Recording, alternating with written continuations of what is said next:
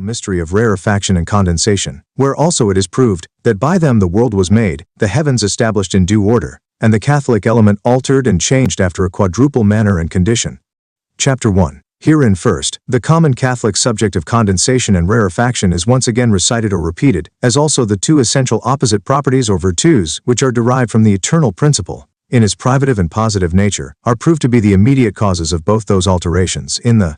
general element of waters, I have made it most plain and evident unto your understandings, as well by the testimony of the antique philosophy, and infallible wisdom of Holy Writ, as by ocular demonstration, that the common, or universal matter and subject of all things, was the waters, which were enacted and created by the bright Spirit of the Lord, before all things. Which being so, and for that all condensation and rarefaction do regard a subject or material substance, wherein it should be performed or effected, it followeth therefore, that the only matter which doth endure or suffer the act of either of them, must be water, or a humid and moist nature, being it is the only substantial stuff which filleth all the vast cavity of the world, and consequently the material existence, of which both heaven and earth, and all things therein are framed, and were originally shaped out. This is therefore that main subject of condensation and rarefaction, by the means whereof, all things in this world are made to differ from one another, and are disposed and ordered by God, according to weight, number, and measure, in their proper ranks and places, that is, they are placed in a higher or lower region, according unto that dignity, which the Catholic or eternal actor hath bestowed upon them in their creation. The common matter therefore of incrustation and subtiliation being thus made manifest, we are to find out the universal actor or operator in this work. And I did signify unto you before, that it was the sacred emanation of that divine splendor, which did operate from all beginnings, and doth at this present operate, and shall hereafter work all that which hereafter shall be effected, in the heavens above, and the earth beneath, which assertion of mine accordeth well with this axiom of the Apostle oftentimes, and that not without a just occasion, repeated by me, Deus operatur omnia in omnibus, God worketh all in all, and David in sapientia omnia facisti, thou hast made all things in thy wisdom. And Solomon, sapientia operatur omnia, wisdom worketh all things. And the Apostle in another place, Christus portat omnia verbo virtutis suae, Christ beareth all things by the word of his virtue. And St. Peter, the heavens were of old, and the earth of waters and by waters consisting by the word. Again St. Paul saith, that Christ is in all, and filleth all. And in another place, Christus omnia est, and in omnibus Christ is all, and in all. Now this Holy Spirit of wisdom is said to be omnibus mobilibus mobilior, more swift and movable than any movable thing. And therefore he must needs act all in all, according unto his will and pleasure. Again, when he is pleased to withdraw his actual beams within himself, he seems to rest, and the act of the creature doth cease, and then death doth ensue, namely cessation from the activity of life.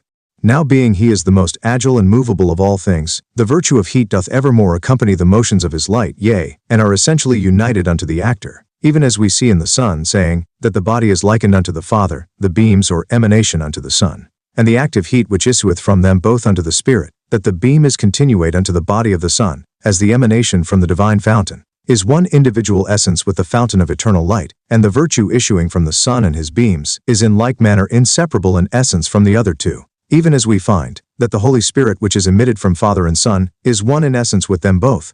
For this reason therefore, the divine philosopher Hermes Scythe, mens ab essentia de necaquam divisa, sed illi podius eo modo connexa, quo solis corpore lumen, the mental beam is not at all divided from the essence of God, but rather joined and knit unto him after the same manner, that the light is continuated unto the sun. Whereupon it is evident that the virtue of heat is essential unto light, as the act of motion is never absent from the emanating brightness. I conclude therefore that rarefaction is nothing else but the dilating of water by heat, which was first contracted by cold, and condensation on the other side is a contraction, or sucking and drawing together of those watery parts which were dilated or dispersed by heat, so that the subject of both these actions is water, and the fountain, as well of the privative as positive agent, is the nullity or volunty, that is to say the negative or affirmative will of that one eternal unity, who is that all-informing and operating Spirit, which acteth and accomplisheth his pleasure in all and over all, by his diverse organs, as well angelical as celestial and elementary, which, according unto their diversity and disposition, are moved by this internal act, to operate in this world the will of the Creator, both positively and privatively, as shall be told you in the chapter following.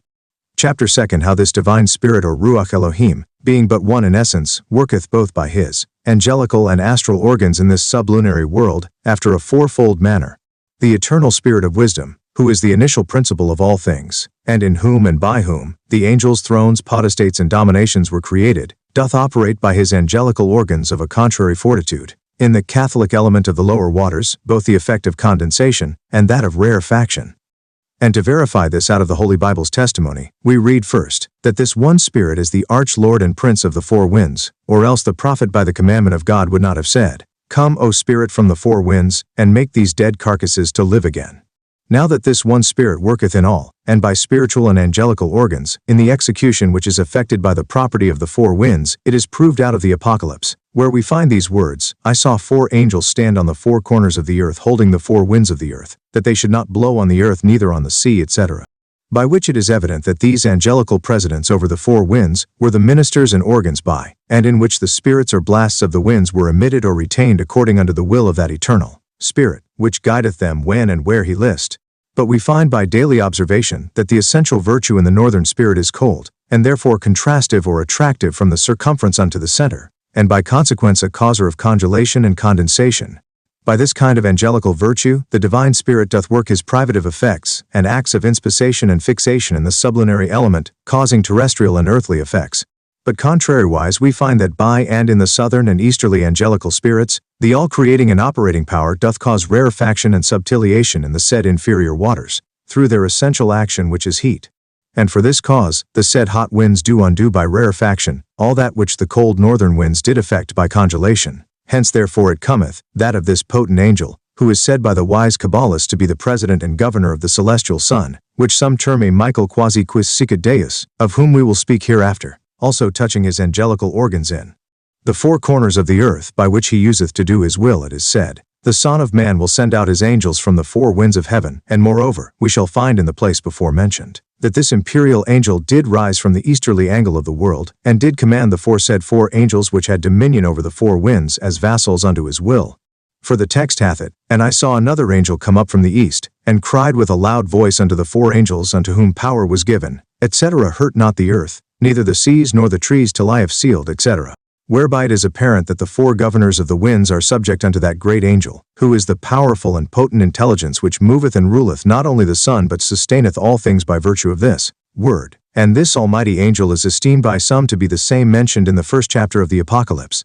who said, "I am Alpha and Omega." Now that the Son by virtue of this omnipotent Spirit, whose immediate angelical organ or instrument the angel Michael is, doth govern the airy spirit, both of the lower and upper world. The wise Solomon doth seem to acknowledge, where he saith, "Sol illustrans cuncta, in circuitu perget spiritus," the sun illustrating all things, the air or spirit moveth about. For this reason also, the philosophers have called the winds, Titanici filii, the sons of Titan, or of the celestial sun. It appeareth therefore, that the increated spirit, which supremely moveth in the angelical creature, Michael, is that selfsame princely spirit specified by the prophet Ezekiel, who dwelleth in the great angel, who rising up from the east, commanded the four governors of the winds, with their legions, whereby it is manifest that they have all their act and power from it, and are ordained to be employed only at his will, either to effect privation or position, and consequently to produce condensation or rarefaction in the world, at his pleasure, namely, position and information by his light and heat, and privation or deformation by his dark and cold property.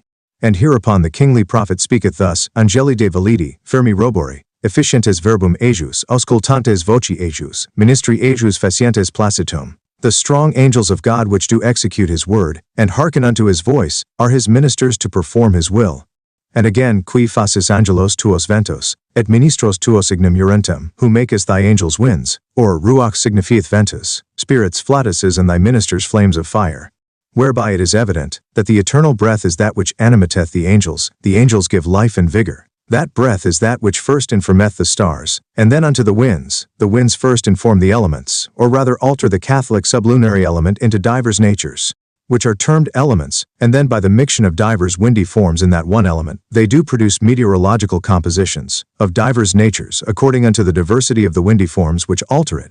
But that I may the more pertinently discourse upon these businesses, and withal discuss many difficulties and scruples, which have not a little troubled the philosophers and theosophers of our age, touching the principal tabernacle of this all-acting and creating spirit in the world.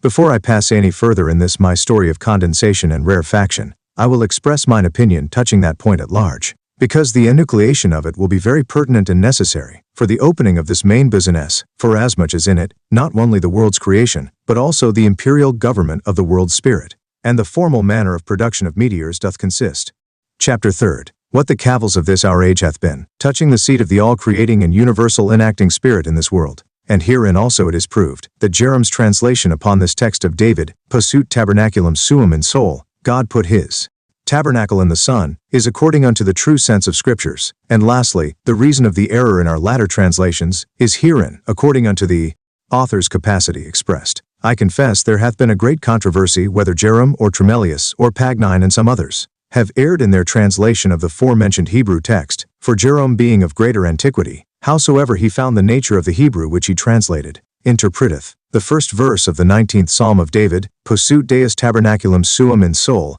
God hath put his tabernacle in the Son. Pagnine making use of the same text, but perchance corrupted and altered from the original copy, and therefore constructeth the Hebrew thus, in caelis posut soli tabernaculum, he made for the Son a tabernacle in the heavens. And Tremellius expounds it, soli disposut tentorium in iis, he made the heavens a pavilion for the Son. Verily, if we consider all things rightly, we must imagine that either the text must be altered and corrupted from that original copy, which St. Jerome had, or else the Reverend Jerem's worth must of necessity be called into question, for so gross a mistaking. Touching the person, surely the whole Christian Church in his days would not have made election of a man of mean skill in the Hebrew language to undergo a task of such importancy, being for the main good of the whole Christian Church, as was the translation of the Bible out of Hebrew into Latin. It would not have relied upon a man of small cunning, either in the Hebrew language or mysteries of divinity, to judge of the likelihood or coherence of the Scripture's harmony, and therefore the ability of the person, unto whose charge so great a business was committed, and consequently the fruits of his labors could no way be undervalued, being compared unto either Pagnine or Tremellius. Again, that he was held for a person of holy conversation, the title of saint, which is attributed unto him, doth confirm and argue. Besides all this, that he had by many degrees a deeper insight into the mystery of the Bible, and a profounder reach into the nature of the divine wisdom, than any interpreter of the Bible which ever was, and much more than those of later days. John Reuchlin, in his third book of the Kabbalistic art, seemeth to verify in these words. Cum Hiero, in his third book of the Kabbalistical art, seemeth to verify in these words, Cum Hieronymus librum gesire multum, and Saepe, nocturna versaret manuatque diurna, venit se adeum filia vocis dicitur, quae juberet illum tribus annis volumini eidem insudare, ampece. Fact, si ab ipso Deo virtuts amp pot states alphabetorum. Elementariarum commutationum assertebat, preperis non dispositionem conjugationis de libro creationis ent novaisira. Indad posteros alphabetariaria hae Cabala. Id est receptio, transmigravit, perquam arcana divinorum maxima panduntur. When Jerem had often turned over the book of Jezira, or of the creation with a nocturnal and diurnal hand, it is reported that the daughter of the voice came unto him, which commanded him to take pains in the said volume for 3 years' space, which when he had effected, he said that he was taught by God, the virtues and powers of the alphabets, and elementary commutations, for he had known the disposition of the conjugation out of the book of creation before. And hereupon did this alphabetary cabal or reception spring, by the which he did betray or disclose the great mystery of divine things XIII, which if he meant of this Jerem, as by many of the learned it is imagined, you will not deny, but he was deeply seen in the profound and arcane meaning of the Scriptures, and therefore he was a man who should not lightly be so deceived or deluded in his interpretation. Again, no man can deny but that the Pope and whole Christian clergy did assist him in this business, with all the antique books or manuscripts, which might direct him into the true way or sense of interpretation, so that he wanted not the consent of antique authority, but could discern between the true and corrupt text in his interpretation, and therefore that we may neither accuse the later interpreters for their exposition, nor derogate from St. Jerome's labors, which deserve an everlasting monument. We must rather impute the error unto the corruption or alteration of the Hebrew text, being that the whole harmony of the Scriptures and main subject of the psalm in which it is recited, do tend and incline rather unto the construction of St. Jerome, as I will particularly prove and express unto you by these arguments following. Whereof the first is taken from the main subject of the chapter, wherein these words Posut tabernaculum suum in soul are mentioned, as also from other testimonies of Holy Scriptures. Next, from the mystical and Kabbalistical exposition of the Hebrew word of the Son, then from the resolution of the ancient theologians with other circumstances belonging unto them. Fourthly, from an astronomical observation, and the dignity and excellency of the solar creature. Fifthly, from an arithmetical consideration. Sixthly, from the point and circle in geometry. Seventhly, from the consonant of the greatest perfection in music or harmony. Eighthly, from a physical or natural regard. And lastly, by the asseverations of the wisest and divinest philosophers, which accord exactly with the symphony of Scriptures.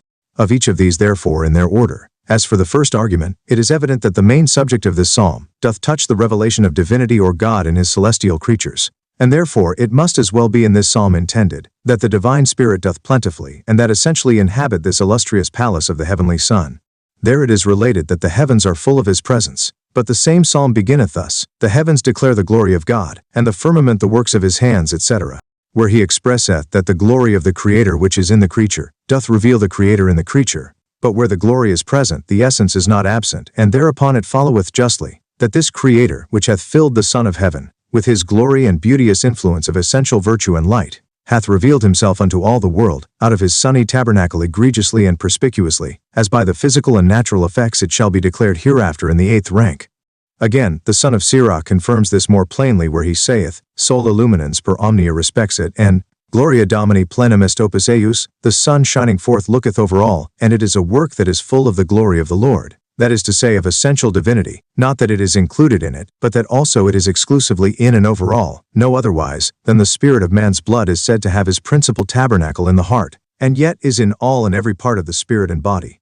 Again, it appeareth by these words, that the eternal Spirit of wisdom did elect the celestial Son, as a pure vessel or subject to operate and act in, for the vivification and animation of every creature. And therefore she in her own person saith, Ex ora altissimi prodi primogenita, in coelis feci ut oriretur lumen indeficiens. I came out of the mouth of the Almighty, being the first begotten, I made or caused a never-fading light to rise in the heavens. Whereby this Catholic agent doth shew that the sun doth move in and by it, the great Lord made the sun, and by his commandments he causeth it to run hastily, etc. As if he had said by the divine word the sun did move, but this will be better proved hereafter, touching the second, which dependeth on the Kabbalistical enucleation of the Hebrew word, for the Latin word soul or the sun in English is written thus in Hebrew where we have two shins, which the Kabbalists do make the symbolical character of fire and light, and mem in the middle, which importeth a watery corpulency, for mem is the symbolical expression of the waters, as if we should say, that the humid nature of the heavens being contracted in their center, is illuminated with a double proportion of the divine emanation streaming down, or flowing from the Sephiroth or Kabbalistical numeration, called Tifereth or pulchritude and beauty. Whereby it is argued, that this heavenly mass is made a tabernacle for the spiritual Son or beauteous and divine Spirit of light, not that it includeth it, as is said before, but, as the Scriptures say, that the Holy Spirit was in the carnal Christ abundantly, and yet it was not denied for all that to fill the earth and heavens. Concerning the third, the theologians do affirm, that the light which was expanded over all the heavens, and did operate in place of the sun for the first 3 days' space, was at the 4th day congregated into the body of the sun. But this light which was so dispersed was the immediate act of that eternal Spirit which was carried on the waters, and therefore that light which is in the sun doth participate with divinity, as shall be more evidently expressed in the 8th and last argument. By the 4th, which is proved out of the celestial or astronomical dignity, it is most evident that it comprehendeth in his mansion divinity, being that by how much the more perfection anything hath in itself, and excelleth the rest in glory, by so much the more it approacheth unto divinity. For as much as Hermes doth rightly tell us that bonum et perfectum is onely God, now the macrocosmical sun's dignity and perfection is easily to be discerned, in that this royal Phoebus doth sit in his chariot, even in the center or middle of the heavens, glittering with his golden hair as the visible emperor, holding the royal scepter and government of the world, in whom all the virtue of the celestial bodies do consist, as Jamblicus and many other learned personages have confirmed. And, Proclus averreth, that all the powers of the stars are congregated and collected into one at the aspect of the sun, the which are afterward disseminated by the fiery spiracle of the said sun upon the earth. Doth not the wise man also by reason of the glory of this heavenly vessel or organ, compare the brightness of the increased spirit or fiery emanation of divinity with it, by reason of his excellency and brightness? And again, is it not proved before by the son of Sirach, that the fabric of the sun is full of the glory of the Lord? But I will say more unto this point, in the 8th and last argument. The 5th sheweth, how by an arithmetical regard, divinity must needs dwell in the sun, namely, as it is only one unity, from which all the multitude of the stars in heaven do derive and draw their formal essence, no otherwise than from the arithmetical unity, all numbers whatsoever are produced, for the number 2 hath but the form of one and the same unity, twice conceived, and then one unity more maketh 3, and so in infinitum. In the very like manner as one candle lighteth another and a third, and so proceedeth in infinitum. Even so, this one heavenly candle infirmeth with light and beauty, all the starry candles in heaven, and yet it reserveth still, without any detriment, his wonted unity in perfection, power, and glory. In regard that the sun is a most bright circular body, it must needs be, that it hath a central point unto his circumference, in the which all his illuminating power doth consist, being that the circumference is nothing else but a semi-diametral dilation of a punctual and essential virtue from the center unto the circumference. And this is the meaning of that axiom in philosophy, in medio consistit virtus et veritas. Now if that wonderful beauty and clear brightness which is in the sun were not extended from the center, it would not proceed a principio interno, and then it must, like as the moon doth, require some other external corporal illuminator. But that is proved to be otherwise, being that there is not any body found in the world that is equal in brightness unto it. And this is an argument, that it hath a central divinity, or acteth from the center unto the circumference thereof, and so making the superficies of the body a fiery and bright coloratus causeth it, according unto the infinity of its central agent, to extend his beamy emanation to all the limits of the vast world. Hence is it that God is said to be the center of all, whose circumference is nowhere, that is to say, in and over all, and beyond or without all. Neither let it seem strange unto any, that I say, the created light is visible, in regard of his tabernacle which it endueth, being that scriptures do testify, that he is a consuming fire. And again, that the spirit of wisdom excelleth the sun and stars in brightness, and again it is said he is attired with light as with a vestment. To conclude, he is fons et pater luminis, and therefore there can be no light, either visible or invisible in this world, which is not from it. Doth not St. Paul seem to aver, that all visible things were first from things that were not visible, whereby is argued, that all visible light was first from the invisible, whose fountain is God, the which invisible light is continued in essence unto his like in the creatures, as shall be shewed alone. Namely, that the divine Spirit hath elected the Son for his tabernacle, to wit, by reason of his position in heaven. For if we consider, that God, as he is said to exist in himself, is reputed by Scripture to be seated in the heaven of heavens, and in another place, in the highest heavens, and yet he respecteth and looketh down unto the earth, in that regard we may compare him unto an unison in harmony. For if a string of a musical instrument be struck open, it soundeth a unity from the bridge of the instrument unto the nut or head. So we imagine that a cord may be extended from the world's circumference, or highest heavens, unto the center or earth. Again, if we press the cord of the instrument just in the middle, then each half chord being struck will sound in a diapason unto the whole, and will prove the center or perfection unto each end of the cord, which will then point out as it were the circumference. Now the consonant diapason is the most perfect accord of all others, and therefore note, that the middle betwixt the light or heaven, and the earth, is the seat of the greatest perfection, which doth correspond unto the unison as one doth to two, which is in proportione dupla, in a double proportion. It followeth therefore, and by effect it appeareth, that the sun is placed in this central seat, which correspondeth unto the whole, as two doth unto one, because it is the opinion of all astronomers, that the sun is placed in the middle, or center of the heaven. Now how this perfect accord was, mystically shaped out of the divine and radical unity, or unison, which said, Fiat, and it was done, I beseech you observe. Unity said, Fiat, and to this unison caused a divine emanation which made two, and had the self-same regard unto unity, as the diapason or perfection hath unto an unison. Now this bright emanation, by the which all things were created and framed in true harmony, elected in this world the perfect seat of its royal regard unto all creatures, in the point of diapason, which is ever in the middle of the unison, and therefore in the center of the heavens. But it appeareth unto the eyes, that the sun is ranked in the middle of the 7 planets, and again, it appeareth by the divine glory which shineth from it, that it is a seat of divine perfection, and therefore the Platonists have imagined that the solar orbe or sphere is the seat of their anima mundi, or soul of the world. Now as this royal and most consonant diapason doth comprehend in his capacity the other two inferior accords in music, namely, diapente and diatsaron, it is likely that the whole harmony of the heavens, and consequently of the world, are put in practice in this created organ, the actor or player whereon is the eternal Spirit, which soundeth out every minute from this his glorious instrument strains of life, vivification, multiplication, pacification or preservation, unto the creatures. For this is the office of the eternal Christ in this world, I mean, the divine word, in the which, as the evangelist John testifieth, is life. But of this, in the next. For we observe, and not we only, but the beasts themselves, nay, the very herbs and vegetable plants of the earth do feel, and as it were confess, that the sun is the chief treasury of vivification and multiplication in this world. Whereupon it is apparent, that when the sun approacheth near us, the herbs and trees which seemed as dead before, do now revive, put on their green coats and flourish with their blossoms and flowers. But contrariwise when it departs on the other side of the equinoctial, they put off their flowers and green apparel, and begin to mourn as it were for his departure. But, saith St. Paul, Deus vivificat omnia, God doth vivify all things, and therefore if the sun by his presence bringeth unto the world the virtue of vivification, it is apparent, that it hath this gift from the Spirit of God which is the Spirit of life, and being abundantly poured on it by God into this heavenly vessel, it doth effect these vivifying acts in the world, no otherwise, than the same Spirit being affluently infused on Christ, Moses, Elijah, and other saints upon earth, did effect wonders upon the earth in healing, reviving from death, and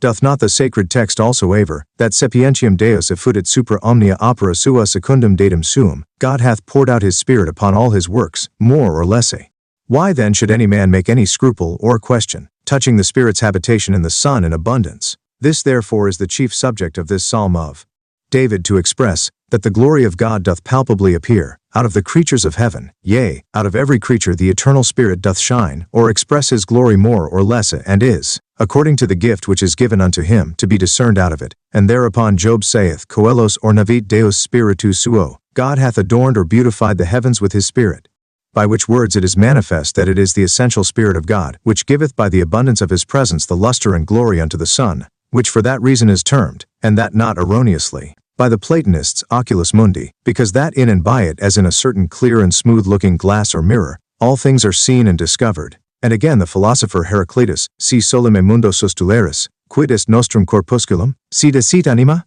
Ulebi contra atur vena pulsabilis, sentiendum nullum in est judicium, nullus in eo vitalis halitus aut respiratio. If thou takest away the sun out of the world, what is our little body? If the soul be wanting, there is no beating vein or pulse to be discerned in it. There is no judgment to be perceived in it. There is neither breath nor respiration in it. For this reason also it is termed, cor caeli, the heart of heaven, because that as in the heart doth exist the lively fountain of blood which doth water and humect the other members of the body, so also it appeareth by effect that the virtue, vegetation, and conservation of all things both inferior and superior doth issue and spring from the sun, forasmuch as it imparteth and inspireth by his light life, and heat unto inferior things, and bestoweth formal light unto the superior. Now this light is a certain simple act which converteth unto itself all things, by a vivifical or lively heat, which penetrateth all things, and conducteth their virtues over all, and withal disperseth and expelleth away all darkness and obscurity. Whereby it is apparent, that if the life in general be in the Word, as St. John saith,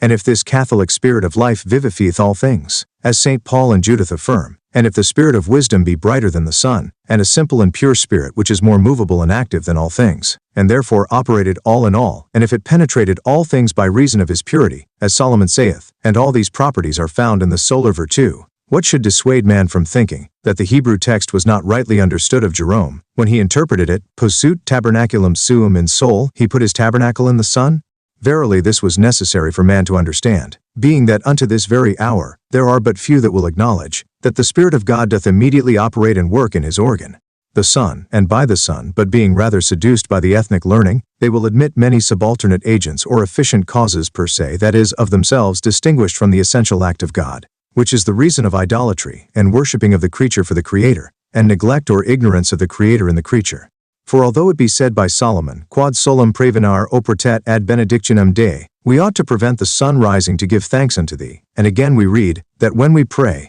we should convert our faces unto the east, or rising sun. Yet ought we to imagine that he teacheth this doctrine for the Creator's cause which dwelleth in that bright tabernacle, and not for the tabernacle or creature's sake. For it was into this error that the Egyptians fell, who adorning this illuminated creature in lieu of the illuminator, did build a temple and city in the honor of the sun, wherefore the chariot and horses of the sun, which the ignorant Jews had set up before the gate of God's temple, were justly pulled down, which distinguished not the Creator from the creature. This error, which to this hour cleaveth itself unto the Aristotelically learned of this world, is delineated in its true characters by that evangelist who did assure us that all life is in the Word. This Word or light, saith he, is in the world, and the world was made by it, and the world did not know him. But as many as did receive or acknowledge him were numbered among the children of God.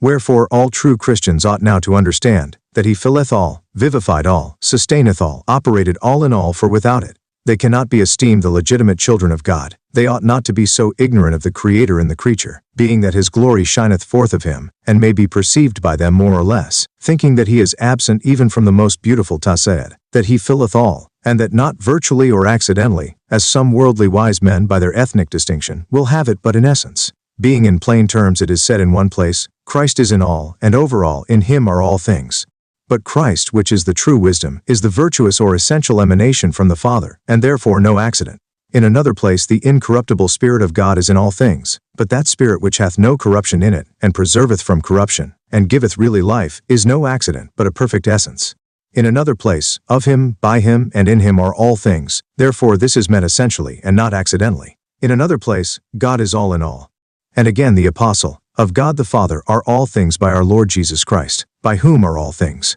all which cannot be meant otherwise than by God's essence which is in and over all, because that in himself he is only essential, and therefore no accidents can be attributed unto him. And consequently we may conclude that God's Spirit is essentially in the creatures, and for that reason we ought simply to consider him and acknowledge him in his works. For that person which professeth himself a Christian, and doth not know this, is but a Christian in name, and consequently vain and miserable. And this is partly confirmed by the words of St. Paul, and partly out of those of Solomon before mentioned. The anger of God is revealed from heaven, upon the impiety and injustice of those men, which do detain the verity of God in unrighteousness. Because what is known of God is made manifest unto them, for God hath revealed it unto them. For the invisible things of him are discerned of the creature of this world, by those things which are understood by creation, as also his everlasting virtue and divinity. So that they are inexcusable, because that when they knew God they did not glorify him or give him thanks, but did fade away or vanish in their own imaginations. And their foolish heart was darkened, and therefore in saying that they were wise they became fools, and changed the glory of the incorruptible God into the similitude of a corruptible man, and of birds,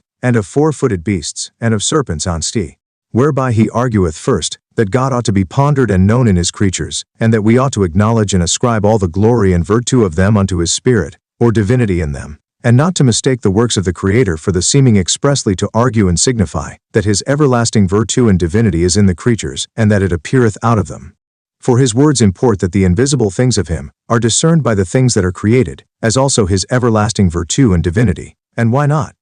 Being that in the Word is and was from the beginning life, or the vivifying Spirit, but life is in the creatures, ergo the Word, and by consequence the incorruptible Spirit. But Solomon confirmeth the above-mentioned place in this: all men are vain by nature who are ignorant of God, and cannot understand him that truly is, by such good creatures of his which they behold, nor acknowledge the workman by the consideration of his works. Whereby he argueth, that divinity in the creature may be perceived, in and by the aspect of the creature. Wherefore it is evident that the prophet said rightly, when he did affirm that the heavens did declare the glory and majesty of God, by the beauteous apparition of that glorious Spirit which did enact them, and adorn their beauteous the sun, with such divine vivifying and illuminating virtue, which in abundance doth possess and inhabit it.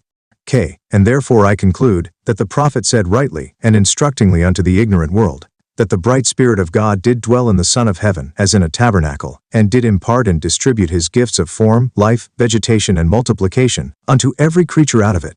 And yet I will not acknowledge with Aristotle that sol et homo generant hominum, that the Son and man do beget a man, but rather that the vivifying Spirit which is potent in the Son, and not weak in every specific creature, is only he that vivified all things, sending his spiracle of natural heat and life, by an ordinary course out of the Son, to help and assist the creatures to live and multiply. And yet he is not inclusively in the Son, but worketh also all in all, as well within as without it, being that it filleth all things. And this is good doctrine which abrogated all vivifying actions, as well immediate as mediate, solely unto him, who wholly acteth and effecteth all things, and consequently not unto the created organ, in which and by which he operated, for in doing the contrary we shall derogate from the Creator, to ascribe that which indeed is not unto the creature. As for the later interpretation which saith, sol ipsi posuit tentorium in coelis, he made the sun a pavilion or tabernacle in the heavens, what profit can that doctrine bring unto man? The first interpretation teacheth man, that the Spirit of God is in this bright creature of heaven, and therefore teacheth us to adore the Lord, and not the palace, being that the ignorance of the divine Spirit's being, in the beauteous creatures hath been the occasion of infinite errors in the world. And therefore it is an interpretation of especially the moment and instruction, that it needed no such curiosity of expression to signify that the Son hath his seat or place in heaven. Alas, what child knoweth not this by an ocular direction, without any such precept of the prophet? And what is this pertinent unto the text going before? The heavens declare the glory of God, and see. Why should he mention the Son immediately afterward? What, to tell us that the Son was in heaven, a thing known unto every man? No, but that the heaven's beauty was derived from that glorious Spirit of God which had chiefly his abiding or dwelling in the sunny tabernacle, that thereby blind worldly men might discern that it was God, in that beauteous creature, and not the creature, which sent down so affluently those virtuous influences and lights, which were effused out of the vessel of the sun. Being that by the mistaking of that knowledge, so many of God's creatures, which he framed out after his own image, have been seduced into error, and allured ignorantly to adore the sun and other stars for gods, which in verity are nothing of themselves. Spiritu suo or navit coelos. He doth not say soul, but spiritu suo, which made the sun its tabernacle. And now to our last argument, wherein I will shew you, how by the assertion of certain wise philosophers, that exposition of Jerome seemeth to be confirmed. Saith one, Que libet res tantum sibide vindicat, quantum est capaxis luminis, everything doth challenge unto itself so much of divinity as it is capable of light. But the sun is the brightest creature in the world, ergo, it possesseth abundantly the spirit of divinity. Many philosophers therefore consent in this, not erring from the tenor of scriptures, namely that in lumina numen, in lumen Deus, in light is divinity, and in divinity is light. And Plato, ne locori de Deo sine lumie, speak not of God without light. Doth not scriptures confirm all this, in saying that God is light? And that vestitur seu amictus est lumini quasi vestimento, he is clothed with light as with a garment? Yea, verily, he is said to be a consuming fire. I conclude therefore that Jerome hath translated that place according unto the true sense, and consequently we may gather the reason of rarefaction and condensation from the presence or absence of the sun, and confess, after the due examination of the case, that the only agent of these two operations in the waters or Catholic element is the eternal Spirit's presence, action and emanation, or his absence and rest. And this is easily demonstrated by our experimental glass, for the nearer the sun is unto us, and the deeper we are in summer, the more will the air in the glass be dilated, which is manifested therefore, because that in summertime, the water is beaten down, and precipitated lowest. Again, the further the sun is from us, and the deeper we are in winter, the more is the air condensed in the glass, and that is made evident by the elevation or exaltation of water in the neck of the matros or glass. Neither do we say that the whole reason of condensation and rarefaction doth proceed from the spirit in the sun only, being that the same spirit is as well present in this elementary region as ethereal, and hath the power and life of the winds in his rule, by which both in the winter and summer, he exalteth or depresseth the waters in the glass, and consequently causeth condensation and rarefaction of the air, as well included in the instrument as excluded, and by that means causeth a diurnal change in the general sublunary waters or Catholic element of air, after a fourfold nature, from one condition unto another, which mutation or alteration of the inferior humid nature, out of one form into another, is commonly called elements, as shall be expressed hereafter. But first we will come unto the fabric of the heavens, and show how they were framed out by condensation and rarefaction, affected by this one eternal Ruach Elohim, or Spirit of God. Chapter 4. After what manner this eternal Spirit or Ruach Elohim did frame out the heavens, and shaped or made the stars thereof, by his act of condensation and rarefaction.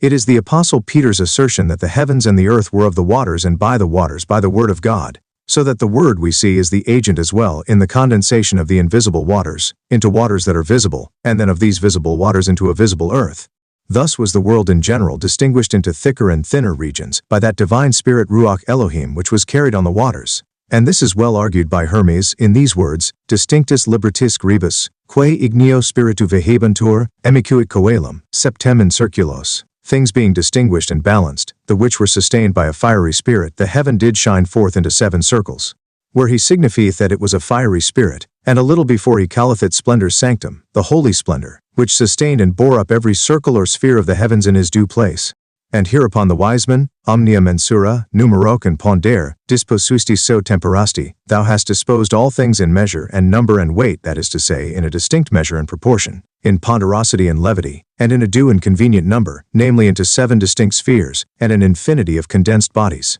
For although all the heavens be composed of air and fire, and therefore it is called aether quasi igneous air, yet, by the rule of St. Paul who teacheth us, that things visible were first of things invisible, we are instructed that both the visible bodies in heaven, and also all visible lights, were first of invisible waters, and invisible formal light, which hath its root in God, the bright eternal unity of all created numbers, and therefore, as Aristotle saith, that stelli are densioris partes sui orbis. So I say, that as the substance of the heavens is invisible by reason of its rarity, in like manner are the stars visible by reason of their density. For it was condensation that caused visibility and rarefaction, which is the occasion of invisibility. And yet for all this it is not concluded with Aristotle, that the stars are the denser parts of their orbs, but rather lights which were included in the respite of the dark shadow of the abyss, which spirit in separating of light from darkness, soared upward by virtue of the included light. And so according unto the proportion of that eternal formal fire, which it retaineth unto this day, as his cornerstone, it is sustained and elevated in its proper place, no otherwise than we see that the artificial squib, according unto the proportion of its artificial and fading fire,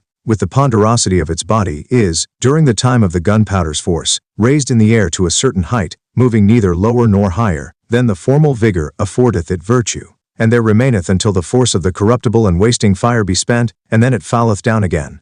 But the light of the star carrieth and raiseth up the spiritual body, according unto the proportion of the mounting light, which soareth as high as its power and the ponderosity of the body will permit, and so it hangeth perpetually at a certain distance from the center, because the fire is of an eternal and incorruptible nature, and will not fade as that artificial fire of the squib doth. Now as all the illuminating vigors and animating forces or flames that are imparted unto the universal waters, was bestowed on them by that bright Catholic spirit or emanation, which was sent forth by God to be carried on the waters, which is brighter than the sun or stars. So there is none of all those lights which are separated or divided in essence from that glorious and glittering spirit, whose beams were dispersed over all the waters in the abyss, in giving of them life and being. For this reason therefore it is, that one celestial body doth vary in its manner of virtue, motion and influence from another, but because the extracted quintessence or purer material essence of all the chaos, with the purity of light, that issued from the creating spirit, were united into an angelical alterity, both of those natures in the figure of one mass, forced up out of the dark abyss into the heaven's center, where they challenged the royal Phoebean throne, and that spherical mass is to this hour termed the Son of Heaven, which as from the created fountain of light inflameth, and formally enlighteneth all the rest of the stars in the heavens above, and the element and elementary creatures below.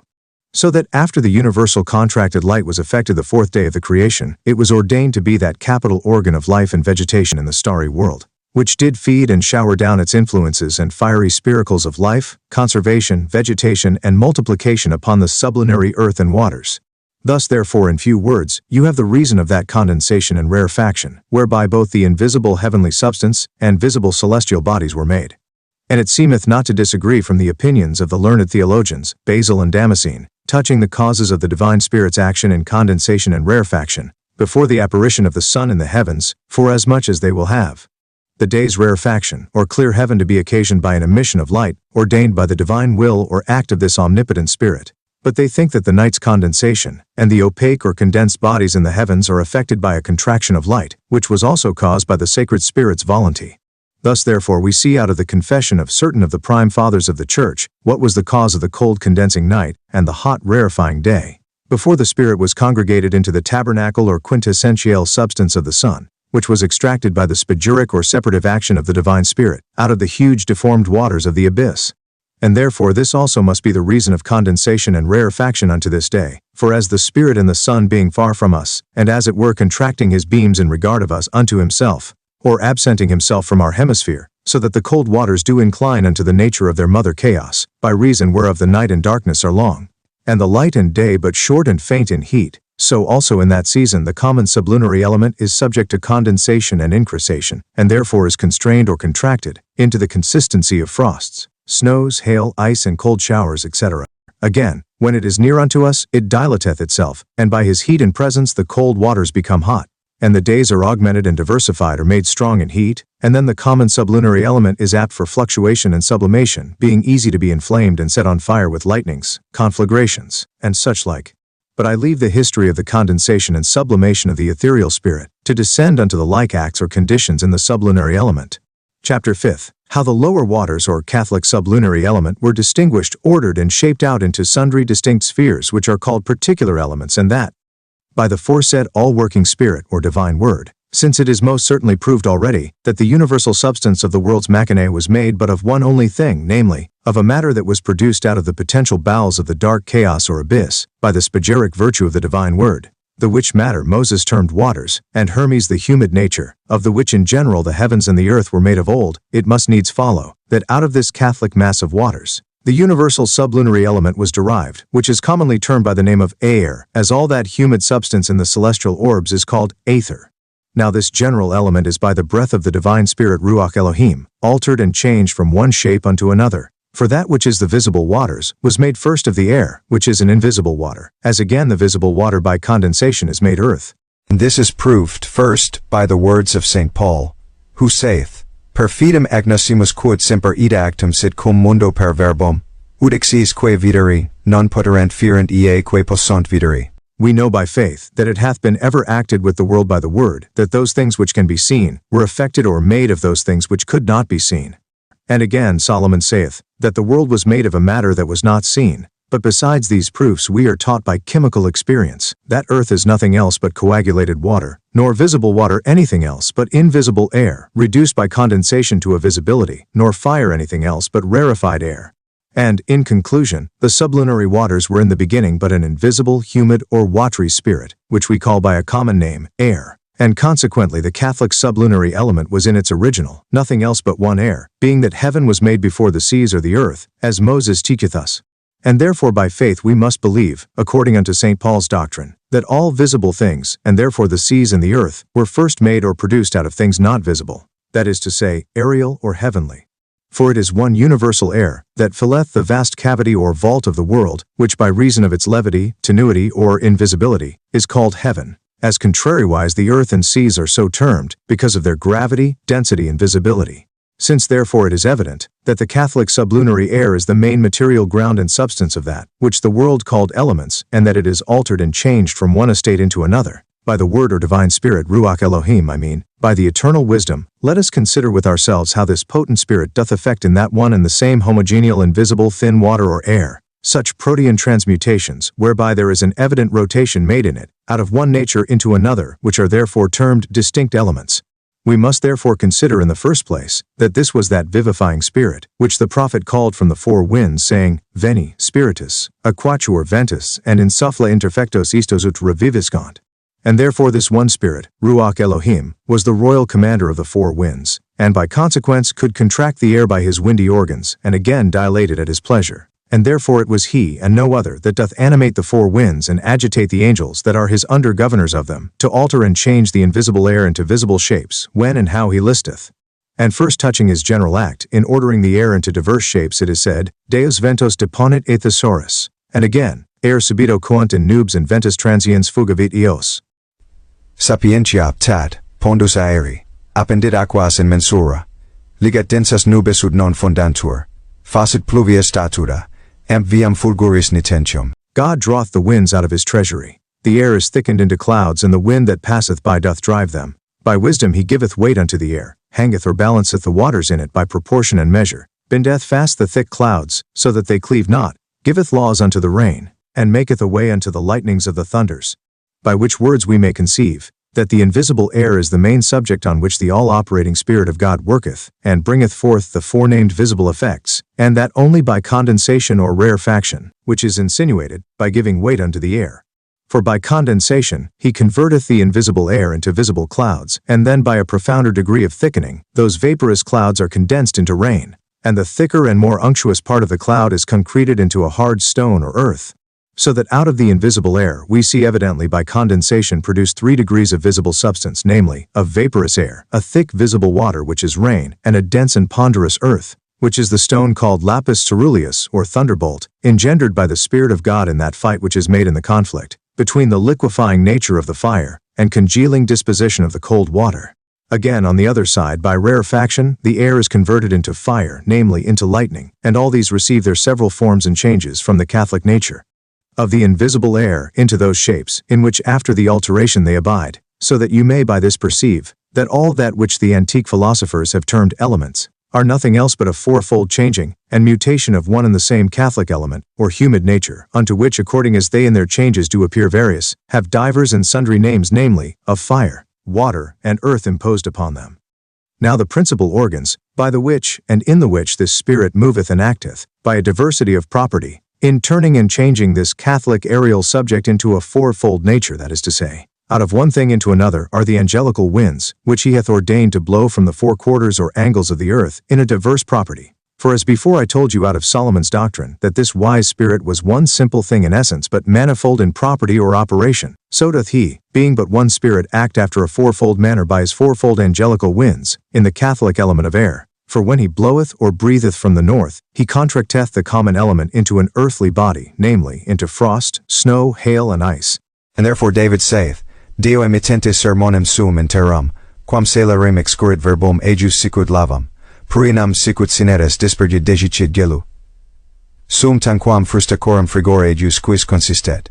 Emittens verbum sum liquefacit ea, simulac flat ventus sus, effluent aquae. God sendeth forth his word unto the earth, his word runneth very swiftly. He giveth snow like wool, scattereth the hoarfrost like ashes. He casteth forth his ice like morsels. Who can stand before his cold? He sendeth forth his word, and melteth them. He causeth his wind to blow, and the waters flow. God sending forth his word upon the earth, it runneth swiftly. Who bringeth forth the snow like wool, and scattereth the frost like ashes, and casteth down his ice like lumps, who is able to resist against his cold, sending forth his word, he liquefieth or melteth all these. So soon as he bloweth forth his wind, the waters do flow forth. Out of which speech we may gather, first, that it is but one word or Spirit of God, which both by a northern contraction doth change the sublunary element into an earthly condition, and hard and visible consistence, namely, when he bloweth from the north, and also by a southern blast, doth he melt and undo those terrestrial effects, which by his northern spirit it did produce and cause. Secondly, that the subject in which, and on the which it did operate, was the air, which it did metamorphose and change from a soft, tender, light, volatile, transparent, thin, and invisible substance, into a hard, rough, heavy, fixed, opaque, thick, and visible mass. Thirdly, that the word there is taken for the essential spirit of the wind in general, and therefore it is used as well to contract the air into snow, ice, or frost as to dilate it. Again, the psalmist saith, Angeli de faciunt verbum, etc. Again, when he breatheth from the south, then this general element becometh vaporous, airy, humid, and hot, and will easily by the concourse of the northern fortitude, though in never so small a measure, be changed into clouds, for the southern blast is ever apt to undo the effects of the north, and so by their mutual action, a middle nature of a westerly condition will be produced, namely, water, which is between air and earth, as the western position is betwixt the south and north. But the southern blast of its own nature is hot and moist, as is the disposition of the Catholic element of air, or else the word being sent from that quarter would not have melted and undone the cold and dire effects of the north, as is said.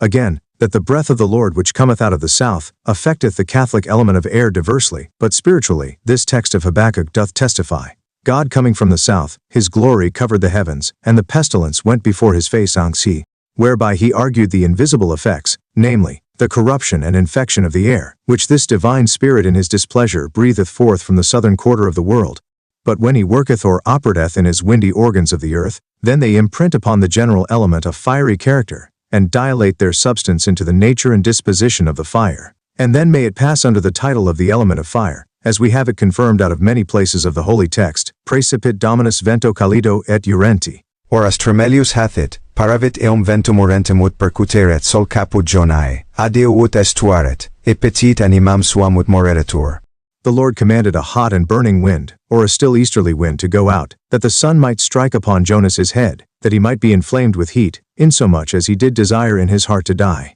And again, ventus urans seu urus desica bit fructus ejus, e rami ejus erunt marcor contracti. A burning or easterly wind shall dry up his fruits, and his boughs shall be consumed and wasted. And again, ventus urus adura et spicus. And Jehovah saith in his anger, percusi vos in vento urenti et in origine multitudinem hortorum vestrorum. Misit in vos pestem pro ratione Egypti. I have struck you with a burning wind, and have blasted the multitude of your gardens. I have sent among you the pestilence, after the manner of that of Egypt. Again, postquam venienti euro, vento Jehovai, i deserto ascendente exaruit, scaturigo ejus, si catus fuerit fons ejus. After that by Urus the wind of Jehovah coming and arising out of the desert, his spring and fountain was dried up. And Haggai, percusi vos vento urente e grandine, omnia opera manuum vistrarum. I have struck you with a burning wind, and with hail, even all the works of your hands, and see. Whereby it appeareth, that at the blast of these easterly winds, the air or Catholic element becometh burning and fiery, so that it heareth and inflameth the bodies of the creatures.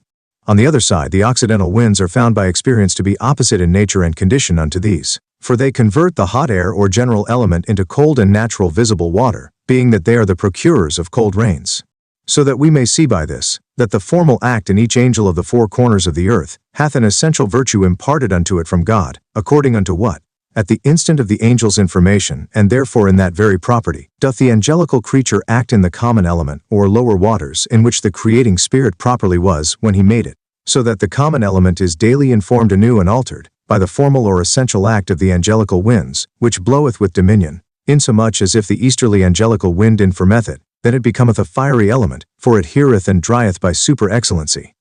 If a southerly, it is changed into that element's nature, which is called air, and if a westerly spirit hath dominion, it is converted into the temper and proportion of water. Lastly, the northern blast transmuteth it unto the consistence and disposition of earth. By this therefore that main doubt, which hath so long troubled the Peripatetics and hammered in their brains, and yet hath never been rightly resolved by them unto this day, may easily be undone and taken away, namely, to find out the essential form of the elements. For by this true philosophy we find it to be an angelical spiracle, or essential blast of wind infused by the Spirit of God diversely, into the airy or spiritual vessel to alter and change, according unto his will, the the humid passive nature out of one condition into another. Moreover, the Catholic air being diversely so animated bringeth forth and informeth anew, after the condition of his variety of animations, a multiplicity and multiformity of meteors. As for example, the easterly element brings forth children like itself, as are the fiery and light meteors, namely coruscations, lightnings, comets, and such like, according unto the nature of such seminary influences, as shall descend from heaven at that instant.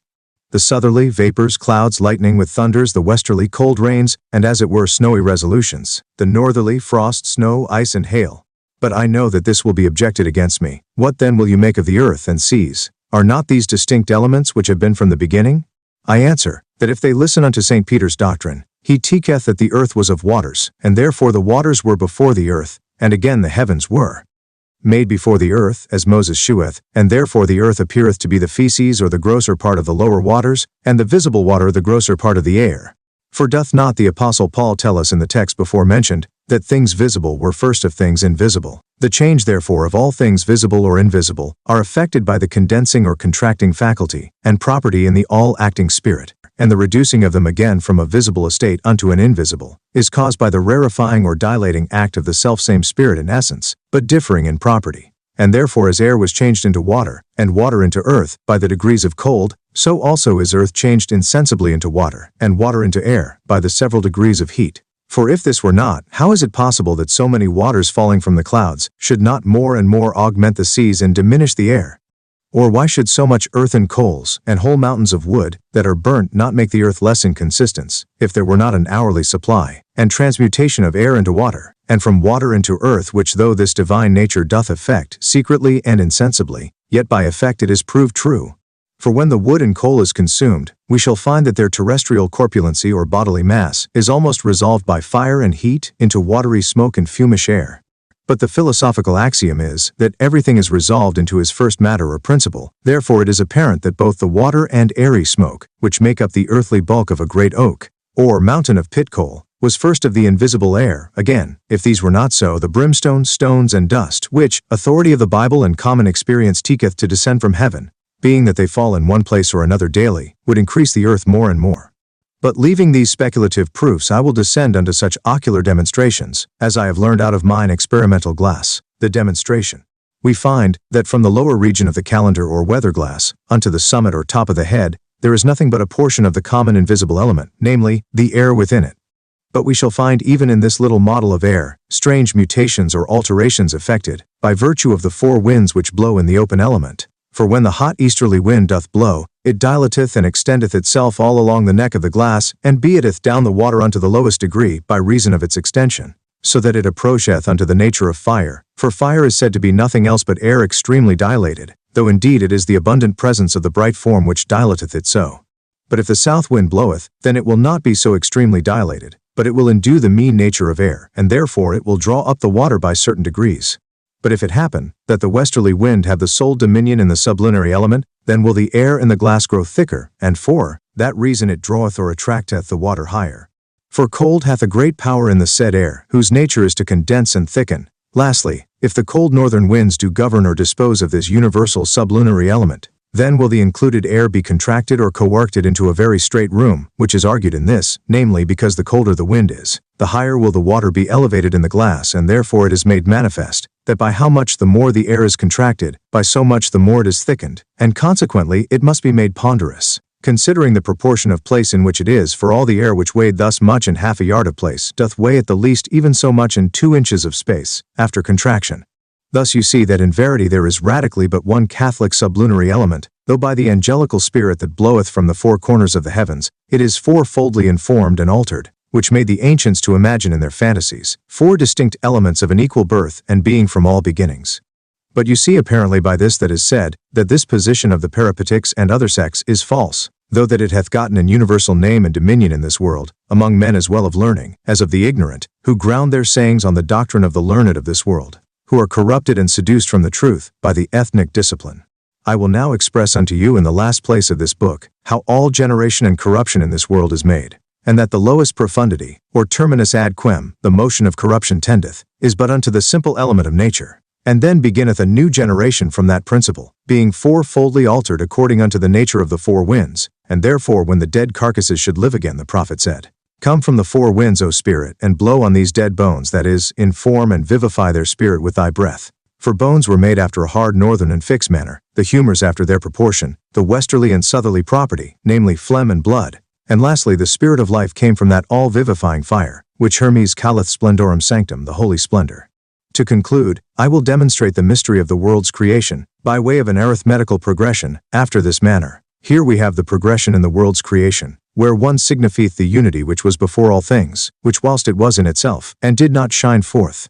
contained its inacting property within its potential nullity or darkness, and therefore was esteemed as nothing, in regard of man's weak capacity, although that in itself it is all in all. Then the rank 2 sheweth the actual emanation of the increated light, out of the potential unity, at the presence whereof the humid nature did appear out of the dark abyss, i.e. in the shape of waters, so that the light and waters as active and passive, are ranked next after unity thus. Then by the fiery spirit of eternal love and union, those two opposite natures are joined together into the nature of heaven, by a spiritual union or composition, the which is termed by the Platonists, the soul of the world, which the philosophers have styled by the name of quinta essentia, the quintessence. For we must understand, that as the four elements were made after the heavens, so also are the heavens said to animate the elements, no otherwise than the soul doth the body, so that this degree of progression in the creation standeth thus. The last scale in the progression of the world's creation is thus, which importeth the fourfold alteration of the Catholic element by the four winds, which was and is effected by the word the third day of the creation, and this was nothing else but the general sublunary or lower waters. This therefore was the estate of the world in the creation, and in this very state doth continue hitherto, and will do till it be refined by the fiery trial. All this the wise Hermes hath, according unto the tenor of Moses, described unto us exactly in these words. Erat ombra infinita in abisso, aqua in superat spiritus tenuis intellectualis per divinam potentiam in chaos, inerant fruito tem splendor sanctus, qui sub arenait humida. Natura elementa deduxit quunc indistincta fuissent. Levia post modo in excelsum regionem provolarunt. Gravia sub arena humida residerunt. Distinctis libratisque rebus, quae in neo spiritu vehebantur, amiquid coelum septement circulos, etc.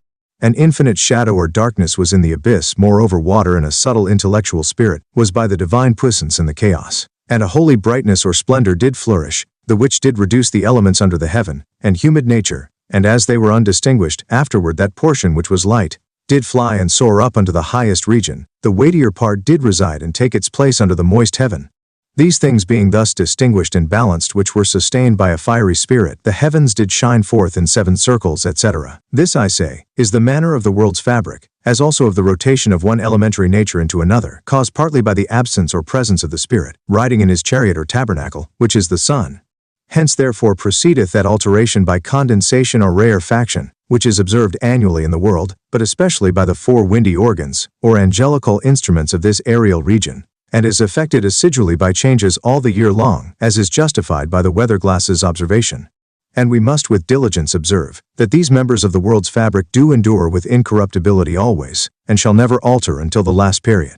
But the creatures which are compounded of this general element, and are diversely altered or informed, shall pass or begin their generation from the simple elementary estate, which is in 4, quasi a termino a quo, unto the complement of generation or complete composition, namely 8, tanquam ad terminum ad quam. And again the corruption or resolution of that generated compound shall have its terminum a quo, or beginning from the degree of complete composition 8, and his terminus ad quem. That is, the complement of resolution shall be in the common or Catholic element, which is air, fourfoldly altered in his simple nature, as shall appear in this which followeth.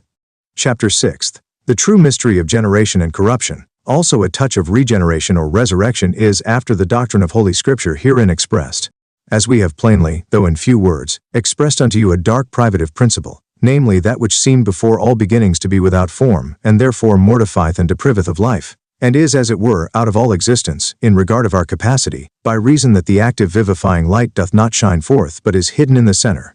So also have we manifested unto you another spiritual principle, which is light now shining forth of darkness, and this is that only which informeth, vivifieth, and animateth all things with life. I told you that all was but one essential unity, for the 3 divine persons was but one and the same in essence, and therefore that light was unto him as darkness, and consequently that he was the beginning of all beginnings, that is to say, he is as well the principle of privation and corruption, as of position and generation, whereof the one is the act unto life, namely the increated light, and the other is the passive of life or death, and that is the waters, forasmuch as they were derived out of darkness, and therefore by reason of their darkness they participate in their passion, as well of the privative, as of the positive principle. And for that reason the actor in both extremes is God, which is unity, who by the withdrawing of his vivifying spirit from the creature causeth death and privation, and consequently leaveth nothing in it but the characters of corruption and ruin. Contrariwise, by continuing his incorruptible spirit in the creature, it remaineth by the presence thereof without corruption. Also after that God doth withdraw his spirit from the creature, then the creature dieth, he sendeth again his spirit of life into the creature, it reviveth and riseth again. This was the reason in one sense of the resurrection of our Saviour, who for that cause was termed primevus resurrectionis amortuus, the first that rise again from death unto eternal life. And in another sense it was the cause, that Elias raised from the dead the child of the widow, and that the bones of Eliseus caused the murdered Amalekite to rise again, as also that Christ caused Lazarus to revive when he was dead, as shall be shewed hereafter. I will therefore express unto you out of Scriptures, first that God is not only actor as well unto death and corruption, as to life and generation, and then secondly, I will briefly prove unto you the manner how the selfsame unity in essence operateth thus contrarily in the watery or bodily subject of all things. Touching the first, Scriptures say, it is God that woundeth and striketh, and it is he that cureth. And again they say in the person of God, I kill and I make alive again. In another place, thou hast power of life and death in thine hand, thou bringest unto the grave and reducest back again. And the son of Sirach, vita et mors, bonum. Bonum et malum a Deo sunt, life and death, good and evil, are from God. Now for the second, namely to shew how the Lord operateth by one and the same Spirit to life, death, and resurrection, we may easily gather it, if we will consider with ourselves, that it was the all-inhabiting Spirit of wisdom, which first did inform the world with life and being, and did give life unto each creature, and doth preserve it from death and corruption, so long as it abideth and operateth vivifyingly in the said creatures, and therefore it is said, Deo servient omnis creatura, quia dixisti et facta sunt, missisti spiritum et creata sunt. Let every creature serve God, for thou spakest and they were made, thou didst send thy Spirit, and they were created. Again, Deus non aliquo indigens, dat omnibus vitam et inspiration, et omnia God, not wanting the aid of any, giveth or bestoweth on all creatures life and inspiration or breath, and all things. In another place, Deus dat fletum populo qui est super terram et spiritum chemibus eorum. God giveth breath unto the people that are upon the earth, and spirit unto their flesh. And it was for this reason that the psalmist saith, Vita adept benevolentia Jehovah, life is present through the benignity of God. Vitae restaurator, est Jehovah, God is the restorer of life. Vitae me fontes omnis Deo, all the fountains of my life are from God. Vita prolongatio est benignitas Jehovah, the prolonging of life is through the benignity of Jehovah. Whereupon it is apparent that the presence of the vivifying Spirit of God is the cause of life, multiplication, and preservation, and therefore Job said, Visitatio tua conservat spiritum meum, thy visitation preserveth my spirit, as contrariwise the absence of the same Spirit less or more is the occasion of sickness, death, destruction, or corruption, and therefore it is said, Deus malos relinquit, et abscondet faciem suam ab impius, ut abveniant es mala multa et angustia. God forsaketh the wicked, and hideth his face from such as are impious, that evil and necessity may encumber them. But the special causes of life, death, and resurrection are expressed in these words of the prophet David before mentioned, O Lord, how wondrous are thy works!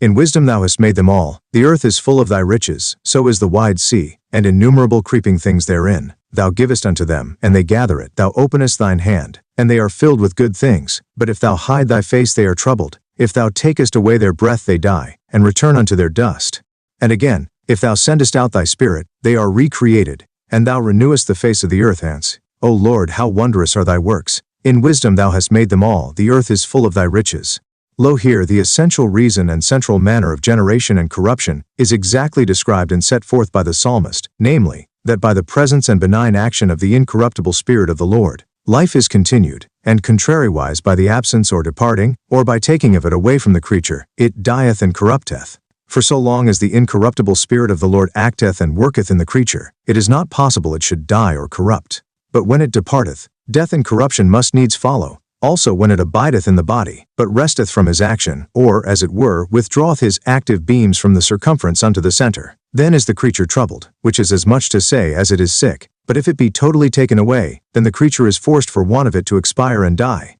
To conclude, if it return and shineth forth again unto the creature, then it reviveth again, as it did unto Lazarus, and unto the widow's child which the prophet raised. Whereby it is apparent, how death is nothing else but the absence of the essential form, and consequently it is made evident, that the vivificating form is immediately from God. and not that imaginary one which the Peripatetics have groped after, and I prove it evidently out of these places, though the precedent text doth express it plainly enough. Non permanebit spiritus meos in hominin aeternum quia caro est, eruntque dies, ejus centum viginti anorum. My spirit shall not remain perpetually in man, because he is flesh, and his days shall be 100 years and 20. Whereby is argued, that it is the Spirit of God which maketh man to live, and that by the absence thereof death must needs ensue. But because the curious will scarce approve of this translation of Jerome, saying, that the nature of the Hebrew text is otherwise taken, I will maintain and confirm it by the like, and of the same condition in.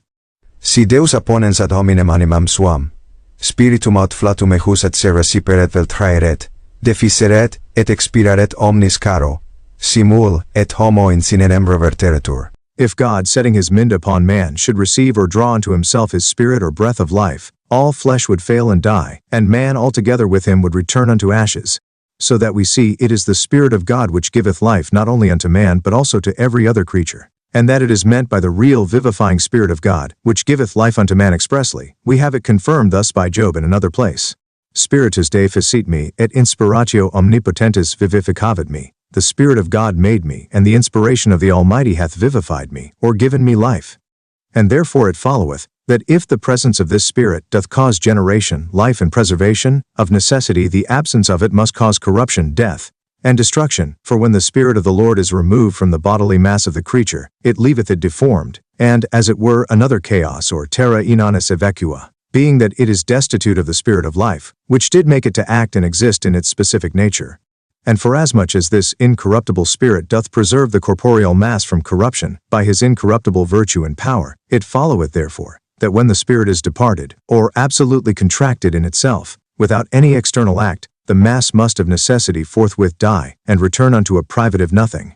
Now the difference between the resurrection from death, or rather deadly sleep, unto a temporal life and that which is an eternal life, is this: for as there is nothing that hindereth death more than the presence of the incorruptible Spirit, so also is there nothing which hindereth the perpetuity of living more than a corruptible body, or a body subject unto death or corruption, and therefore that body must die, that it may put off corruption and endure incorruption, namely by purification and separation of the corruptible additament, which is effected by a loosing of the tie of the alterable elements, and a freeing of the spiritual part of the corporeal composition from its long captivity, that it may become pure and clean. Which being done then by the union of the incorruptible Spirit with it, all will be made spiritual, so that according unto the doctrine of St. Paul, that which is sown will not be quickened except it die, and that which thou sowest is not the body that shall be, but God giveth it a body at his pleasure. And therefore as the body is sown in corruption, so it riseth in incorruption, as it is sown a natural or elementary body, so it is raised a heavenly and spiritual body. So that the body must die, that it may put off corruption, that is the corruptible portion of the impure elements, that it being made spiritual, may abide with the Spirit of life forevermore. 1 Corinthians 15:50. For this reason he affirmeth, that flesh and blood cannot inherit the kingdom of God, because in their elementary nature they are subject unto corruption, and therefore cannot inherit the land of incorruption, but it is the pure spirit of the blood and flesh which rise unto incorruption, being animated by the incorruptible Spirit of the Lord, which only causeth a temporal life in the natural or compacted elementary mass, and an eternal one unto the spiritual and refined body, which is contrary in condition unto the natural body. As the Apostle doth justify, for by purification it is changed from an elementary body unto a heavenly and spiritual one. 1 Corinthians 15:44. Do we not see after the same example, how the very grain of wheat is so exalted in virtue, after it hath endured corruption, and hath been freed from the gross elementary tie, that it would mount and soar upward towards the heaven, were it not that the Spirit so set at liberty is detained by the elementary stuff, which hinders it in its ascent, and yet nevertheless it is so dignified after its corruption, that its virtue is augmented by many degrees, as it appeareth in the abundant multiplication which its dilated spirit doth produce,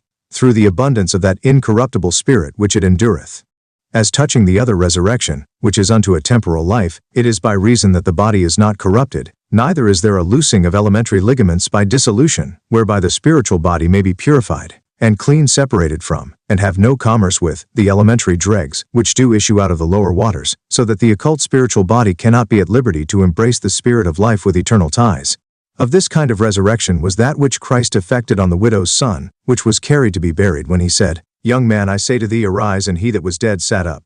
Also he caused resurrection in the like manner, to the dead daughter of one of the rulers of the synagogues, crying and saying, Maid, arise, and her spirit came again, and she rose up straightway. Unto such a temporal life also Lazarus was raised up, Again, by the prayer of Elijah, the widow's son was raised again, for the text saith that, at the voice of Elijah, the soul of the child came into him again, and he revived. Whereby we ought to note two things. First, that these bodies were not wholly corrupted. I mean, the elements of the composition were not divided by resolution, and therefore though the spirit returned into them, yet it brought their bodies but to a temporal life. And although it might be alleged that Christ's body was not corrupted, and yet it had resurrection from death unto eternal life, I answer, that the text saith, that he would not suffer his Holy One to see corruption, and by that reason he had resurrection the third day after he died, being that his body was without sin, and therefore void of corruption. But I leave this mystical doctrine to the research of the learned theosophists. Secondly, we are to note that it is the presence of the vivifying Spirit of God, which causeth generation and resurrection from the death. And again, it is the absence thereof which induceth death and corruption, for the Scriptures say that it was the soul of the child which came again into the child to make it alive again.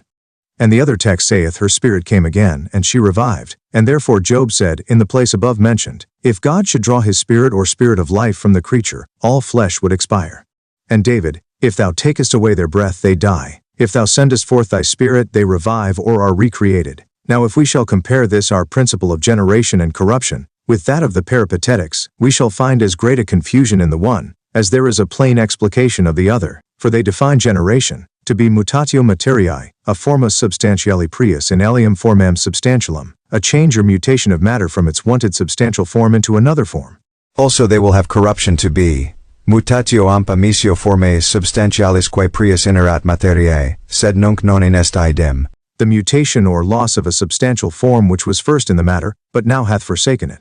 Thus you see how they nominate a substantial form, but what it is, and how it cometh into the body to cause generation, or after what manner it departeth from it again, to cause death and corruption, they relate not. And therefore we have ignotum per ignotus, when in verity it is the Spirit of God, which informeth and vivifieth all things, causing by its presence as well generation and resurrection, as corruption, privation, and death, by its absence.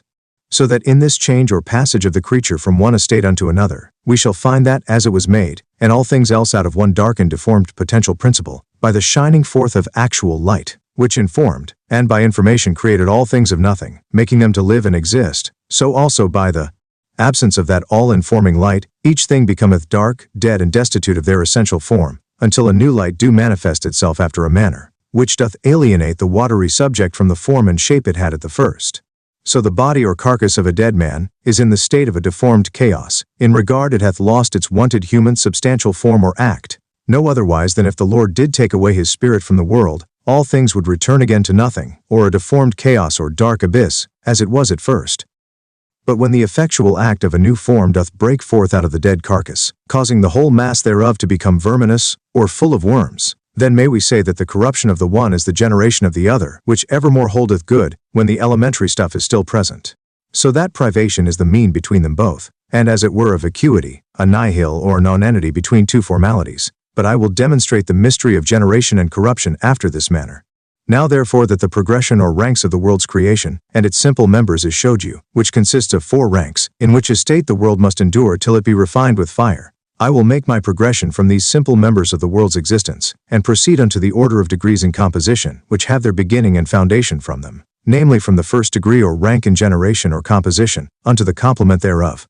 And as between the beginning of miction, and the perfection thereof, there must intercede a medium or mean, which must be imperfect mixtum, or an imperfect miction. So betwixt a simple element and a perfect body, an imperfect composition must needs intercede, namely such a one as is that of a meteorologic nature. As for example, in the generation of a man, the beginning, which is founded on the Catholic watery element, and taketh his place in the first rank, is sperm. For it is a watery or fluid substance but little altered, and as in the water the whole fabric of the world, and seeds of all things was complicitly contained, and yet nothing did appear externally but water. So in the seed or sperm, though nothing does appear in the first degree explicitly but sperm, yet the whole man, namely the bones, flesh, blood, sinews, and such like, are complicitly contained, and will by degrees appear out explicitly, namely in the 6th rank, for it will be altered from humor to solidity, with a certain distinction of the 3 principal members, in the 7th, to an embryonical shape, and in the 8th, which will make up a cube unto the material root 2, or the square 4 into a perfect creature.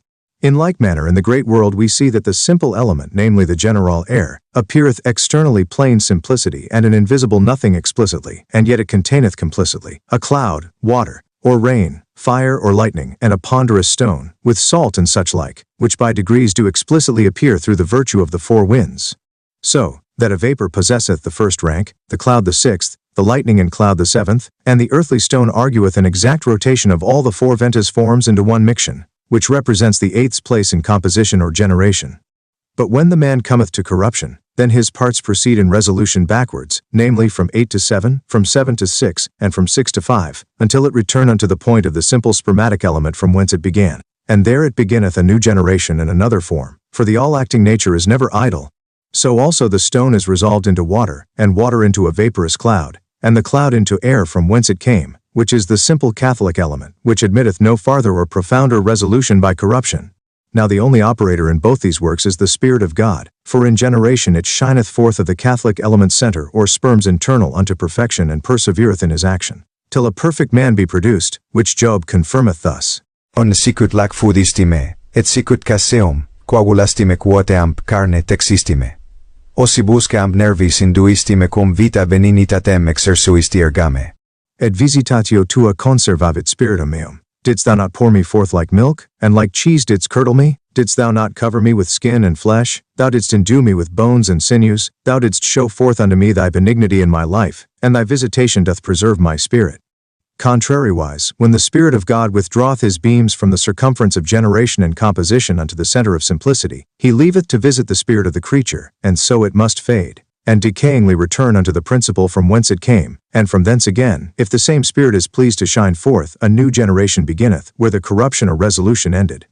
The demonstration is such. The simple square of the world's composition, 2, light and water, is the root, where the root of generation, which is from the four elements or the Catholic element, fourfoldly altered.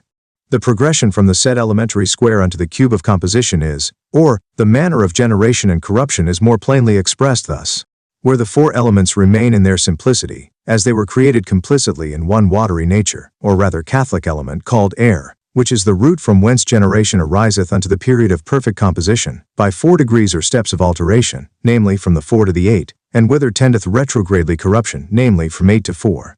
Chapter 7th, that God doth not operate of necessity for the creation and continuation of his creatures, but of his proper will and benign inclination. We term that properly necessary, that can be no otherwise. Again, we esteem that as well voluntary as fortuit or happening by chance, which may be otherwise.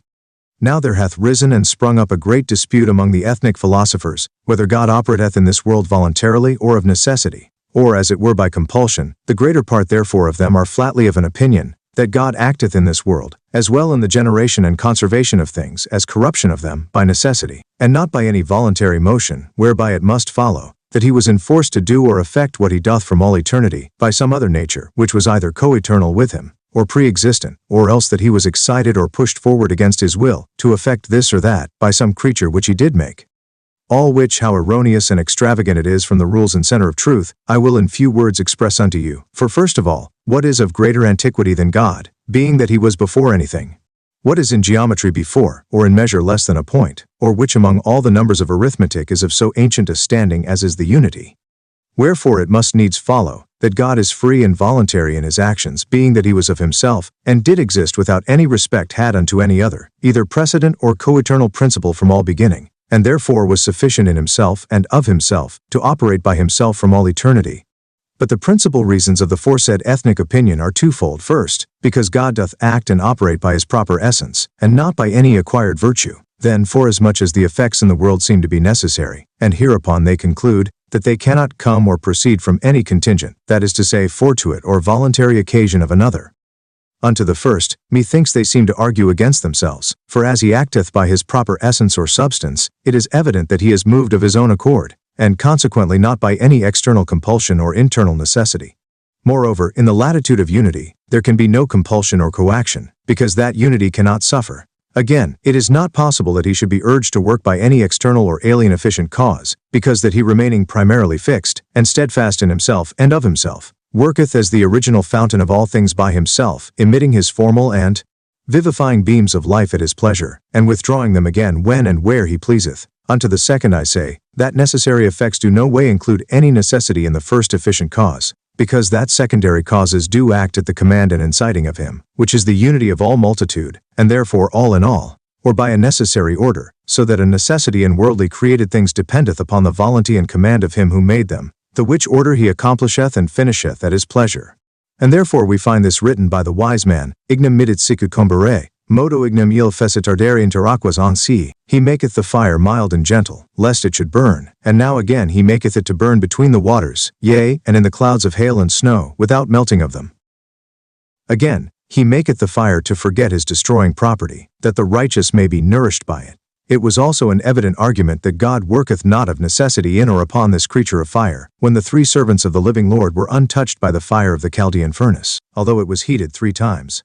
This also is confirmed by that history, where it is said that in the time of Joshua, the sun stood still for a whole day's space, as also that in the days of Hezekiah, the sun was made to go backward 15 degrees, in the horologe or dial, without any evident reason in nature. Moreover, it is proved and verified in that wonderful eclipse of the sun, which happened at the death and passion of our Savior, wherein the Son of Heaven was totally obscured, which also chanced beyond the expectation or capacity of the astrologians and naturalists of this world. Forasmuch as at the instant of that eclipse or passion of the sun, the moon was neither in the head nor tail of the dragon, as Firmicus, that great artist in astronomy, doth witness, and therefore it was effected against the common course of nature, all which events could never have fallen out, if God had acted of necessity in this world. It followeth therefore plainly, that God doth operate in this world of his own free will, not of necessity, to effect the ordinary or annual course of things, according to the laws and necessities of nature, all which also he effecteth voluntarily and of his own free will, namely as well for their creation and preservation, as final corruption. But come hither and hearken, O ye vain philosophers, who would have God, which is the actor and ordinator of all things, to be bound up by the laws of necessity. What honor and glory can any man justly attribute to God, for his wisdom, justice, and clemency, if he were constrained of necessity, not only to create all things after this or that manner, but also to nourish and sustain them, and afterward to bring them to corruption? What thanks or service or adoration should we owe him, if what he did for us were of necessity? Wherefore, O Aristotle, is it according unto thine assertion, that we should offer sacrifice unto the roots of nature? Or what availed it for us mortal men, to pray and pour forth our supplications unto God, if that he could not be propitiated or appeased by praying, since that he worketh of necessity? Or wherefore did Socrates and Pythagoras use customarily to pour out their prayers unto God, if God were only constrained to act and operate whatsoever he did in the world? Or why doth the prophet proclaim it, quod Deus sit solus in clementis and deprecandis, that God was only to be called upon, and prayed unto, if there were any necessity in God to act in the generation and conservation of things? Yea, verily, it is evident to be demonstrated by this which is already said, that God, by the means of prayer, is customarily inclined to mercy and pity, and that it is in his freedom to deal either in severity or clemency with the world, and the creatures thereof, and consequently that he is not urged of necessity, to operate or bring forth effects. As certain vain ethnic philosophers have averred, amongst the which, I must nominate a remarkable personage, and a follower of Aristotle's doctrine, namely Galen, that prince of the ethnic physicians, who speaketh atheistically in these words, Nos autem non itas sentimus, sed confirmamus quaedam auctarum facerinam posse, aeque deum nexidit dominio sed ia his quae facere potest, quod melitus est eligere. Gem veracum pilos in palpabris facius est equalis semperis magnitudinem numero, non ipsum quidem hoc voluis affirmamus. Illos manufactus fuis, recte nimiди facere potuiset. Affirmamus que si eos etiam molitos voluis et, onquam tementels. Tales futuros, si execute molli producti fusant. Moses did imagine that God can do all things, yea, although he would make a horse or an ox of ashes. But I am of another opinion, for I say that nature cannot do some things, and that God doth not attempt those things at all, but doth elect and make choice of the best of such things as he is able to effect. Now since that it would be better that the hair and the eyebrows should be always equal in magnitude and numbers, I affirm that it is not he that would have it so, and they were forthwith made, neither could he do it, and I say that if he would 1,000 times have them so, yet would they never be such, if they had been produced out of the soft skin. Lo, how atheistically he speaketh, and how he would restrain the omnipotency of God, and limit his actions with the main clog of necessity, yea, and impotency and power. Moses did imagine that God can do all things, yea, although he would make a horse or an ox of ashes. But I am of another opinion, for I say that nature cannot do some things, and that God doth not attempt those things at all, but doth elect and make choice of the best of such things as he is able to effect. Now since that it would be better that the hair and the eyebrows should be always equal in magnitude and numbers, I affirm that it is not he that would have it so, and they were forthwith made, neither could he do it, and I say that if he would 1,000 times have them so, yet would they never be such, if they had been produced out of the soft skin.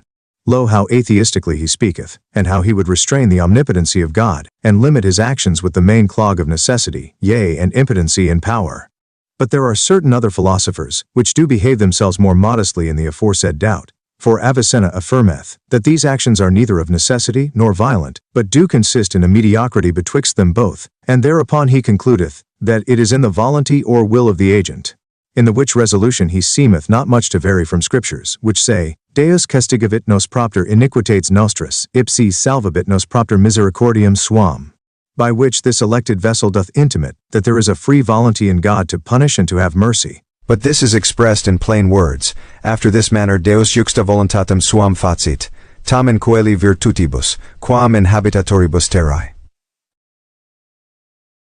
In which words, the prophet doth evidently show, that every operation in this world is effected by the will, and in or by the word or spirit of the Almighty, and therefore not of necessity, as Aristotle, Galen, and many other of the ethnic philosophers have averred, to the derogation from God and blemishing of his omnipotency. But that there is an undoubted necessity in the organical causes, and in the effects which issue from God's acts in them, it appeareth most evidently. Wherefore the prophet Baruch saith, Deo obedient per omnia, sol luna, sidera fulgur, ventus nubes, etc. The sun, moon, stars, lightnings, winds, clouds, and so forth, do obey the will and command of God, that is, they are incited by his word, and of necessity provoked to effect his pleasure. It followeth not therefore, that he that commandeth must be constrained to do or act in that imperious manner, being that he doth it as a first mover, who hath not any other factor before it, or co-eternal with it, and consequently doth operate of a free will, which is radically grounded in himself. And hereupon the apostle Voluntate qui resistat, who is able to resist the will of God, and the prophet Concilium meum stabit, et omnis voluntas mea fiet. My counsel shall stand, and my will shall be accomplished. And Job, Deus quod conc voluit hoc fecit, what God would have done, that he effecteth, and therefore he doth not act involuntarily or of necessity, but voluntarily and according unto his free will. We conclude therefore that seeing what is necessarium or necessary, is that which cannot happen otherwise but must of necessity be so. So that which is contingent may happen or be effected otherwise, as is that thing which is either fortuitous or voluntary. Now that the acts of God in this world are voluntary, and therefore cannot be tied up with the bands of necessity, it is proved in this, namely because it may happen otherwise, then it is accustomed to be by the laws or rules of nature. As when the will of God was that the sun should stand still, or move retrogradingly, or that it should be eclipsed, when the moon was in none of the points of the annual intersection, that is, neither in the head or tail of the dragon, and so forth.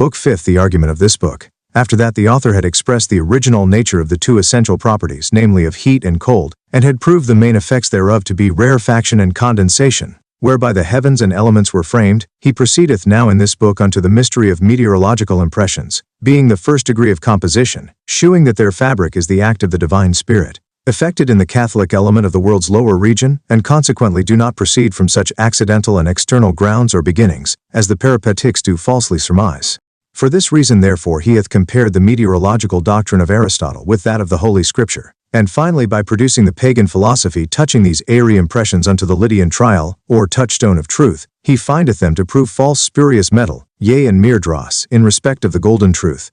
Chapter 1. Herein you shall find in few words a repetition of the precedent discourse, also an exposition upon the word meteoron or meteor, and lastly the method, which the author intendeth to observe in this book is expressed. In my precedent discourse I have briefly pointed at, first the principles of things, namely the root of everything that was, viz. the dark or potential unity, from which sprung forth the light or actual unity, and I told you that both of them were but one thing in essence, forasmuch as light was unto the eternal unity all one with darkness, though unto our weak capacities they are opposite in property. Then I signified, that out of the first obscure unity, by his other manifest property waters did appear, arguing thereby that out of this unity, by this unity and in this unity, are all things. After that I shewed how waters were the material or passive principle of all things, as the illuminating and formal spirit was the actual and informing beginning of every being, both which issued out of one root, which for that cause is rightly said to be all in all. Then I expressed unto you how that cold was an essential adherent unto privative rest, and the flower of spring and champion unto darkness, as contrariwise, heat was the immediate issue and companion, unto essential action or motion, and the inseparable champion or assistant of light. And then I told you how humidity and siccity had their original from the mutual presence or absence of the foresaid two active virtues or essential properties, cold and heat. Lastly, I declared unto you the reason and manner of condensation and rarefaction, and that the main matter or subject thereof was the waters, but the Catholic actor was and is the Word or Spirit of God, who acteth first in his angelical organs by the stars, and especially the sun in heaven above, and winds beneath, upon the general sublunary waters or elements, according unto his volunty, altering of it after a fourfold manner, through the formal properties of the four winds, and that either by condensation or sublidiation, into divers shapes and dispositions. Now in this book I will open unto you, after a true and infallible manner, how the blessed Word or sacred Spirit of the Lord doth by condensation and rarefaction produce and bring forth, in this our Catholic sublunary element, all meteorological bodies. But before I enter into this my discourse, it is fit for me to tell you what the Antients do mean by this word meteor. Those apparitions which are seen in the air, are by the Greeks called meteora, not in regard of their natural essences but by reason of their sublimity and position. Others term them more naturally, impressions, forasmuch as they are shaped and imprinted above in the Catholic element called air. But in respect of their essential consistence they are properly called corpora imperfect mixta aut composita, bodies that are imperfectly mixed or compounded, and that either because of their unexpected generation, being that they are procreated and appear suddenly, and at a short warning, or else because their composition appeareth not to be according unto the mutation or change of substance, or alteration of quality, or else in regard they are not so exactly composed, as other animated bodies which are perfectly mixed. Or lastly, these impressions are so called, forasmuch as they have not attained unto any perfect form, neither seems there to be in this kind of composition any great alteration of parts, seeing that the members of the element so altered, are confused with one another. Howsoever it appeareth that such names are assigned unto this kind of impression, after the fancy or conceit of this or that philosopher, when in verity they are magnalia Dei, a mystical body, I say, framed and fashioned by the finger of God, out of the bowels of the Catholic sublunary element, to effect his will upon the earth, either to judgment or mercy, as shall be more at large expressed hereafter. So that in this sense they may rightly be termed, the characters or signs of God's benignity and misericorde, or vengeance and severity upon the earth. My purpose therefore in this meteorological relation is, to direct you into the path of true wisdom, for the better scanning and deciphering out of so great a mystery, as is the meteorological act of the Spirit of God, and to lead you by that means out of the mire and puddle of ethnic or pagan philosophy, in which we Christians, even unto our immortal shame, do stick fast, and like brutish swine do willingly wallow. To which that I may be the better effect, I will compare the absurdities of the false peripatetical philosophy, with the infallible verity of the holy text, that thereby each Christian, pondering in the balance of justice, the contradiction which shall be expressed between the one and the other, may open his intellectual eyes and follow sincerely that which is good, and forsake the bad, betaking himself unto the truth, and flying from that which is pretiligious and false, and may by that means at the last discern with open eyes that main difference which is between the wisdom and philosophy of this world, which in verity is mere foolishness, and that of God, which is the real and essential truth. Thus therefore you may discern, and that in few words, the manner or order of my method in this book, not determining with myself to be over tedious unto you in it, but to finish briefly that meteorological wisdom, which in regard of its own worth, deserveth to be enrolled in the everlasting monument of a far greater volume, and to be polished or burnished over with the luster of a more lively and refined manner of speech. Chapter 2. In this chapter the true mystery of the winds is discovered and set down, according unto the intention of the divine Spirit's testimony. And withal, the false and prestigious spirit of Aristotle and his peripatetical adherents touching that subject is unmasked and made manifest, that I may the better express that difference which is between the false wisdom and philosophy of this world, and that which, because it is of God, must be true indeed, nay verity and truth itself. My minde and purpose is in the first place, to set down the opinion of the peripatetical faction, and then afterward to compare and examine it with the touchstone of the divine word or scripture, thereby to make a trial, whether it be right and sound or not, that is, whether it will bear water or shrink in the wetting. Now because the four cardinal and collateral winds of the heavens with their angelical presidents are the actors in the transformation of the Catholic mercurial element, or protean sublunary waters, from one shape into another, I think it most necessary to begin this my story or discourse with the profound mystery of the winds in general, forasmuch as they are noted to be the principles of all the other meteors. And first I will express what the pagan peripatetics and their Christian followers have and do determine concerning them. The peripatetical philosophers are of opinion that the wind is a hot and dry exhalation, being difficultly inflamed, which ariseth out of the earth and soareth up unto the middle region of the air, from whence it being forthwith repelled downwards, by reason of the coldness of that region, and again it re-endeavoring upwards, doth partly in regard of its levity, and partly by other ascending exhalations, which it meeteth in his violent and coacted descent, move laterally in the lower region of the air, the which air it doth ventilate and agitate, lest that for want of motion or stirring, it should putrefy. This is the sum of their opinion concerning the generation of the winds. I will therefore insist upon this peripatetical or Aristotelian definition, or rather description of the winds. First, because that the spurious Christian philosophers, as if they were incited thereunto by a kind of unbridled madness, do not stick to defend, and by their best endeavors uphold this his opinion, as well in their public schools, and private negotiations or studies, as by their writings, and that with such an assured obstinacy, as if it had been divinely published unto worldlings, or uttered and pronounced by the sacred oracle of truth itself.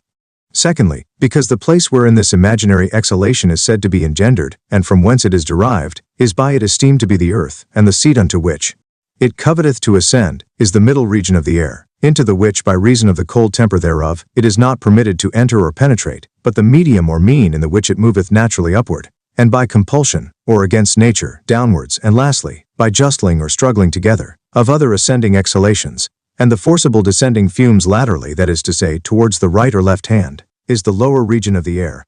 Thirdly, for that they seem to aver, as it appeareth by this definition, that the agent, mover, or efficient cause of this exhalation, as well downwards as laterally, is double or twofold, namely, the cold of the middle region of the air, which forceth and presseth downward towards the earth, that scarce imaginable fume, and the other is the troop of other ascending exhalations, or subtle smokes, which successively do rise out of the earth, which in their motion upwards, meeting with that fume which is forced to descend, do strive and, as it were, wrestle with it, and consequently by that means do make a noise in the air, which is called the wind. And this is the peripatetical philosopher's windy fiction, which in the conclusion, after a due examination, will prove to be but a bubble, or vain puff of wind, that is to say, merely words, without any substance. Now the final end or cause why their nature hath ordained these windy motions in the air, is that by this manner of ventilation, the air may be preserved, cleared, and purged from all putrefaction and corrupt disposition. But whosoever will give credit unto this ethnic definition, especially if he be a true lover of wisdom, I counsel him first to examine every particular member of it, and having made a diligent inquiry therein, let him see and discern whether they agree with the laws of true reason and wisdom. In the first rank in order therefore, let us mark or observe whether in the former member of his description there be any probability of verity to be found. By it we are told and taught that the material substance of the wind is a hot and dry exhalation, arising and surging out of the earth. But by Holy Scripture we are taught that the wind hath his original, or beginning from the spirit or breath of Jehovah, a flatinarium tuorum coacer vitae sunt aquae, fluxit vento tuo and operuit eos mare, by the breath of thy nostrils the waters were gathered together, thou didst blow with thy winde, and the sea covered them. And Job, glacium edit deus vento suo, flante deo concrescit gelu, God doth bring forth the ice with his breath. When he doth blow, the frost and ice is engendered. Deus facit pondus vento, God giveth proportion unto the air or winde, and the prophet David qui facit angelos ventos, and ministros suos ignem urentem, who maketh his angels winds, and his ministers flames of fire. And hereupon such learned personages and doctors, as are profoundly seen and dived into the mysteries of the true nature, do aver, that the external air of the angels is air, or the subtle humid nature of the world, and that their internal or formal portion is a hidden divine fire. And for this cause, St. Denis doth term the angels, agamidae, that is to say, clear mirrors, or looking glasses which do receive the splendor or light of God, and do represent his image. And therefore the prophet, in the place above mentioned, doth describe both the hidden and invisible winds, and that which is fiery, and doth manifestly appear in the form of lightning, to be an angelical spirit, animated by the divine fire or bright emanation from God. All which being rightly considered, we must either confess that the spirit of the nostrils or mouth of Jehovah is a hot and dry exhalation, subject unto preternatural passions, and arising out of the earth, or that this member of the peripatetical definition is most false and erroneous. But this shall be discovered more plainly in my inquiry, and laying open of the other members. The second member of this definition doth intimate unto us, that the place wherein that exhalation, which is the material cause of the wind, is engendered, and from whence it is derived, is the earth, but the place or seat unto which it tendeth is the middle region of the air, and the medium and space in which that moveth, as well upward and downward as laterally, is the lower region of the air. In the which assertion of this ethnic philosopher, I will make plain and prove evidently that there will be found divers gross errors and palpable absurdities. But that we may the better effect our inquiry and hunt after the truth of the business, that is to say, for the exacter examination's cause, it will be necessary for us to divide this member or clause into 3 parts, in the first whereof we ought seriously to consider, whether the matter of the winds be extracted out of the earth or no. In the second, if that substance do only soar up and make his way unto the concave superficies of the middle region of the air only. In the third, whether the place in which the wind moveth be only the lower region of the air.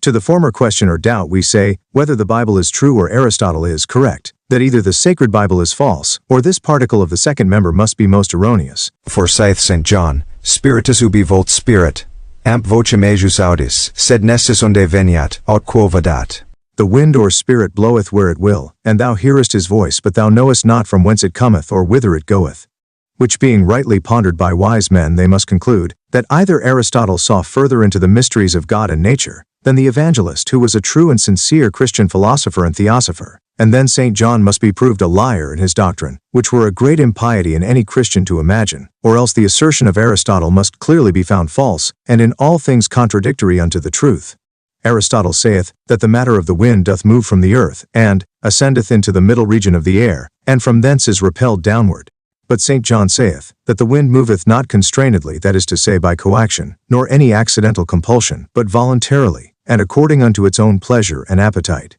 For his words are, Spiritus ubi volt spirit, it bloweth where it will, and that although the voice and noise of it be familiar unto the ears, yet nevertheless it is not known from whence it cometh, or whither it goeth. This doctrine of the evangelist, which so mainly differeth from that of Aristotle, is maintained out of divers places of Holy Writ. For the royal psalmist, with the prophet Jeremy, saith, De promit ventos de thesaurus sui, he draweth forth the winds out of his treasuries. But the scriptures prove, that the earth is not the seat or place of God's treasure, where it speaketh thus, Jehovah will open unto thee his best treasure, the heavens, giving rain unto the earth in his due time.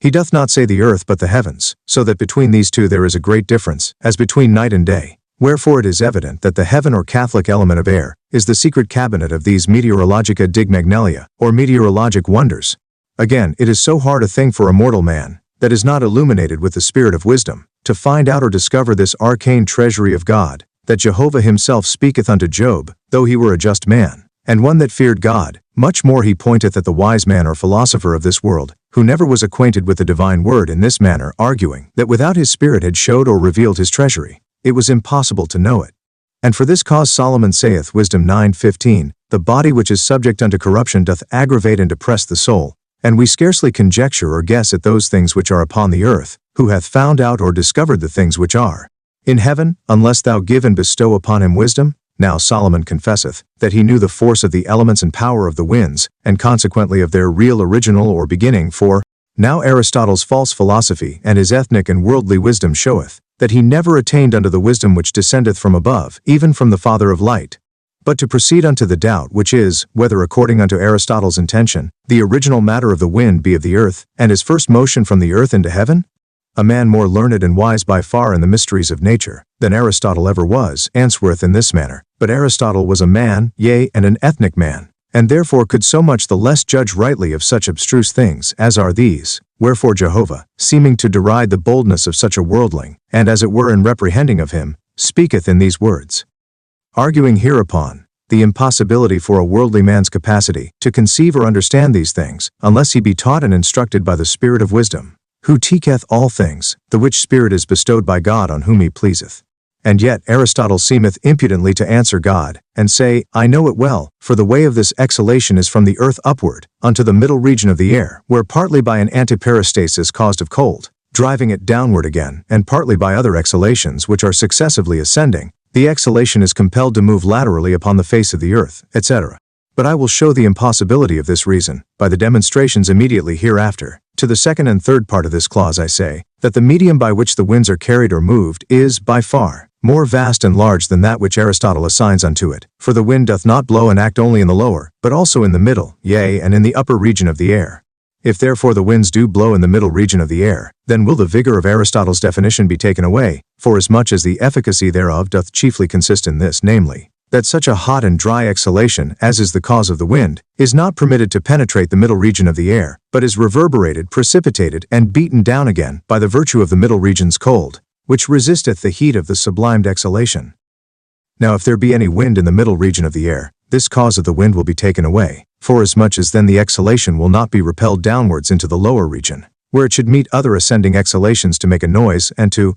be dispersed laterally on the earth, for the exhalation which causeth a wind in the middle region will not be driven down by the cold, but is observed to blow, and to move the clouds and thunders in the middle of that sphere. Yea, it is made manifest by daily experience, that as well the upper or higher clouds, which are white and yellow, and therefore more light and subtle, by reason of their fiery brightness, as the lower, which are grosser and more obscure, are driven and pushed by the winds, from any quarter of the world unto the opposite, for except the winds were also present in that region, they could never move as on the wings of the winds in that manner. Do we not also observe that the fourth wind bloweth from the southern horizon, and another from the next, which is northern, so that both winds have dominion in either of the horizons, at all one and the same time, whereupon it often happeneth, that great and dark clouds, moving from each opposite quarter, by four of those contrary angelical spirits, do meet in the point of each horizon, and cause one mass or huge sea of clouds, serving as a tabernacle unto the great spirit of wonders, which worketh or causeth these things, whereupon there followeth great lightnings and thunders, by the concourse of opposite angelical natures, being the messengers, ministers, and voice of the Almighty, which never could have been effected, unless the winds by the will of the Almighty had moved impetuously the one against the other in the middle region of the air.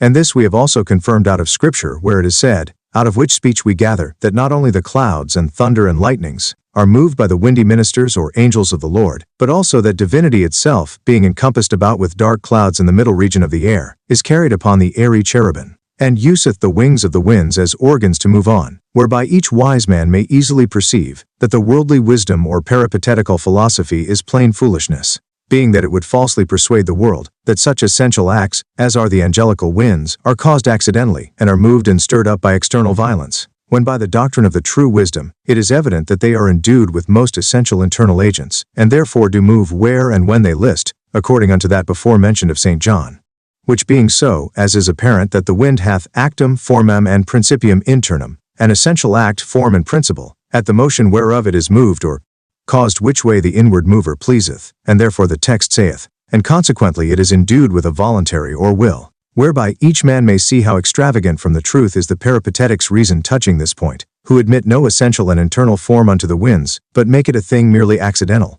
As for example, the stars by their heat stir or draw up a smoke out of the earth, this smoke soaring on high, is by the coldness of the place pushed down again, then by other ascending fumes it is forced to move sidelong. I beseech you teach me which of all these external accidents in the procreation of the winds can be esteemed for that internal or essential principle, which can cause a voluntary or voluntary motion in the winds, or can produce any angelical act in the air. For the text saith, if there be no such essential volunty, or internal or central agent to be found or really imagined in Aristotle's fiction or feigned wind, then let his breath that teacheth unto Christians such falsehood be as vainly esteemed, as his doctrine is prestigious in itself.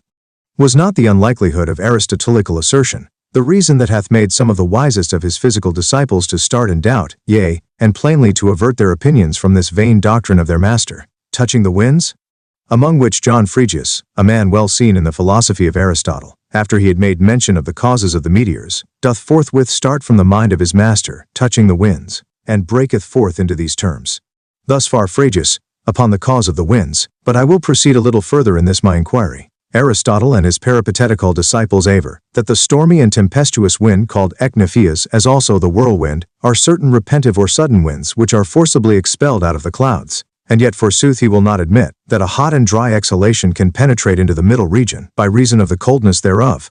But that we may dive a little deeper into the abyss of his absurdities, he confesseth that the cause of all fiery meteors and comets is a hot and dry exhalation, which is terrestrial, crass, fat, and unctuous, and therefore apt to be inflamed or set on fire. Now he assigneth the place of generation of comets to be the higher region of the air, and yet he denieth passage unto the exhalation which causeth the winds into the middle region, which is not inflammable but thin and light. Can any man be so ignorant in natural effects, as not to judge and imagine that which is inflammable, and of that cold will more suddenly resist, and withstand that which is inflammable, and of an actual fiery nature, as is the exhalation, which causeth the comets, than that which is neither actually inflammable or fiery of itself, namely the fumes, which is said to be the original of the winds? Again, it appeareth by his description of comets, that their material substance is heavier, more terrestrial, crass, thick, or compacted, than that of the winds, and therefore it must needs be less apt to ascend and penetrate, than that of the winds, which is more light, subtile, and thin, and consequently more apt to climb upward. Wherefore it were impossible that the grosser fumes which cause the comets should ascend and penetrate into the upper region, as well by reason of their inflammable heat, as compact and ponderous nature. And yet the fumes of the winds, whose heat is not actually inflammable but light and penetrative, by reason of their subtility, should be debarred from passing higher.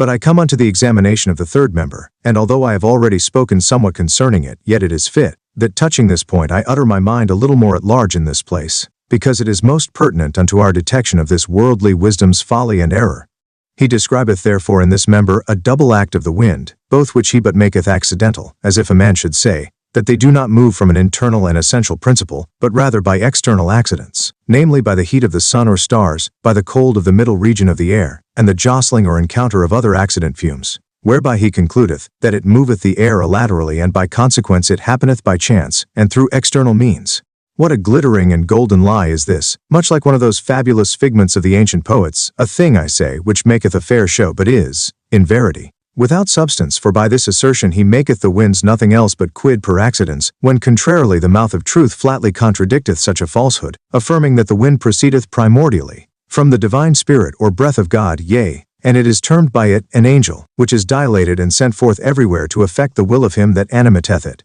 And therefore the same prophet saith in another place, and the prophet Baruch 5:60, the stormy or tempestuous wind doth effect the word of God. And in another, in Canticles, the wind accomplisheth the commandment of God, and the three children in the fiery furnace, O ye winds, bless the Lord and exalt him above all things everlastingly. What say our Christian peripatetics unto this? What? Do they think that if the winds were such accidental things, as their great master doth make them, that God would employ them to effect his words? Or if they had no internal principle in them, could they laud the Lord, or move at pleasure to perform the will of him that sendeth them out?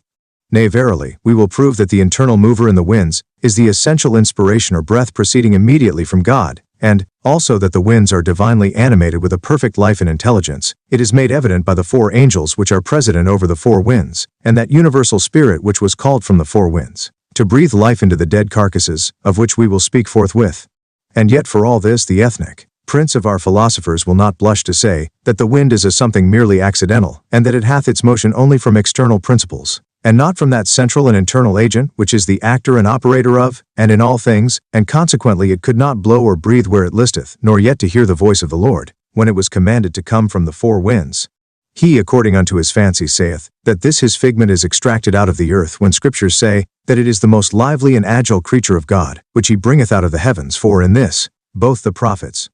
But in this member of his definition, he concludeth, that the lateral motion of the wind is caused through that resistance and impediment, which is made by such exhalations as ascend. O poor argument of so mighty a philosopher! As if such a ventral motion as that is, from the north unto the south and so forth, could be so certain and direct in its course, being guided by so uncertain an agent, as is an accidental striving and contention made between ascending and descending fumes? I beseech you tell me what manner of exhalation did rise out of the earth, and shoulder or shove and resist one another, in that emission of spirit which happened when the prophet said, Methinks that I see the Christian pages or disciples of Aristotle to be clean mute, and destitute of tongues to answer. And if they should say that it was a miraculous wind and not a natural, I answer, that I know no more efficient causes in nature or out of nature, but only one. And therefore it is said in the production of meteors, namely, in the common course of this world nature, God bloweth from the north, God produceth by his breath frost, snow, ice, God thundereth from heaven, God melteth the thick clouds into rain. God sends lightning from his throne, and coals of fire out of his mouth. God maketh the dark clouds his hiding place. God cometh from the south in thunder. The voice of the Lord maketh the cedars of Mount Libanus to stoop, and the hinds to miscarry of their young ones. God is a consuming fire. Who can stand or resist the cold of God? And so forth in many places more, as well of the New as Old Testament. And to conclude, that God operateth all in all, and that he vivifeth all, and see. But our peripatetical philosophers come with their school tricks and idle distinctions and say, 'Tis true indeed that he is causa efficiens principalis, but there are many secondary and subalternate causes in nature, which do act of themselves. I say, plain dealing is a jewel, and truth being one simple essence, hateth double dealing. Let us imitate her in plainness and simplicity and understanding, which we cannot attain unto, unless we abstract our minds from the subtle multiplicity of worldly philosophy and vain fallacy. Why then should we distract men's thoughts from the simple sense of Scripture by a multiplicity of distinctions, which seem to wrest it like a nose of wax 100 ways? Scripture says, all things are from the Father by our Lord Jesus Christ. All things are in Christ and by Christ, as well visible as invisible, and he in all things. He beareth and sustaineth all things by the word of his virtue. God is the Father of all, who is above all and in all, and an infinite of other testimonies of Scriptures, which confirm the divine essence to be all in all, and to act all things universally without exception. And yet our peripatetics will persuade us that the creature's actions are divided from the act of God, so that they do and can act of themselves through an active virtue given unto them by God, but not now of God, which assertion of theirs, were it true indeed, I will show you how great an absurdity will follow, namely, that there must consequently be a division made in the divine essence, which axiom true divinity will never admit, for and therefore what act the creature hath received is not divided from the giver, neither is there any such need, being the giver of that formal virtue is by reason of that gift ever present, and not divided from the gift, and consequently acteth all in all, and that immediately. And for that cause it is rightly said by the divine philosopher, to be the center of all things whose circumference is everywhere, so that it is in all but not as a part of anything but as a composer of all parts and a container of them. Wherefore let it suffice our peripatetics, that the creatures are only organical causes, in which one only Catholic Spirit worketh and operateth according unto the variety of his property, which is annexed unto his will, and therefore he only worketh in them, and by them according unto his will, and that immediately and absolutely, and this is that which the Apostle intendeth when he saith, but to return unto my purpose, how deaf and surd had this invocation of the wise Solomon been, if the essence and life of the winds had been no other than that which is set forth by Aristotle. To conclude, if the winds had been procreated after Aristotle's invention or imagination, whence cometh it, that each wind is endued with a various and diverse condition or property, insomuch as the one is hot and moist, the other cold and dry, the third hot and dry, and the last cold and moist? It were impossible that this difference and variety should happen, if all winds were framed and fashioned only after one fashion, that is, if they did move laterally by compulsion, as Aristotle telleth the tale. I come now unto the last clause or member of the peripatetical definition, which doth touch the final end or reason of the production or creation of the winds. His opinion is that his nature doth produce this manner of ventilation for the purging and purifying of the air, and for the preservation thereof. But we are taught by experience that this is not true, being that we with Galen and Hippocrates do discern that the southerly winds are contagious and pestiferous, forasmuch as they render the air thick, and make it putrid and rotten by their malignant heat and lax humidity. And this also we have confirmed by the sacred text, and Habakkuk, yea verily, and all winds in a generality, as also the other meteors of heaven, are ordained by the Creator, as well for a whip and scourge as to assist, preserve, and save the creature, as by many places of Scripture we are certified, and Job in express terms hath taught us. And therefore Aristotle hath erred in his judgment, concerning the final cause of the winds, as well as in the rest. We may justly hereupon conclude, that this definition of our pagan peripatetic, whom we Christians do adore and follow with such devotion and reverence, is altogether false and of no validity, because the winds are creatures of a nature more essentially eminent and divine than either Aristotle or any of his factious sect ever understand, forasmuch as they are not things without internal lights and essences, and do not consist only of external and adventitious motions, that is to say, are not made of fumes or exhalations, arising by accident or chance out of the earth. But, as Zacharias doth teach us, they are created and animated by an angelical spirit, and stand before the Lord of all the earth, and are hid in the power or treasury of their Lord, out of the which he calleth them at his pleasure, to do and accomplish his will and pleasure upon the earth, and upon the seas either. Chapter 3. The true and essential definition of the wind is divers ways, and that according unto the sense and assertion of the Holy Scriptures, expressed in this chapter. Now methinks I hear some of the peripatetical faction to murmur against me, and reply to this I answer, that it may be effected many ways, under one and the same essence, and first of all we may describe it, and that not impertinently, after this manner. The wind is an airy spirit, of a mean consistence, inspired and animated by the breath or inspiration of Jehovah, the which he draweth forth of his treasury, to execute his will and pleasure, either by the way of malediction and vengeance, or of benediction and misericord. Every particle of this definition is proved out of convenient places of Holy Scriptures, and first, it is made manifest, in that the words are expressed in many places of Scriptures, by all one Hebrew word, namely, by Ruach. Again, it is proved and confirmed by the places which are cited before, and again, so that there appeareth no difference between an angelical creature, and the air so divinely inspired. For the air is said to be as well good as bad, animated by God, for the effecting of his will either to punish, or to extend and shew forth his benign mercy or clemency, as and therefore they are by St. Denis termed algamata, that is to say clear mirrors or looking glasses which receive the light of God.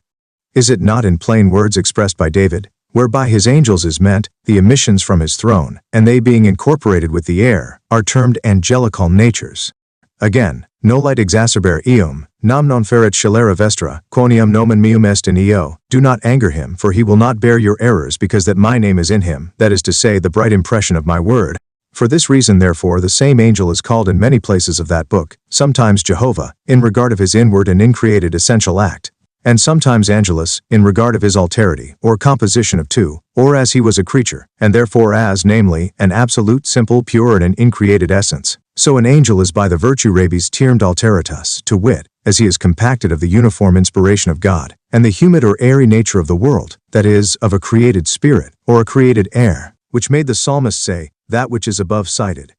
As concerning we have it confirmed from the pens of the prophets, David and Jeremy. Lastly, scriptures do largely inform us, saith Baruch, and the psalmist. And again, and Job saith, where he meaneth, for in this regard God is also termed. Moreover he affirmeth in another place, that the wind, the whirlwind, the ice, frost, clouds, and the lightnings are ready at his command. Whatsoever the will of the Creator is that they shall do, they are prepared to perform, either upon the superficies of the earth, or for to punish and afflict the wicked, or to shew mercy unto the righteous. To conclude, I have expressed in, namely, an airy substance of a mean consistence. Then I told you that, or thirdly, and lastly, that the use and end of them was to accomplish the will of their Creator when he did command them, and that either in their outward and airy estate, without revealing their central and formal fire, namely when the winds do blow but are invisible, or else by emitting of their internal and essential light as when they appear and move in the form of lightnings or coruscations, and this is proved evidently by, for these reasons therefore, and upon these grounds, we have framed out these which follow.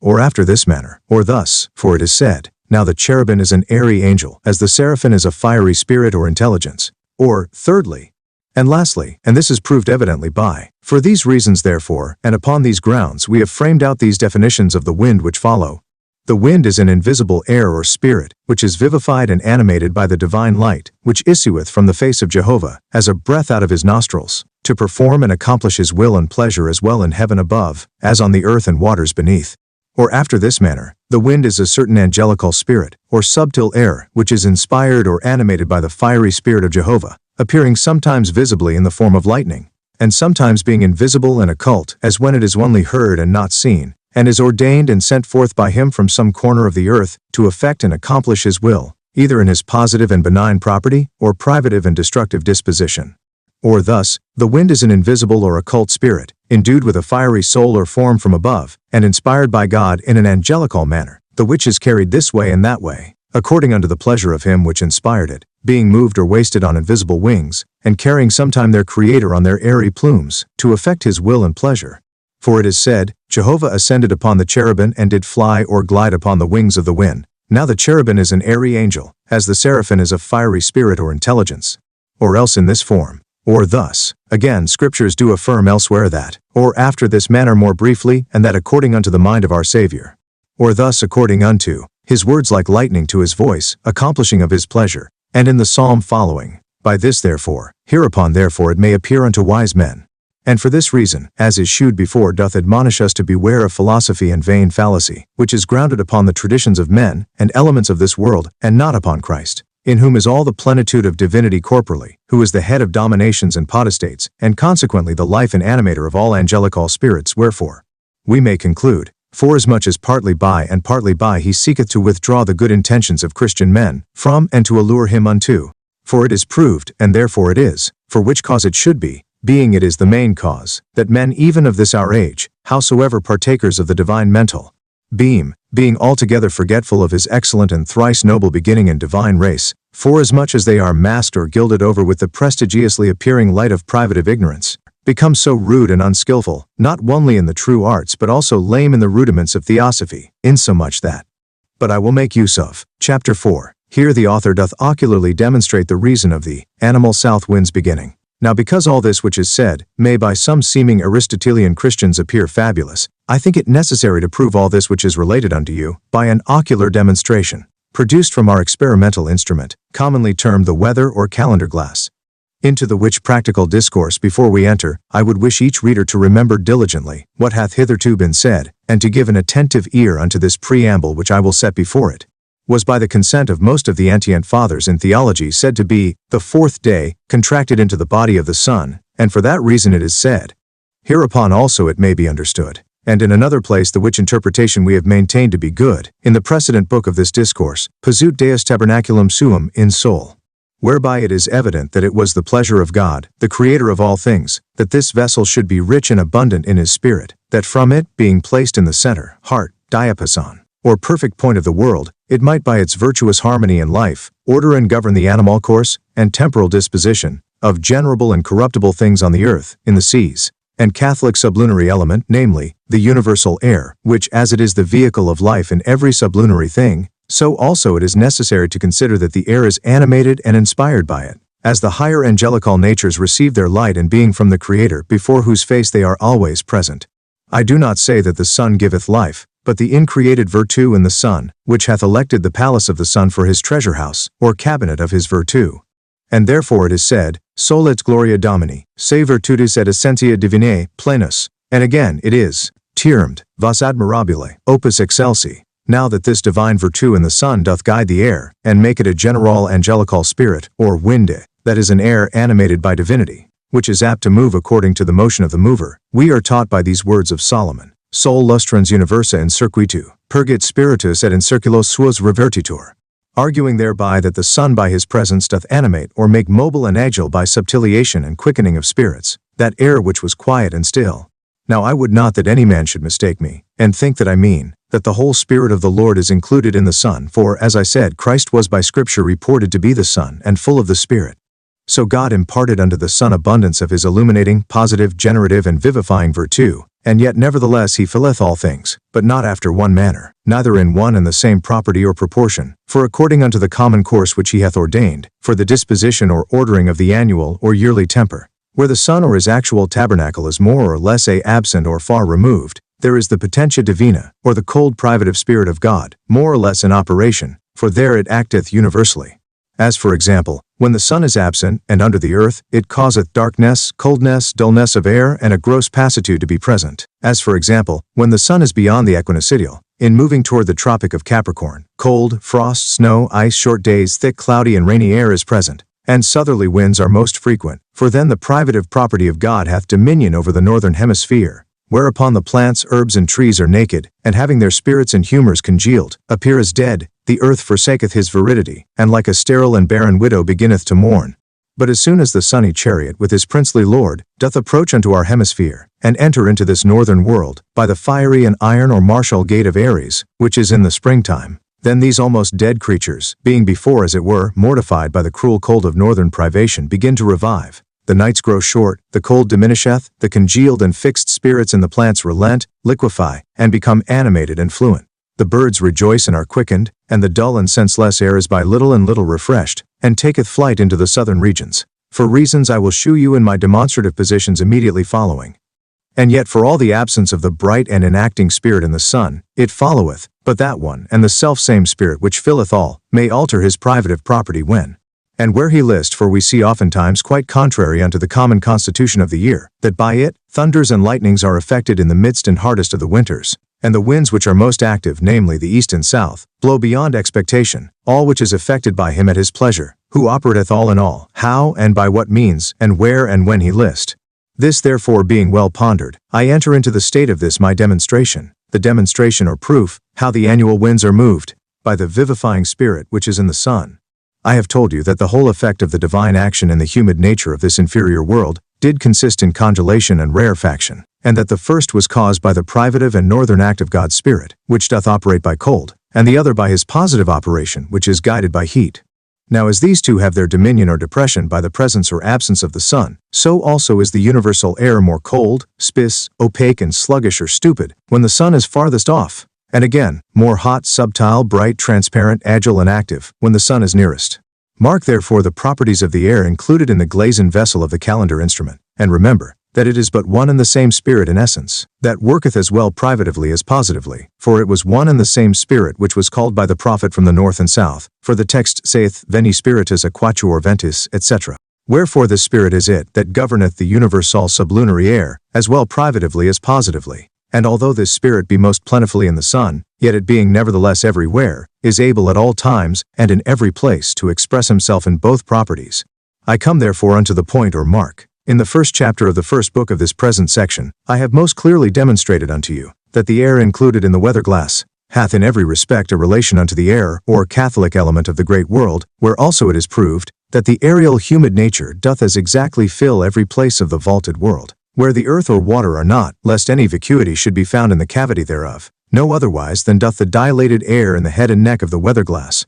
And therefore as the air included in the glass it doth work by dilatation at the presence of the sun, namely, in the summer season, when the external air is heated, so also. And after the self-same manner will the air of this northern hemisphere be dilated, when the sun is present, yea, and the nearer the sun is, and the more perpendicular his beams are, the greater will the general air's rarefaction be, and consequently of that particular air which is in the glass. On the other side, when the sun is absent from the boreal hemisphere, namely, when it moveth beyond the equinoctial, then will the common air in that hemisphere wax cold, and be contracted and condensed, and consequently the particular air in the glass will be contracted after the same proportion, which may easily be measured or conceived, by the degrees of ascent of the water in the glass, as the rarefaction may be collected by the descent thereof. This therefore being well conceived or understood, and that the cause of this rarefaction is the presence of this divine act in the sunny tabernacle, and that the reason of the condensation is the absence or remoteness of the said act, or operating and emanating spirit, and consequently the presence of the divine puissance, which is darkness. For the absence of heat is the presence of cold, which is the essential worker in the divine puissance, and again, the presence of heat is the absence of cold. So also the absence of positive light conceiveth privative darkness, and the absence of privative darkness imparteth the presence of positive light. We may easily hereupon collect the reason of the annual winds, and perceive what their external is, and how that air is animated by the vivifying spirit, which is sent out from the sun. Consider therefore that when the sun is present with us the summer is created by his presence, the air is calefacted by the bright beams of his spirit, and by calefaction is rarefied, and by reason of rarefaction of parts, requireth a larger place for his existence. As for example, we put 2 pound of vitriol into a retort, and fasten the nose thereof unto a huge recipient or receiver, stopping the joints fast, that the spirits do no way expire. We force out the spirit from the retort into the receiver, and we find it tried by experience, that part of the vitriol being dilated into spirits, those spirits, finding the ample receiver not sufficient to contain them, do violently break the receiver into an infinity of pieces. Whereby it is made plain, that a thing which is condensed will occupy but a small place, but when it is dilated, it will require a very large continent for his existence. All this is argued plainly by our experimental instrument, for when the sun is present, the air included is forthwith dilated more or lessa, according unto the vigor of the solar spirits, and winds that blow, but when it is dilated, it requireth by so much the more a larger place to be contained in, by how much the more it is dilated or rarefied. And that is proved thus, namely, because the water is thrust down by so many degrees lower, by how many the air excelleth in rarity, so that it is evident that the only reason why the water is precipitated more and more downwards is, because being by degrees subtiliated, it maketh itself a larger room to abide in. Now that I have shewed you thus much, mark, that when the sun cometh newly into an hemisphere, where winter did reign, or had dominion, and therefore the cold did increase and thicken the air, as for example, when it passeth from us into the southern hemisphere to convert the winter estate of that part into summer,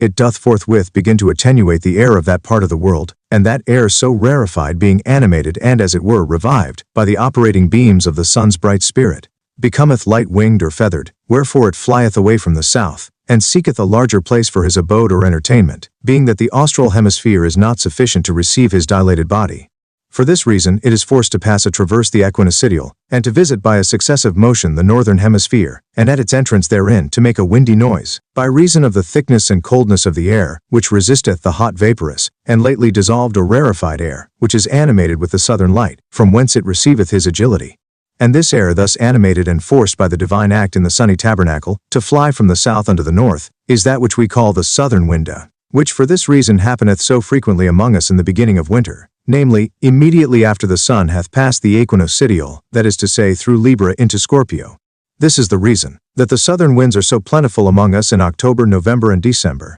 and consequently that we are saluted with such southern showers by reason that the northern coldness doth condense the fugitive southern air into clouds, as shall be told you in the description of the clouds. All this is demonstrated out of the weather glass, for at the heat of only a man's hand being placed on the head of the weather glass, the included air is rarefied, and so dilateth itself, and flieth to an opposite pole, namely unto the heat of the cold water the which it beareth down before it.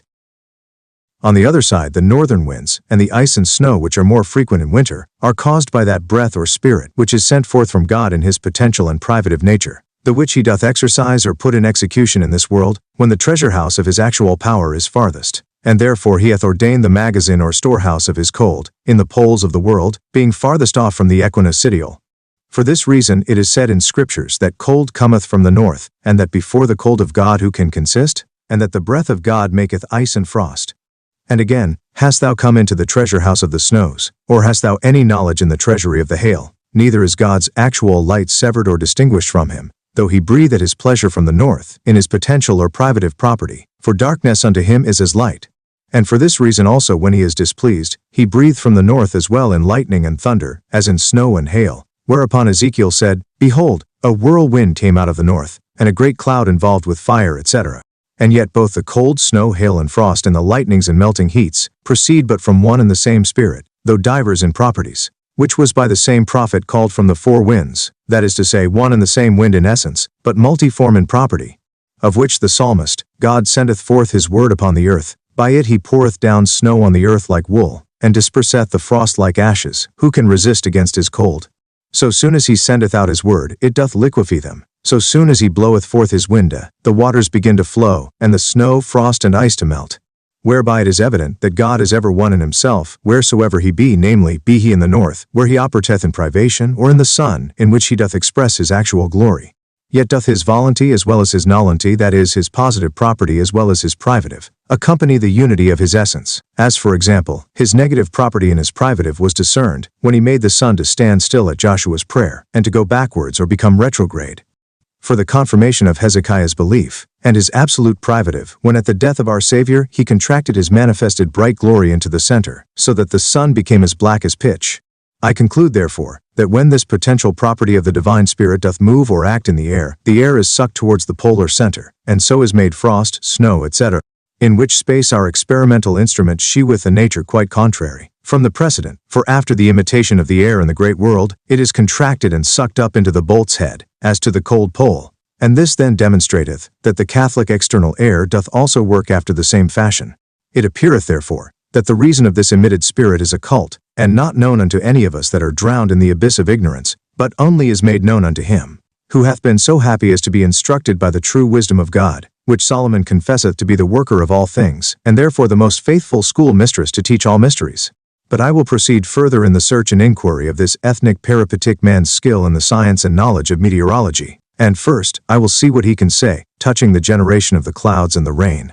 Chapter 5. How Aristotle's doctrine touching the generation of the clouds, and production of the drops of rain, is found to be altogether contradictory unto the true wisdom's institutions. We will now come unto our inquiry and examination of Aristotle's skill in the watery meteors, and because that the causes of mists called nebulae, and thinner clouds termed nebeculae, are comprehended under the title of nubes or clouds, I will only insist upon the mystery of the cloudy impression, for I purpose not to make any great volume of words, to weary your eyes with reading them over, but only to touch with brevity such kinds of principal meteors, as may in their generality include by their descriptions every specialty that may be comprehended under them.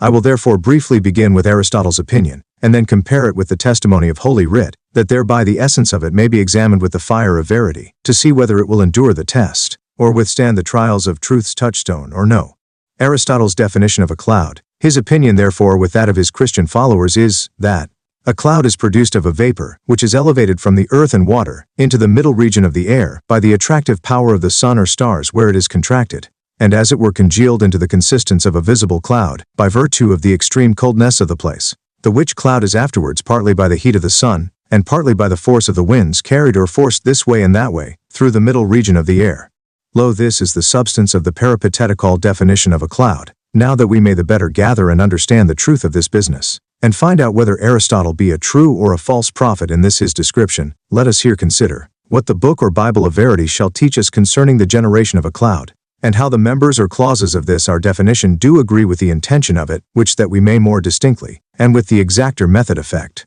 We purpose in this place to compare their minds and senses together, that each person, though but meanly literated, may easily judge and determine of the case as truly it standeth. In the precedent definition he maketh the efficient and procreating cause the heat or act of the sun, saying, that by the attractive virtue thereof, the vapor, which is the matter or substance of the cloud, is drawn out of the earth and water, and sublimed into the middle region of the air, averring also, that partly by the motion of the sun, and partly by the winds, it is moved this way and that way. Again he surmiseth that the cause of the contraction or condensation of the vapor into the consistence of a cloud is the coldness of the middle region of the air. So that unto the consistence of the cloud, he saith that two agents quite contrary in nature and condition unto one another, do concur and meet together, namely, the heat of the sun, and coldness of the middle region of the air. But he assigneth no internal cause of motion unto the cloud, esteeming it as a thing dead, and without an active spirit. For this cause therefore, there do offer themselves unto each wise man's consideration sundry doubts in this definition to be thoroughly resolved and determined of, before he will be able rightly to judge the verity thereof, namely, first, whether the heat of the sun do draw and attract vapors out of the earth and waters, into the middle region of the air, for the composing and shaping out of a cloudy meteor. Secondly, whether the coldness of the middle region of the air be the occasion of the condensation, or thickening of a thin vaporous substance, into the consistence of a well-compacted cloud. Thirdly, whether the clouds be only moved by external efficient agents, namely by the winds and sun, as being destitute of any internal active principle or central agent, or else if it be moved and animated by an internal spirit. Unto either of these three questions or doubts I purpose here to answer, in order as they are proposed. Unto the first objection therefore I say, that it is a most false and erroneous tenet of the Peripatetics, that the sun, stars, or fire do draw unto them any vapors or exhalations.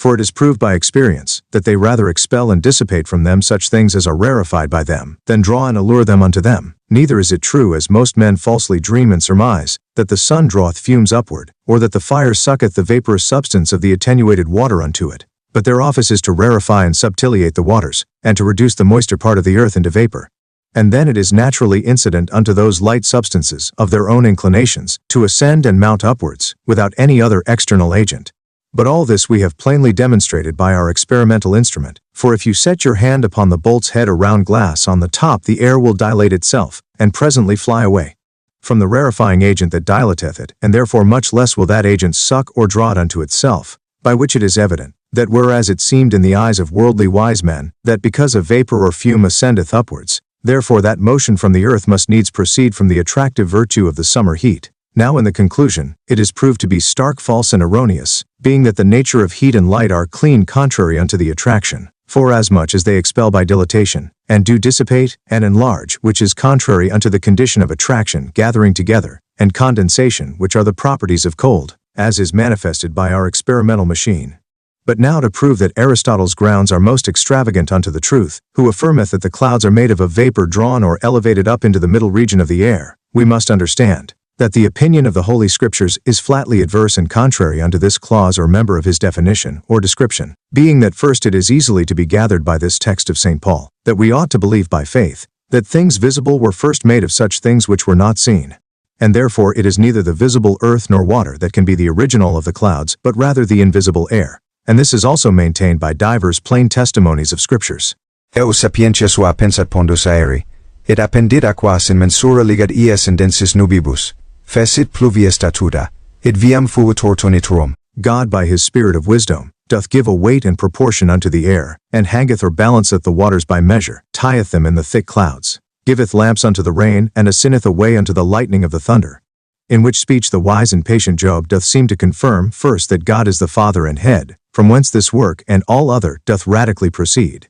and the eternal efficient instrument by which he acteth is his spirit of wisdom, which also accordeth with this of the Apostle. Nobis est unus Deus Pater quo omnia, et unus Dominus, Jesus Christus percam omnia. To us there is but one God the Father, of whom are all things, and one only Lord Jesus Christ, by whom are all things. Secondly, that the air is the main subject as well of the watery as fiery meteors, for by thickening or condensing of it, it giveth a consistence unto the clouds and such like meteors, which are easily afterward resolved into water and rain, and then by attenuating it externally, it becometh lightning. Not that I say that the act of lightning is of the substance of the air, but is rather an admirable light, clothed with the air as with a vestiment. And in the very same sense the text saith, Indutus lumini quasi vestimento, enlarge, which is contrary unto the condition of attraction, gathering together, and condensation, which are the properties of cold, as is manifested by our experimental machine. But now to prove that Aristotle's grounds are most extravagant unto the truth, who affirmeth that the clouds are made of a vapor drawn or elevated up into the middle region of the air, we must understand that the opinion of the Holy Scriptures is flatly adverse and contrary unto this clause or member of his definition or description, being that first it is easily to be gathered by this text of St. Paul, that we ought to believe by faith, that things visible were first made of such things which were not seen. And therefore it is neither the visible earth nor water that can be the original of the clouds, but rather the invisible air. And this is also maintained by divers plain testimonies of Scriptures. Eu sapientia sua pensat pondus aeri, et appendit aquas in mensura ligad ies in densis nubibus, fecit pluvia statuta, et viam fuitur tonitrum. God by his Spirit of wisdom doth give a weight and proportion unto the air, and hangeth or balanceth the waters by measure, tieth them in the thick clouds, giveth lamps unto the rain, and assigneth a way unto the lightning of the thunder. In which speech the wise and patient Job doth seem to confirm first that God is the Father and Head, from whence this work and all other doth radically proceed, and the eternal efficient instrument by which he acteth is his Spirit of wisdom, which also accordeth with this of the Apostle. Nobis est unus Deus Pater quo omnia, et unus Dominus, Jesus Christus percam omnia. To us there is but one God the Father, of whom are all things, and one only Lord Jesus Christ, by whom are all things. Secondly, that the air is the main subject as well of the watery as fiery meteors, for by thickening or condensing of it, it giveth a consistence unto the clouds, and such like. Meteors which are easily afterward resolved into water and rain, and then by attenuating it externally, it becometh lightning. Not that I say that the act of lightning is of the substance of the air, but is rather an admirable light, clothed with the air as with a vestiment. And in the very same sense the text saith, Indutus lumine quasi vestimento, he is endowed with light as with a vestment. And again, the wise philosopher, in lumen lumen. So that the thinner the air is, the hotter it is, and consequently the richer in coelestial fire, whose central act is divinity. Now that the air is the substance or material subject of the watery meteors, the precedent text beareth it in these words. God by his wisdom assigneth, or setteth by proportion, a weight unto the air, that is, he thickeneth it into clouds, for the words following importeth so much, which are, appendit aquas so nubes in mensura. He hangeth or balanceth the waters or clouds by measure, or attenuateth it into lightnings as the words following do witness. So that he seemeth to aver, that the invisible air is altered according to weight and measure, into the bodies or substances of the visible clouds, which afterwards are resolved into rain, and fiery lightnings, which by compression do appear. Again, that it is neither the earth nor waters from which the existence or substance of a cloud is made, but only the air, we plainly do gather out of these words in Deuteronomy. Aperiat tibi Jehovah thesaurem suum optimum, coelos, dando pluvium terrae tuae suo tempore. Jehovah will open his best treasury the heavens, giving rain unto thy earth in due season. Out of which words observe first that by the heavens is meant the air, for in the air the clouds are procreated. And again the air is called heaven in many places of Scripture, as volatilia coeli, the fowls or birds of heaven.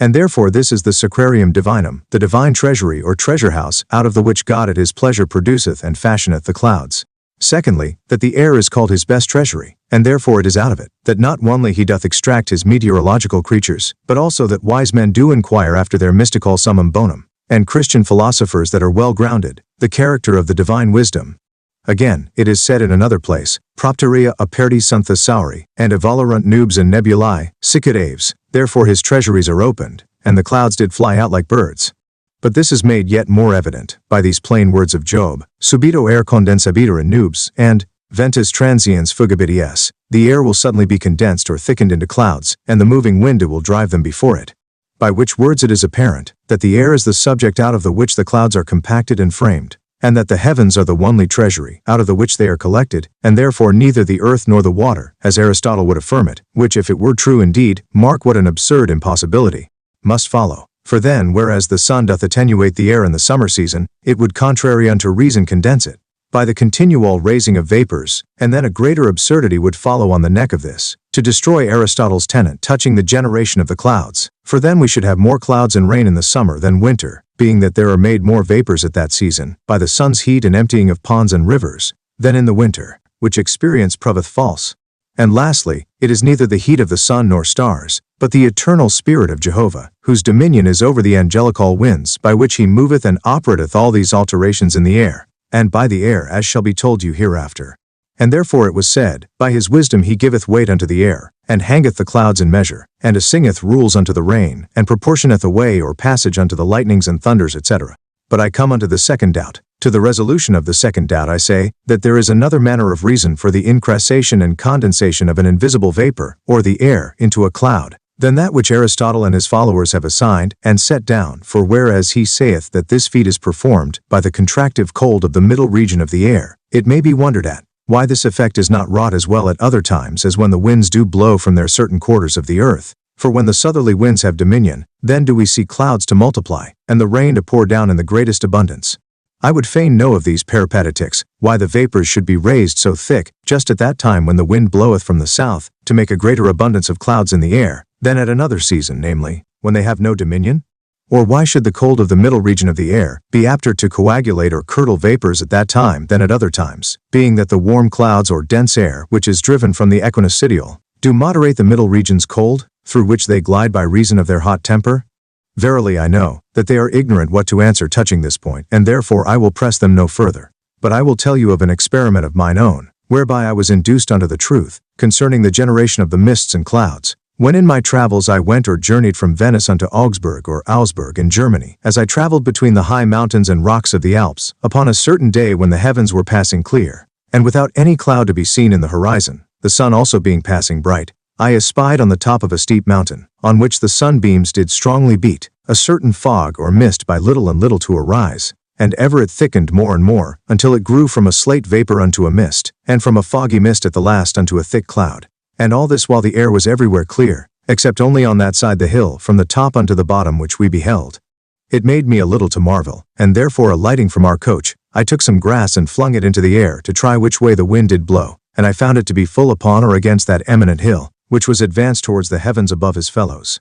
Whereupon I did straightway gather, that the degrees of progression from a vapor unto a mist, and from a mist unto a fog, and so forward unto the consistence of a cloud, was by compression of the common air, which was chased before the wind by little and little, against the lofty rock or mountain, which hindering of it in its passage or flight, was the cause that the consequent air was added unto the precedent. And so by adding and compressing of parts of the air unto other parts, a perfect cloud, onely conformable unto that part of the mountain was made, which forthwith, when it became ponderous, and apt to endure the reflection of the sun, did resolve itself for 4 miles space on this side the rock into rain, all the rest of the air remaining still clear, and without any cloud. Whereby I did forthwith conceive, that clouds were not engendered after the manner described by the peripatetics, that is by the vapors rising out of the earth and waters, but by the inspissation or incrassation of the thin and invisible air, into a thick, dense and visible cloud, according unto the before-mentioned place of Job, subito aer condensabitur in nubes et transiens ventus fugabidies. But then I was a little troubled when I remembered that mountains and high rocks cannot by their resistance and stopping of the fugitive air be always the cause of clouds, seeing that we often find clouds do everywhere appear, where yea in the plain deserts and open seas, where no hills are. Whereupon after that I had a little while considered, and well pondered this objection with myself, I did quickly conceive an infallible answer and resolution of this doubt, considering that there is not a wind that bloweth in the heavens with dominion, but hath some opposite or transversal wind which bloweth with it, though it be not discerned by reason that the mightier wind doth darken or obscure the action of the weaker, even as in the open sun a candle is scarcely to be discerned. Now that at one and the same time 2 or more winds do blow, I will prove it by common experience, for being often on the seas I have observed, that when the predominant wind hath fallen a little in his force by fits, and hath urged the sail of the ship but weakly, an opposite wind hath immediately betrayed itself, and moved the sail the contrary way, until the other rising again, did replenish and fill up the sail towards our determined mark, which made for our purpose. But we have also scriptures to testify that opposite winds do often blow at one and the same instant. For first, the self-same spirit was evoked from the quarters of the 4 winds, by Ezekiel and Daniel ecce quatuor venticeli pugnabant in mari magno. And Zechariah isti quatuor, equi sunt, quatuor venticeli, qui precedunt, amp stant coram domino, universi carnis. These 4 horses are the 4 winds of the heavens which go forth and stand before the Lord of all flesh.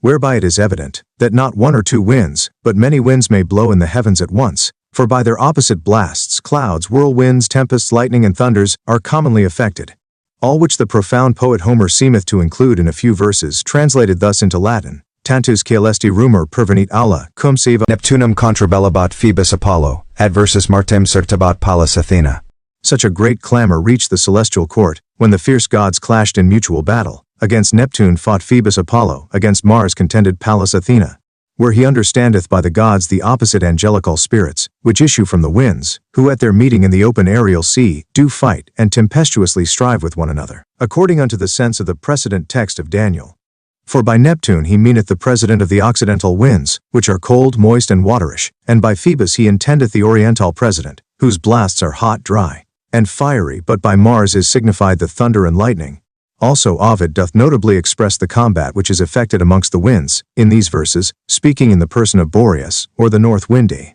Idem ego cum fratres caelos natus, apertonam mihi campusis est, tuto molimina luctor il medius nostris concusibus insonat eter exiliantque cavi elisi nubibus ignes. When as I meet my brethren in the air, I wrestle with such ire, that middle heavens do echo at our fare, and hollow clouds do vent forth flashing fire. Or literally, I too, born when the sky was open, with my brothers, for to me this field is given, I struggle with assured effort, that firmament resounds with our clashes, and hollowed fires burst forth, struck from the clouds. Whereby Boreas, or the north wind, understandeth the southern blast, and the other cardinal winds, the which when Boreas meeteth in the air, do produce by their contentious strugglings and wrastlings thunder, whirlwinds, and such like tempestuous storms. And therefore we ought not to make any doubt, but that two or more winds do blow at one and the same time, either oppositely or transversely in the open air, whereby the intermediate invisible air is by compression thickened, or condensed from the existence of a mean air, into a scarce visible vaporous substance, and so into a more visible misty complement, and lastly, into a most apparent and visible cloud, the which cloud nevertheless is pushed and driven forward by that wind in the heaven, which hath the greatest dominion and denomination, for his power confirming in every point that which is spoken by Job, and cited before. Subito aer condensabitur in nubes and ventus transiens fugabit ius. The air will suddenly be thickened into clouds, and the wind which moveth in the air will drive them before it. So that it is easily to be gathered, that a cloud is framed of the air after this fashion, the air filling the whole vaultry heaven, and therefore the sublunary world is violently forced to move before the breath of one wind, and being encountered in its flight by an opposite wind and unto the first, though of a weaker force, it resisteth the chafed air in its motion, and by that resistance, air being joined more into air, doth thicken by degrees, even as I told you the steep mountain or rock denying passage unto the air,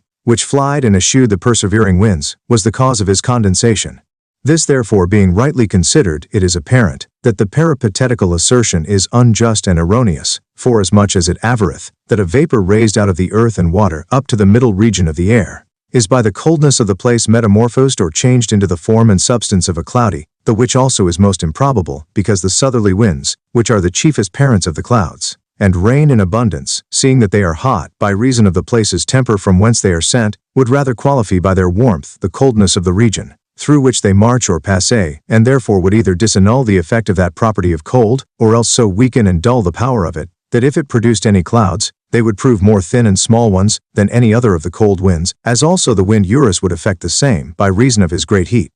And yet we find all this quite contrary by experience, for the southerly winds do increase and produce clouds, that are in general more moist and thick than any of the other are accustomed to do. Yea, verily, the south wind doth so condense the air by his presence, that it maketh objects appear greater unto the sight than indeed they are.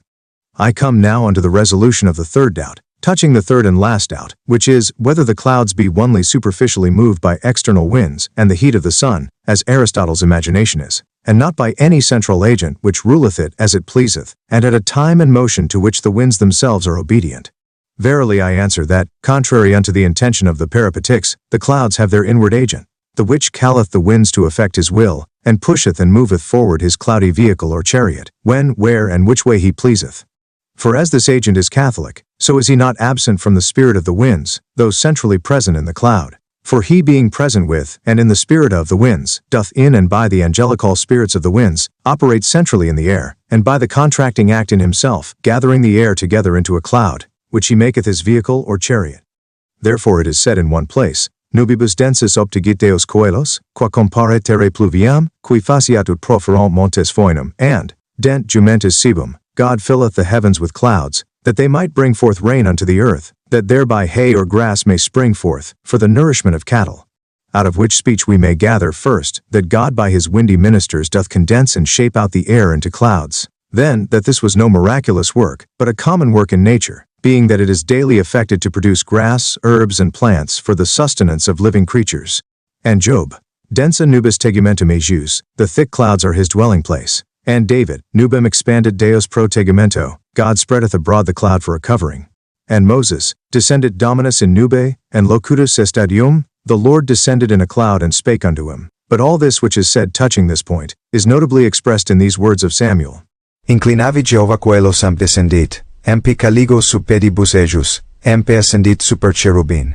emp volavit, emp. Lapsus e super penas ventiposui tenebras in circuitus suo latibulum. Cribrans aquas de nubibus coelorum, per fulgor in conspectu ejus nubes accensai sunt. Jehovah did bow down or incline the heavens and ascended, and darkness was under his feet, and he ascended upon a cherubim, and did fly and glide upon the wings of the wind. He made darkness his hiding place, sifting out waters from the clouds of heaven, and the clouds are set on fire at the sight of him Anski. In which relation of Holy Writ, what I have spoken before is notably set forth, for first it is said, that God ascended or mounted on the cherubim, which is an airy angel, then that he did glide upon the wings of the wind, arguing thereby that the air being animated by the angelical spirit was made a wind, in the which the word or spirit of God did move, and then after this, he in and by the wind did shape out his dark tabernacle, for it is said, he made darkness his hiding place, that is, he made the dark clouds his chariot, for David hath it thus, nubes dense vehiculum, so curus Dei, quietat super alas venti, the thick clouds are a vehicle or chariot of God, who rideth or walketh upon the wings of the winds. In another place it is called mons Dei coagulatus, in quodeo bene placitum est habitare, the condensed, curdled or coagulated mountain of God, in which it is pleasing unto him to dwell. So that it is evident, that the Spirit of God moveth, so that it is evident, that the Spirit of God moveth the air, informing the air with a windy nature. Forasmuch as by his moving in it, the air is made a windy spirit, and therefore the prophet said, Qui facis angelos ventos, then that animated air by opposite angelical spirits, incited by one and the same divinity, doth reduce the common air into clouds, which are the chariots of him, who essentially doth act and operate all these things, by diverse organs one within another, which vary in dignity from one another, for by how much the more internal a thing is, the more worthy and noble or virtuous it is esteemed, because they approach nearest unto that essence in divinity, which acteth and operateth centrally all in all. That God doth move in the thunders, speaketh out of the whirlwind and clouds, and is at his pleasure a consuming fire, and that he operateth centrally in the winds, clouds, snow, and tempests, and that all these are affected by his spirit of wisdom, the scriptures do here and there in most places express. And therefore it is vainly said that the clouds only move by the sunbeams, or the external pushing winds, caused of so vain impossible principles as Aristotle telleth us, when it is the tabernacle in which that eternal spirit is pleased to abide, or a chariot in which he is delighted to ride, whose horses are the winds, or rather the cherubinical spirits, which he doth animate. So that the voluntary or central principle of the motion is in the cloud, but the angels and winds are the ministers or organical agents, which move according unto the willer. Wherefore though we proved before that the air was thickened into clouds, and that the following wind did drive them before it, yet the willer and commander of this generation of clouds by the winds, was the only and essential internal principle or central mover in the clouds, which by his will made his ministers to move him, where or to what purpose he pleased. And, therefore Solomon sapientia, ejus abyssum ruperiant sese, amp coeli distillant rorum by his wisdom the abyss brake forth, and did rain down the dew.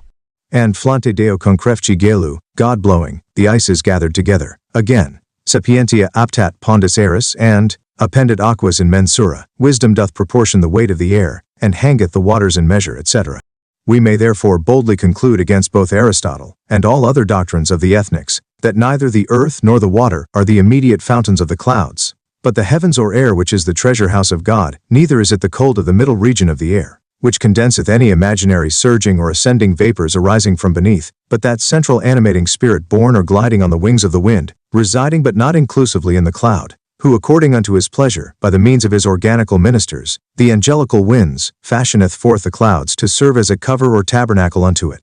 And therefore the cloud acteth not by the heat of the sun, but by the divine light that is centrally in it, which as an emperor sitteth upon the cherubims, which are airy and windy angels, as the seraphims are fiery spirits, and so moveth upon the wings of the wind or air, which his angelical cherubim doth animate. So that in and by the windy organ, he is said to blow when and where he list. It is the eternal spirit of wisdom, which is in brightness and venture more noble than the sun of heaven, as Solomon testifieth, for as much as it also giveth life and splendor unto the sun.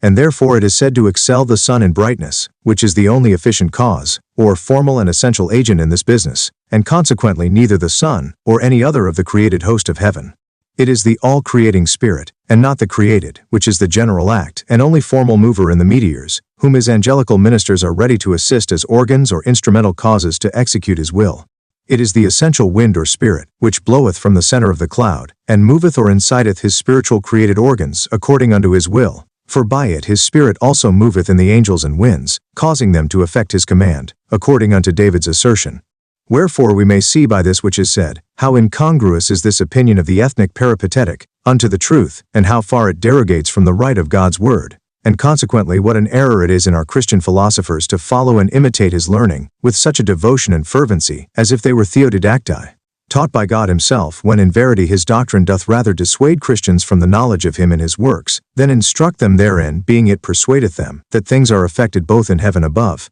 and in the earth, and in the waters beneath, by vain ways and accidentally, that is to say merely by natural causes only, and so would blemish the honor and reputation of him, who in verity is all in all, and operateth all in all, and that not by constraint as the vain peripatetic imagineth, but according unto his will, as it is proved before. Chapter 6. The true and essential definition, or rather description of a cloud, is set forth in this chapter. Well then, will they reply, let us understand how you can better define or describe the nature of a cloud, according unto that holy philosophy and true wisdom which you seem to profess. To the which I answer, that I am willing, and that after a diverse manner, though agreeing in one unity of essence. A cloud is the revealing and making manifest of the invisible mundane spirit, which is hidden in the treasury of God, namely the heavens, by the central operation of the divine wisdom, and his windy ministers, being incited thereunto by the will of God, into a vaporous heap or cloudy substance, which the said Spirit of wisdom erecteth for his secret place or vehicle, to move in, and for the effecting of his will, as well in heaven above, as in the earth and waters beneath. Or after this manner, a cloud is the reducing of the invisible air, into a visible, thick and gloomy consistence which is by the will of God effected, through the concurrence or meeting together of opposite or transversal winds, for the accomplishment of his secret will and pleasure. Or else thus a cloud is a certain visible condensed heap of air, the which the Spirit of wisdom being expanded everywhere, doth make and compose as it were of nothing, that is to say of an airy invisible somewhat, which it extracteth out of his mystical treasury, to do and effect the will of God, as well in heaven as in earth. In which definitions, or rather descriptions, the material substance seemeth to be a coagulated mist, or condensed mass or heap of air. The formal cause is set out in the shape and form of the cloud. The efficient cause or central agent is the essential act of the divine wisdom, who employeth and exciteth his windy ministers, to work externally by the way of compression. We have also the magazine or treasury, out of which the substance of the winds is produced, namely the heavens or air, which is termed archidathus oraria, the chest or cabinet of God's treasures.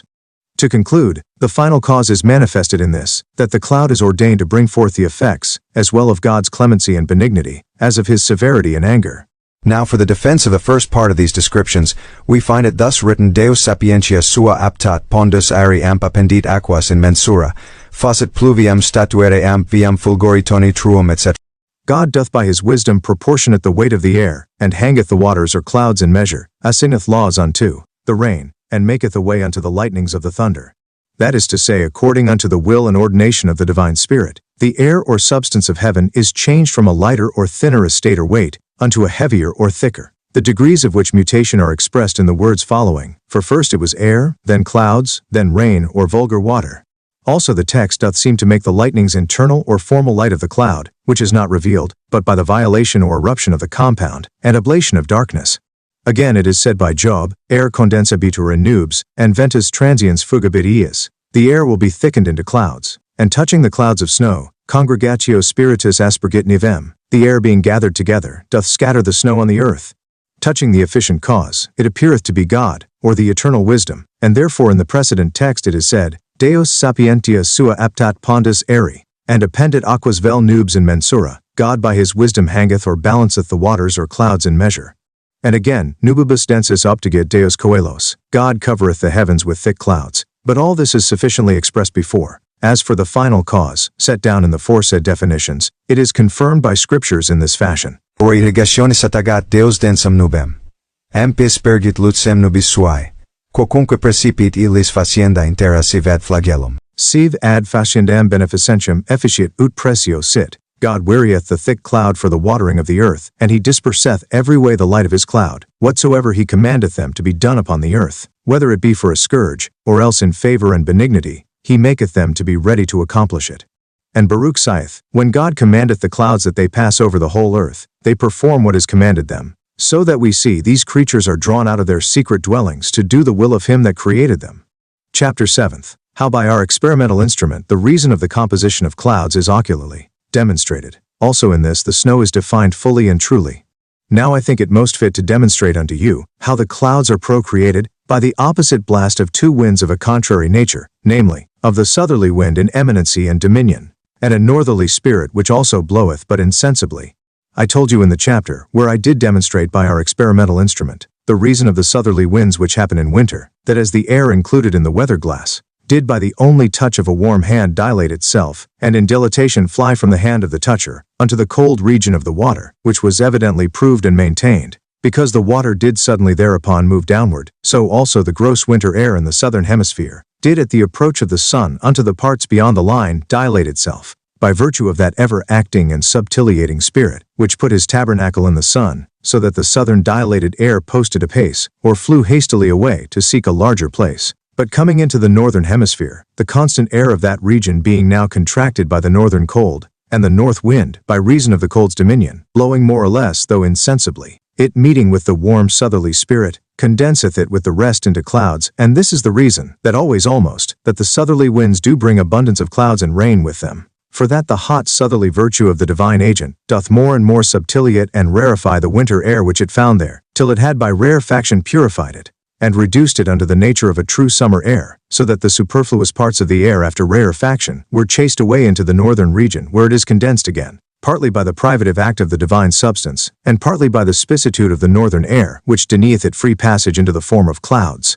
For the cold spice air of the northern hemisphere, agitated and animated by the northern blast or property, resisteth the hot vaporous air, and so it is condensed by little and little. To conclude, I could here set down the Aristotelian definitions of the snow, frost, hail, ice, and such like other meteors, and then check and contradict them mainly by other true descriptions of them, proved by the testimony of Holy Writ. As for example, Aristotle seemeth to aver that the snow is a cloud congealed by the great cold, which before it be perfectly dissolved into water by a vaporous disposition, it is changed into a snowy substance. In which definition, because he is ignorant, as hath been proved already, in the fabric of a cloud, we ought in no case believe him. Again he digresseth from the tenor of Scriptures, according unto the mind whereof, we have defined the snow thus. The snow is a meteor which God draweth forth of his hidden treasury, in the form of wool, to effect his will upon the earth, either by way of punishment or clemency. Or thus the snow is a creature produced out of the air, or heavenly treasury of God, by the cold breath or blast of the divine Spirit, in the form of wool, to perform his will on the earth.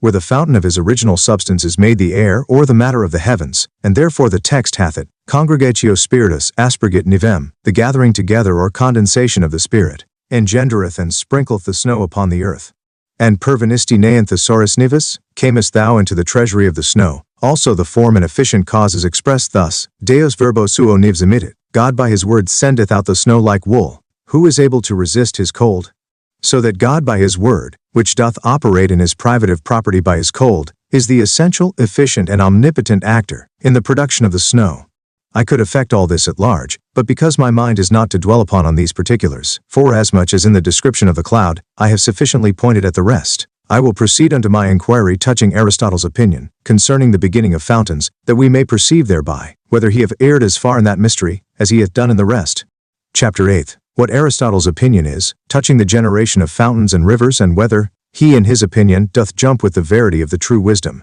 Since therefore it is apparent that Aristotle's doctrine is erroneous and deceitful, touching the generation and essence of the winds and clouds, we purpose in the third place to bring his judgment and opinion, concerning the beginning and original of fountains and rivers, unto the touchstone of truth, that thereby we may perceive whether it will endure the trial and not shrink in the wetting. The Peripatetics, as well Christians as Gentiles, are as much deceived in their meteorological grounds, concerning the generation of fountains and rivers, as in the rest, of which we have spoken before, and therefore their master Aristotle ought to be accounted of all true Christians for a seducer and deceiver of the world, and consequently his doctrine touching this point ought of right to be repudiated and rejected.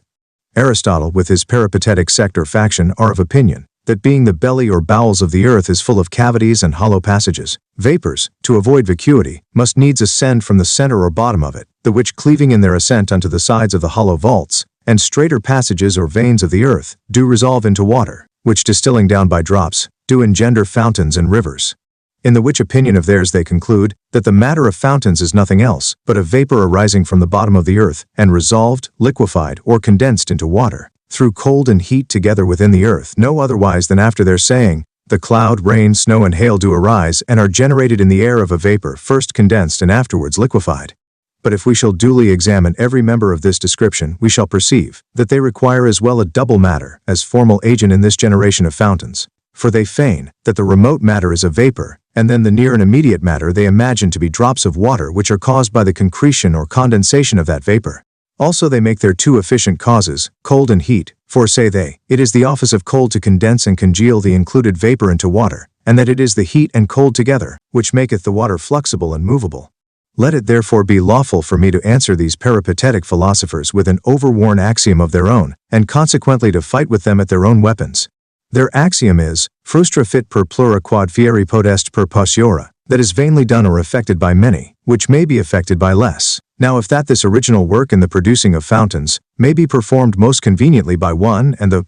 selfsame subject of water without the altering of it first into vapor by subtiliation, and afterward by condensing again that subtle vapor into water, then I make no doubt but you will conclude with me that this peripatetic definition is vain, imaginary, and sophistical by their own rules. But I will make it apparent hereafter, by an ocular demonstration, that it is possible by a course in nature only, that water without any alteration of his consistence may by the secret veins, and close passages or conduits of the earth, be drawn or sucked up out of the huge seas, unto the top or summit of the mountains, after by his soaking through the sands, and porous substance of the earth, it hath left its salt nature behind it, which appearing evidently to every man's sense, the vanity of Aristotle's invention will soon be discovered unto wise men.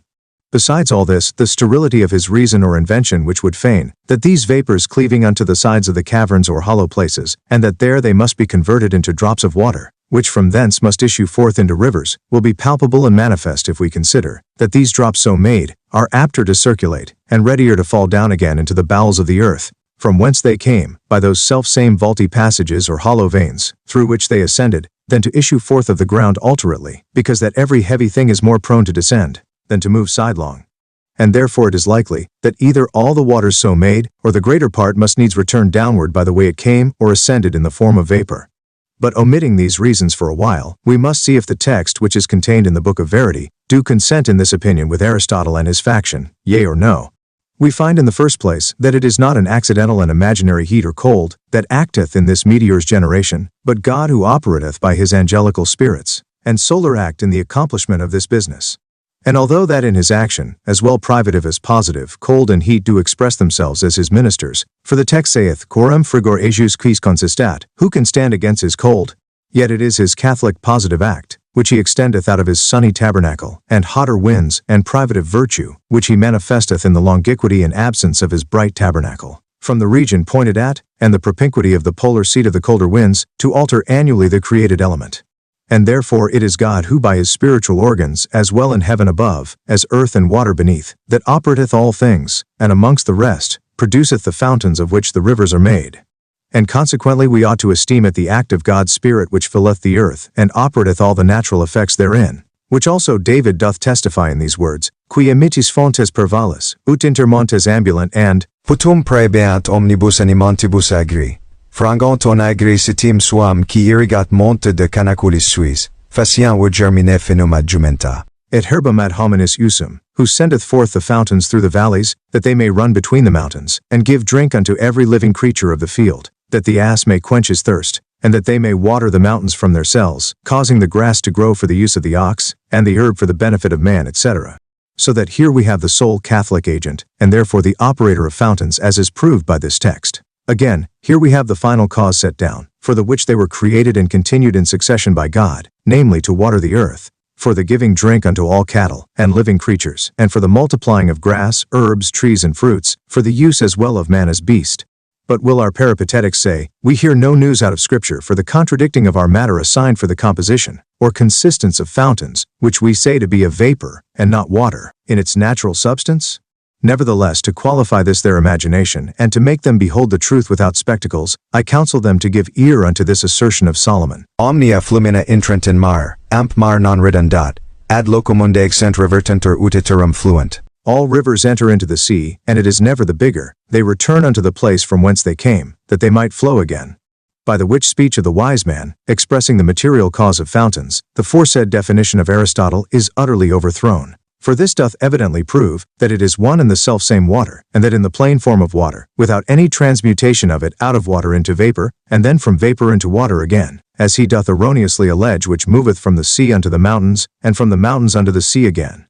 Insomuch that for this only error, some of his earnest disciples have become apostates, or renegados unto his doctrine. For Joannes Velcurius, when he cometh to speak of the generation of fountains, he seemeth to confess and publish his master's folly in these words.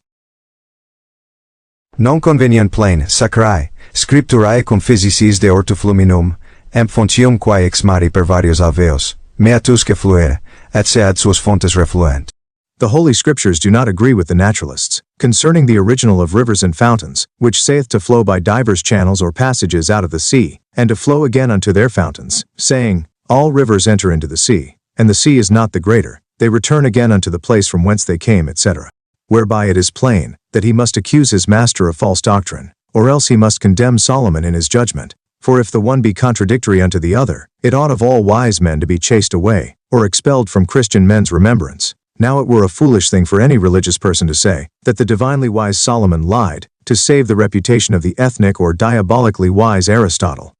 But if they would, yet will I teach them in the next chapter, by an evident ocular demonstration, that Solomon's assertion is most true, and that of Aristotle's most erroneous and fantastical. I conclude therefore, that I gather out of the aforesaid places of the Bible, that this following definition doth best agree with the nature of a fountain. A fountain is a continued flux of water, issuing from the sea, as from its beginning, and flowing into bowels of the earth, and after that from the bowels of the earth, as from the mean by which it passeth, unto the upper or higher superficies of it, by virtue of the divine act, in the mundane spirit, as well positive or dilative, as privative and contractive, for the benefit and sustenance both of man and beast. In which definition, plain water without any alteration of his shape is expressed for the material cause, and is said to have its beginning from the sea, from whence it moveth unto the mountains' tops. The efficient cause of this work, we find to be the act of the divine word, in a double property, as shall be more at large demonstrated in the next chapter. And hereupon Solomon said, Sapientia, erat apud Jehovam in principio via suae concta componens, condo roborabat fontes abyssi amp. Pondat mari statum, wisdom was with Jehovah in the beginning of his ways, as a composer of all things, when he did establish the fountains of the abyss, and set the sea within his limits or bounds. And lastly, the final cause is to give drink and food unto both man and beast, as we may gather out of the forementioned text of the royal prophet. We come now unto the demonstration.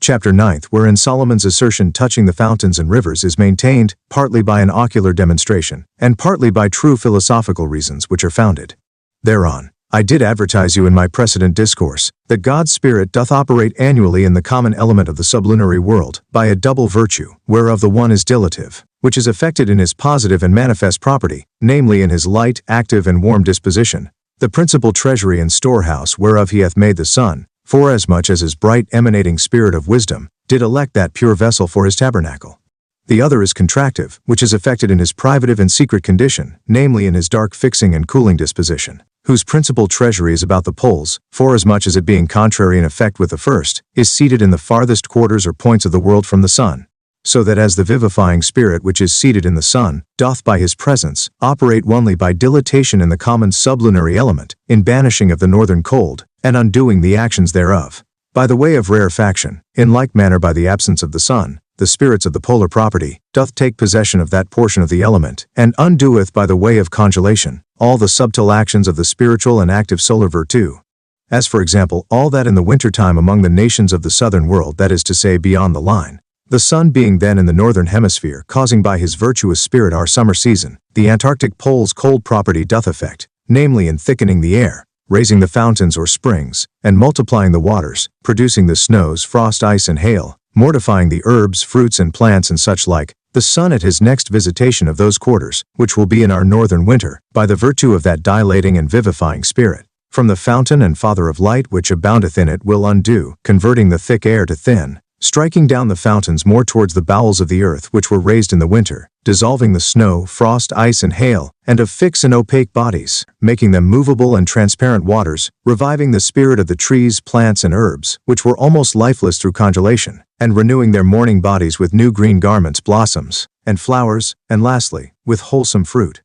To conclude, there is nothing that the polar cold prevaileth over in the one hemisphere, but the solar heat operateth contrarily by the same proportion in the opposite region of the world. For else the world must endure an augmentation, or a diminution in its substance, that is, sometimes it would be bigger, and sometimes lesser. But as Solomon averred that the seas for all the coming in of rivers are never the greater, so also, though fountains rise in one part of the world, and sink in another, and although also the air by attenuation, made by the active Spirit of the Lord, moveth from the warm or summer hemisphere unto the cold and winter hemisphere, yet is the world no bigger or lesser in its consistency for all that. What therefore the winter properly doth operate in one hemisphere of the world, the summer hemisphere must needs act in the same proportion in the contrary. For if beyond the line are made great rains in their winter, we must needs have great drought in the summer on this side the line. When it is hottest with us, it will be coldest with them. If it prove temperate with us, it will be so with them. As the sun being in the equinoctial, maketh days and nights equally long, and the season temperate to both hemispheres. These things therefore being considered maturely in the first place, I proceed unto my practical conclusion. And my natural observation thereupon is, that the air included in the weather glass is made hibernal, or of the nature of winter, by the dominion of cold. For as soon as the head of it feeleth the external cold, the contained air will immediately shrink up, and contract itself into a little space, and consequently the air is made more dense and thick. And that this is so, it appeareth by the mounting or attracting up of the water, for there is such a natural tie betwixt the one and the other, that if the one contracteth itself in a narrower place, namely the air, then the water will immediately mount up with it and to it because it is contiguous unto the air. By this therefore it is apparent, that the contracting and attracting virtue of the northern spirit, or rather divine puissance, which is made manifest in cold, doth first attract, contract, and condense the dilated air, and then the air so contracted by the northern spirit, doth draw or attract the water from beneath upwards, and that without altering. And hail, and of fixed and opaque bodies, making them movable and transparent waters, reviving the spirit of the trees, plants, and herbs, which were almost lifeless through congelation, and renewing their morning bodies with new green garments, blossoms, and flowers, and lastly with wholesome fruit. To conclude, there is nothing that the polar cold prevaileth over in the one hemisphere, but the solar heat operateth contrarily by the same proportion in the opposite region of the world. For else the world must endure an augmentation, or a diminution in its substance, that is, sometimes it would be bigger, and sometimes lesser. But as Solomon averred, that the seas for all the coming in of rivers are never the greater, so also, though fountains rise in one part of the world, and sink in another, and although also the air by attenuation, made by the active Spirit of the Lord, moveth from the warm or summer hemisphere unto the cold and winter hemisphere, yet is the world no bigger or lesser in its consistency, for all that. What therefore the winter properly doth operate in one hemisphere of the world, the summer hemisphere must needs act in the same proportion in the contrary. For if beyond the line are made great rains in their winter, we must needs have great drought in the summer on this side the line. When it is hottest with us, it will be coldest with them. If it prove temperate with us, it will be so with them. As the sun being in the equinoctial, maketh days and nights equally long, and the season temperate to both hemispheres. These things therefore being considered maturely in the first place, I proceed unto my practical conclusion. And my natural observation thereupon is, that the air included in the weather glass is made hibernal, or of the nature of winter, by the dominion of cold. For as soon as the head of it feeleth the external cold, the contained air will immediately shrink up, and contract itself into a little space, and consequently the air is made more dense and thick. And that this is so, it appeareth by the mounting or attracting up of the water, for there is such a natural tie betwixt the one and the other, that if the one contracteth itself in a narrower place, namely the air, then the water will immediately mount up with it and to it because it is contiguous unto the air. By this therefore is apparent, that the contracting and attracting virtue of the northern spirit, or rather divine puissance, which is made manifest in cold, doth first attract, contract, and condense the dilated air, and then the air so contracted by the northern spirit, doth draw or attract the water from beneath upwards, and that without altering of that water which was beneath, in anything from that which is above, so that in conclusion, it is but one and the self-same water. Lo here therefore, it is by this demonstration proved feasible and possible, that water may be sucked and drawn from the caverns of the earth which is fostered and maintained by the sea, even unto the top of the high mountains, and that by a natural means or operation, without any necessity of altering the form of the water into vapor, as Aristotle doth vainly surmise, and that contrary to his axiom, frustra fit per plura quod fieri potest per potiora, that is vainly done by many, which may be effected by a fewer. Contrariwise we see and observe in the weather glass, that if the dilative virtue of the present sun or hot winds doth heat the head of the weather glass, or inflame the outward air, then the air within the glass will also dilate itself, and by its dilatation will strike down or precipitate the water, that the air contracted by cold had sucked or drawn up. And again the visible sinking of the water doth point at and prove the invisible dilatation of the air. Chapter 10th that the actions of contraction and dilation, and consequently of attraction and expulsion of air in the weather glass, with the effects of the elevation and depression of the water which are caused thereby, are most conveniently applied unto the air and water in the world. We must consider that the Catholic air and water in the world filleth the whole vaulty cavity thereof no otherwise than the air in the weather glass filleth the hollowness thereof, so that the fountains of all the world issuing from one sea do seem to penetrate into the bowels of the earth, and fill the general veins thereof, being sucked and drawn up unto them by that self-same reason, by the which the water is exalted into the uppermost part of the neck of the glass. And by this reason there is an evident relation between the fountains of the northern hemisphere and those of the southern, forasmuch as it is expressed before, that the southerly air, which is on that side the equinoctial line, is contained in the same magnetical nature with that on this side the line, so that the flying dilated air passeth from the south, and is condensed into clouds in the north. Wherefore it is apparent, that the matter which feedeth the fountains in the north, are more or less commutated unto those of the south, as the waters that are raised up into the highest degree of the glass are continued with them in the lower, all which is fed and maintained with a pot of water, which we compare unto the sea.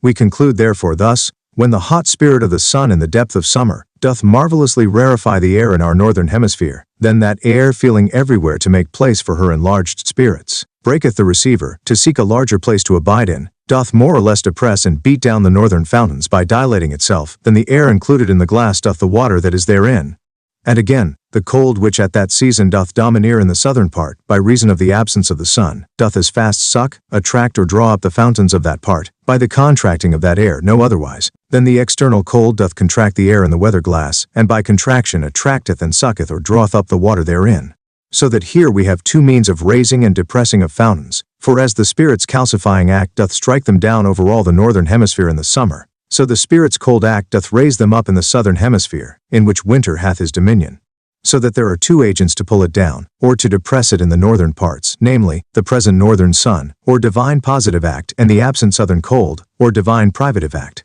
Again, when the sun is removed from the northern regions into the southern, having passed the equinoctial bar, the self-same effects will happen, but in contrary parts, namely, when the cold of the north will help to raise them in the north, and pull them down in the south, and again the southern heat will depress them in the south, and consequently help to raise them up in the north. This is concluded thus, in which figure, FG is the northern hemisphere, where the sun is absent, and therefore winter inhabiteth there, and cold hath his dominion. EHG is the southern hemisphere, where the sun is present, and therefore summer dwelleth there, and heat hath dominion. FG is the equinoctial line, which is, as it were, the bar that divideth the northern region from the southern. A and B is the hollow vein, in which figure, FG is the northern hemisphere, where the sun is absent, and therefore winter inhabiteth there, and cold hath his dominion. EHG is the southern hemisphere, where the sun is present, and therefore summer dwelleth there, and heat hath dominion. FG is the equinoctial line, which is, as it were, the bar that divideth the northern region from the southern. A and B is the hollow vein in the earth which continueth from the northern region to the southern, that there might be a relation between, or continuation in some measure, of the northern and southern waters, as well as of the northern and southern air of heaven, for being the wide CD, which stretcheth from north to south, is the head, from whence all springs and rivers do originally arise. I see no reason that it should seem strange to any man, that I say the northern fountains have relation by a continuity of substance unto the southern, and therefore the southern unto the northern. Wherefore I conclude, that when the Catholic northern air of the hemisphere EFG is cold, it succoureth or contracteth unto it the air in the vein of the earth A, the which air being contracted, elevateth of the water out of the wide CD, as is evidently demonstrated by the weather glass, for when the cold external air hath contracted by congelation the air in the head and neck of the glass, then the water is drawn up by the contraction of the air, out of the vast water in the pot or basin, which I compare unto the sea. On the other side, in the summer or southern hemisphere EHG, where the sun is present, the Catholic air is subtiliated or rarefied, and dilating of the air about the fountain, and in the cavity of the vein, beateth down and abateth the water in the southern mouth of the vein in the earth B, towards sea, so that ofttimes in the summer, the springs are found either dried altogether, or at the leastwise much depressed. Now therefore I say, that by reason of the depression of the waters in the summerly south by way of subtiliation of the air, and exhausting or drawing them up in the winterly north by the cold, the water is the apter to be raised in the cold north. Again, the elevation of the waters in the north where the summer before depressed it, is effected by the empty air's contraction, which possesseth the place in the summertime in the vein of earth where the water was, as we see in the weather glass, and by the dilatation of the air in the south, the water is easily there hid in the earth. So that it appeareth, that it is partly driven and pressed down in the south by heat, and consequently with the greater ease drawn up at the north. and partly elevated in the north by the cold winter, as if a cord were put into a hole of a great piece of timber, downward at one end and did ascend upward at the other, thus. If from the north A the cord be strongly pulled up, and again from the south B it be as strongly pushed or depressed down, it will the easier sink by the south B, and mount in the north A. The self-same will happen but in contrary order, when the sun, and consequently summer, is in the northern hemisphere EFG, for then the springs will be there depressed, and in the southerly parts exalted. The seas draining or soaking into the bowels of the earth D, being the commune medium, or cistern of both extremes, as well to receive the water pressed down, and distributing upward of that superfluity unto the surging, increasing, or winter fountains. Thus therefore do you see evidently how Solomon's saying is proved true, all rivers run into the sea, and the sea is not the greater, they return into the place from whence they came, that they may run or flow again. But let us examine Aristotle's opinion a little better, that we may the more plainly express the absurdity thereof. If that it were a vapor which was sent up out of the bowels of the earth, it must proceed from some mighty heat which must alter that great mass of cold water, which is in the bowels of the earth, into that vapor. But admit that this were so, then mark what absurdities would follow. First he confesseth, that the fountains are colder in the summer than in the winter, because the external heat doth per antiperistosin, or by a contrary act preserve and keep in, and therefore multiply the inward cold of the earth, which being so as it appeareth by the coldness of fountains in the summer, then by that selfsame reason, this fortified cold of the earth in the summer season, must needs also keep in, preserve, and fortify in the center of the earth, that inward heat which causeth those vapors which are the original of fountains. Mark the conclusion, for if that be so, namely, that the central heat in the summer should be greater, then would the vapors be in greater abundance in summer, for the greater the fire is, the more will be the smoke. And again, by reason of the great cold in the caverns of the earth, those vapors would be more suddenly condensed into watery drops, and consequently by that means, we should have higher fountains, greater floods, and more swelling rivers in the summertime than in the winter, all which experience teacheth us to be erroneous, and, to conclude, Aristotle's assertion in this must needs be false. But it will be objected, that it is manifested unto the eye, that standing ponds, and such like humid places are dried by the summer heat, and how can that be? But because the sun doth attract the moisture and consumeth it by converting it into vapors? I answer for the first, that the sun doth not draw but only rarefy, and then the thing rarefied doth tend upward, but that the sun should spend all those moistures of lakes and ponds that way, namely by converting it into air. If that were possible, I will tell you what absurdity would follow, namely, that the sun by reducing all the waters into vapors should thicken the air, when contrariwise our weatherglass teacheth us by that model of air, which is contained in it, that it doth attenuate and rarefy the air and not thicken it. Again, a greater error would fall foul on the neck of Aristotle's doctrine concerning the generation of clouds, if this were so. For whereas his opinion is, that a cloud is generated from vapors extracted out of the earth and water, by the attractive force of the sun and stars, it would follow then, that in the summertime we should have more clouds and more rain than in the winter. But this is as false as the rest, but I say rather that because the air is more rare and thin in the summer, by reason of the presence of the divine act in the sun, which rarefieth and attenuateth the air by his affluxal action, and therefore we have fewer clouds in the summer. For the clouds are made by the compression of air, and the air again is by a circular course renewed, by the resolution of those meteors it produced into their first invisible matter which was but air. I must confess that some part of the waters are subtiliated and by dilatation thrust into the winter hemisphere, but the greatest part doth sink down by the insensible pores of the dry and thirsty earth, which drinketh it up, and keepeth it in her bowels, till it be sucked out by the contraction of the air, which filleth the veins and cracks thereof. Which contraction happeneth by the cold of the winter following, for we see that if there be but a hogshead full of water, it will endure a long time before the hot sun will exhale it by subtiliation. Moreover, it is certain that what the sun doth rarefy in the daytime, so that it riseth in a vaporous form upon the earth, in the nighttime, it fouleth commonly. Again in foggy mists and dew, so that it is removed out of a contracted place, and dilated and besprinkled in mist and dew over the wide and spacious fields. Now that this is so, it is made evident, because we shall ever observe, that the summer mists and dew is most frequent about lakes and rivers. I will, for a conclusion of this book and whole section, only examine our princely peripatetic's opinion, touching the lightnings and the thunders, that we may perceive therein also the validity of his physical doctrine. Chapter 11th. The lightnings and thunders are described in this chapter, according unto Aristotle's sentence, which is afterward confuted by testimony of Holy Writ. Having thus made a general inquiry into the philosophy of Aristotle, touching the original of the winds, the clouds, and fountains, I cannot now but enter into his thoughts concerning the wonderful beginning or primary causes and admirable effects of the lightnings and thunders, being in verity they are meteors of so great marvel, that they require the profoundest speculation to consider them justly and as they ought to be, and therefore I doubt not but that if a due examination be made of Aristotle's validity concerning the research and discovery of so great a mystery, it will be more faulty than all the rest. Let us then observe in the first place what his mind is touching the essence of the lightnings. Aristotle's opinion is that the material cause of the lightning is a hot and dry exhalation drawn out of the earth and elevated into the middle region of the air by the virtue of the stars, where partly by reason of a strong collision or concussion of clouds, and partly because of that antiperistasis which is had between the heat of the exhalation and coldness of the region, that inflammable matter so coacted into the belly of the clouds is set on fire, and breaking out of his prison doth tend downward, by reason of its terrestrial and compacted disposition, and he concludeth that the violence of this eruption is that noise which men do commonly call by the name of thunder. This, I say, is the summary of Aristotle's mind touching the lightning, and verily Aristotle seemeth in some sort to be excused if he err in this inquiry, being that it is a doubt not easily to be resolved,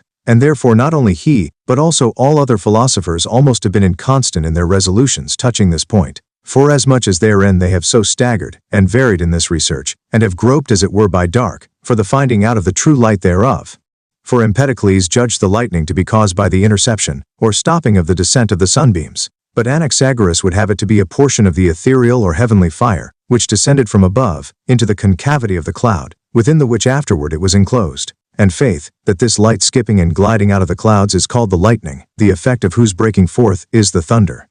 Others will have these flashes of fire to proceed from the dry winds, which being compassed about, compressed or coarctated within the clouds, these clouds are by them set on fire, and thereupon cometh that noise which followeth that turmoil in the clouds. And again many others have otherwise determined of it, so that we may justly say touching this point, and that rightly, quod homines tot sententiae. And now concerning the opinion of Aristotle, it is in itself so contrary and contradictory unto the authority of the true wisdom, that some of his learned Christian disciples have in the plain field of the peripatetical combat against the truth turned tail and become apostates or renegados or relinquishers of their faith, which they had in their master's sincerity, touching this doctrine. For we find it thus written by Martianus Capella quidem philosophorum considerantes mirabilim fulminis operationem, ipsum non opus naturae sed sum idee effectum immediatum arbitrarunt sunt. Some of the philosophers, considering the admirable operation of the lightning, have assuredly held or thought it, not to be a work of nature, but the immediate effect of the Most High God. But to come unto the particulars of his definition, he saith, that the material cause of the lightning is taken from the earth. The agent in the elevation is the astral virtue. The external, accidental, or adventitious efficient is the collision, concussion, or knocking together of opposite clouds, by reason of the antiperistasis that is made between the heat of the exhalation and the cold of the air's middle region, whereby the ascension, or setting on fire the exhalation, is made. And lastly, he sheweth the reason that the lightning moveth downwards, namely because the substance or matter thereof is terrestrial and of an earthly compaction. I will therefore confute every one of these particles in order, and that first by philosophical or natural reasons, and lastly by the authority of the Holy Scripture. As concerning the material substance of the lightnings, which he saith is a hot and dry exhalation, and terrestrially compacted substance which is derived from the earth, first, it seemeth to be but a figment, because it is proved that the stars have no attractive virtue or force, as is proved before. Then for that if the windy exhalation, which is light and more apt to arise and penetrate by reason of its subtility, be denied passage into the middle region of the air, much more must this kind of exhalation have his passage barred or hindered into that cold place, being grosser, more terrestrial, and apter to be inflamed. But this impossibility will also be demonstrated by the authority of Holy Writ, fulcura procedant a throno, lightning proceedeth from the throne of God.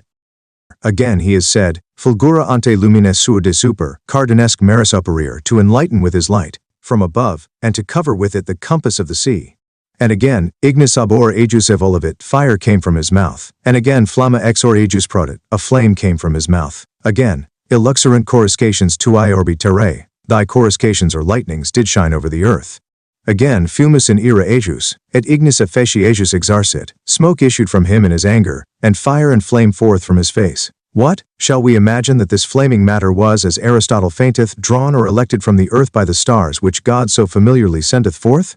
Or dare any true Christian imagine that so base and trivial an excrement of the earth would the patriarchs, prophets, and apostles, with such a boldness, be ascribed unto God's essential power, and to be derived from his presence? Nay, had it not been an impudency in them to say, in regard of the divineness of the thing, that God is a consuming fire, as we find it written both in the Old and New Testament?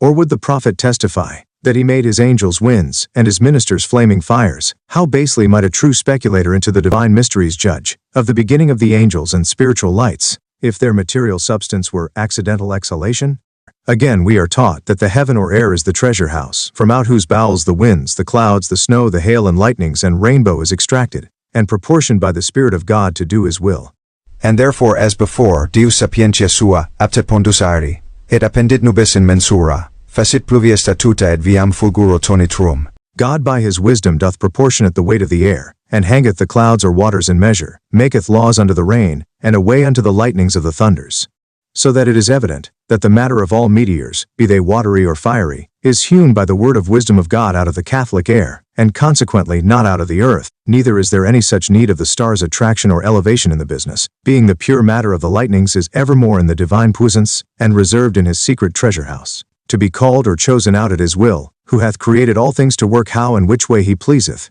For were it not a wondrous thing, that at an instant so great a quantity of exhalations could be drawn out of the earth, and elevated by the stars, as did suddenly and unlocked for, rain down fire and brimstone on Sodom and Gomorrah?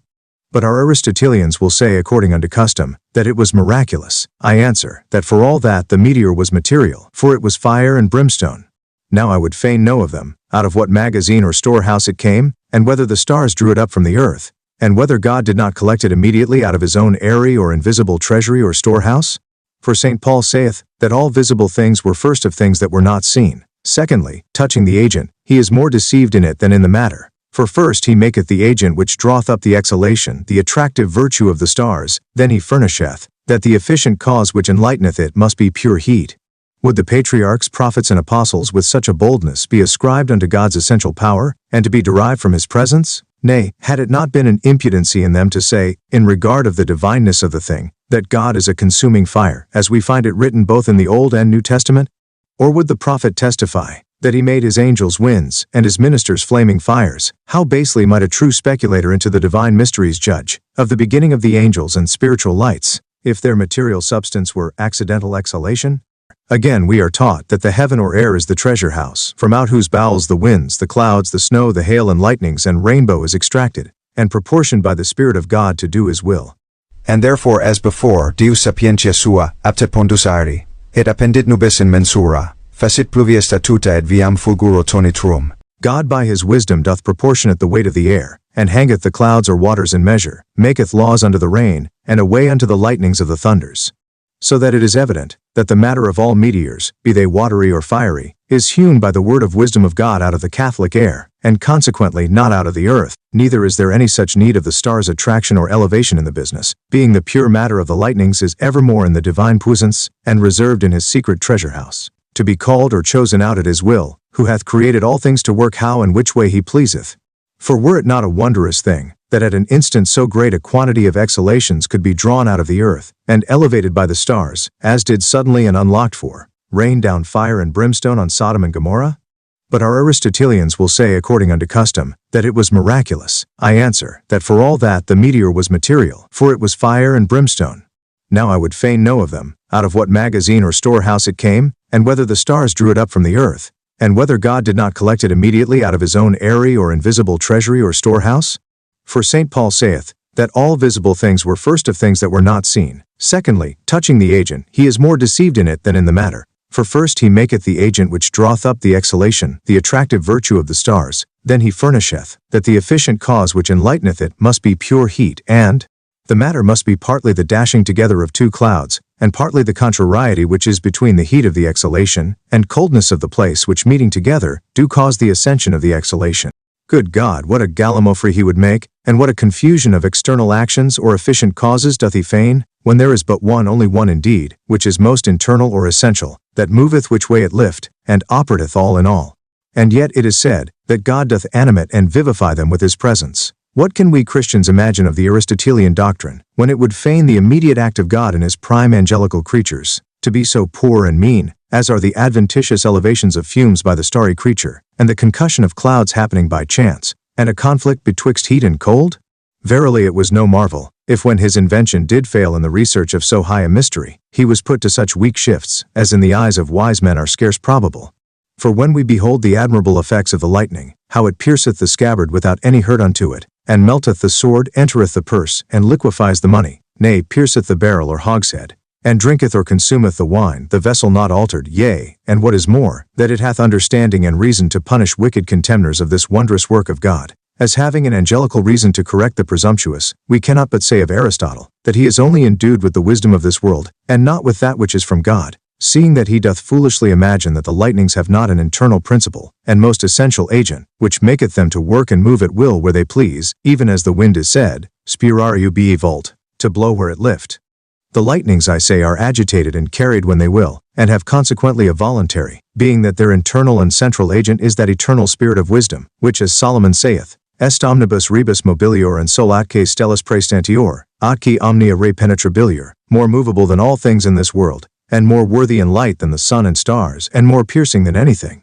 And therefore it was rightly said, amictus luminis quasi vestimento, he is attired, tired with light as with a garment, and in lumi numen, in numen lumen, in light is divinity, and in divinity is light. And this is the reason of the brightness in the lightning, and of its infinite swiftness and subtle penetration. And therefore it was but foolishly done of Aristotle to assign unto the composition and animation of the lightnings only external and adventitious efficient causes, and no internal and essential causes. But I will tell you two famous stories of certain cases, which happened in our time, to manifest unto you, that there is a divine volunty in the lightnings. In Ireland there were two wenches which came from the market, whereof the one had bought her a pair of new shoes. These two travelling on foot homeward, and passing through a field not far from a wood, it chanced in the meantime that they were overtaken by a tempest of thunder and lightning. The one of the wenches, seeing the thunder to approach, ran fast and called to the other wench to hasten and shelter herself under the trees. But she laughed at her, lagged behind, and scorning like a gallant the thunder, said, Let the thunder kiss my backside, so as it hurt not my new shoes I care not. Which when she had uttered, the lightning struck off only her posterior parts, and spared her shoes which were not touched, and so the contemner of God's wondrous and fearful works died miserably. Now let you Christian peripatetics, and see whether there be not an intellectual mover, and divine voluntary, in the lightnings, clean of another nature than your master Aristotle hath taught you. There was also a young towardly scholar, a great follower of Aristotle, and a disputer in the schools, a man more confident in Aristotle's doctrine than in the documents of Holy Writ. This man, being born at Salisbury, and having been commended for his industry and learning, was elected master of the free school there. Upon a time he, having been at the Act at Oxford, did return homeward in the company of some merchants or other travellers, being on horseback. It happened, that as they travelled over Salisbury Plain, a great tempest of thunder and lightning did arise, and whereas the company which were with this scholar was very much dismayed, he encouraged them, bidding them not to fear, for, said he, it is nothing but a natural thing, caused of a hot and dry exhalation, which being drawn up by the sun, and being included in the cold cloud, is there kindled, and so breaketh forth, and this is the cause of the noise you hear. Which when he had said, he only of all the company was by the lightning struck dead, and some of the rest somewhat astonished. Lo here, the loss of a miserable man, through his so confident an observation of the heathenish doctrine. For if he had rejected that kind of learning, which is founded on the terrene and diabolical wisdom, and hearkened unto the instruction of the true patience, he would, in lieu of that profane speech, have worshipped him that speaks in thunder, and joined with him in prayer, beseeching him to divert his wrath from them. And in Ireland there were two wenches which came from the market, whereof the one had bought her a pair of new shoes, these two travelling on foot homeward, and passing through a field not far from a wood, it chanced in the meantime that they were overtaken by a tempest of thunder and lightning. The one of the wenches, seeing the thunder to approach, ran fast and called to the other wench to hasten and shelter herself under the trees. But she laughed at her, lagged behind, and scorning like a gallant the thunder, said, Let the thunder kiss my backside, so as it hurt not my new shoes I care not. Which when she had uttered, the lightning struck off only her posterior parts, and spared her shoes which were not touched, and so the contemner of God's wondrous and fearful works died miserably. Now let you Christian peripatetics, and see whether there be not an intellectual mover, and divine voluntary, in the lightnings, clean of another nature than your master Aristotle hath taught you. There was also a young towardly scholar, a great follower of Aristotle, and a disputer in the schools, a man more confident in Aristotle's doctrine than in the documents of Holy Writ. This man, being born at Salisbury, and having been commended for his industry and learning, was elected master of the free school there. Upon a time he, having been at the Act at Oxford, did return homeward in the company of some merchants or other travellers, being on horseback. It happened, that as they travelled over Salisbury Plain, a great tempest of thunder and lightning did arise, and whereas the company which were with this scholar was very much dismayed, he encouraged them, bidding them not to fear, for, said he, it is nothing but a natural thing, caused of a hot and dry exhalation, which being drawn up by the sun, and being included in the cold cloud, is there kindled, and so breaketh forth, and this is the cause of the noise you hear. which when he had said, he only of all the company was by the lightning struck dead, and some of the rest somewhat astonished. Lo here, the loss of a miserable man, through his so confident an observation of the heathenish doctrine. For if he had rejected that kind of learning which is founded on the terrene and diabolical wisdom, and hearkened unto the instruction of the true patience, he would, in lieu of that profane speech,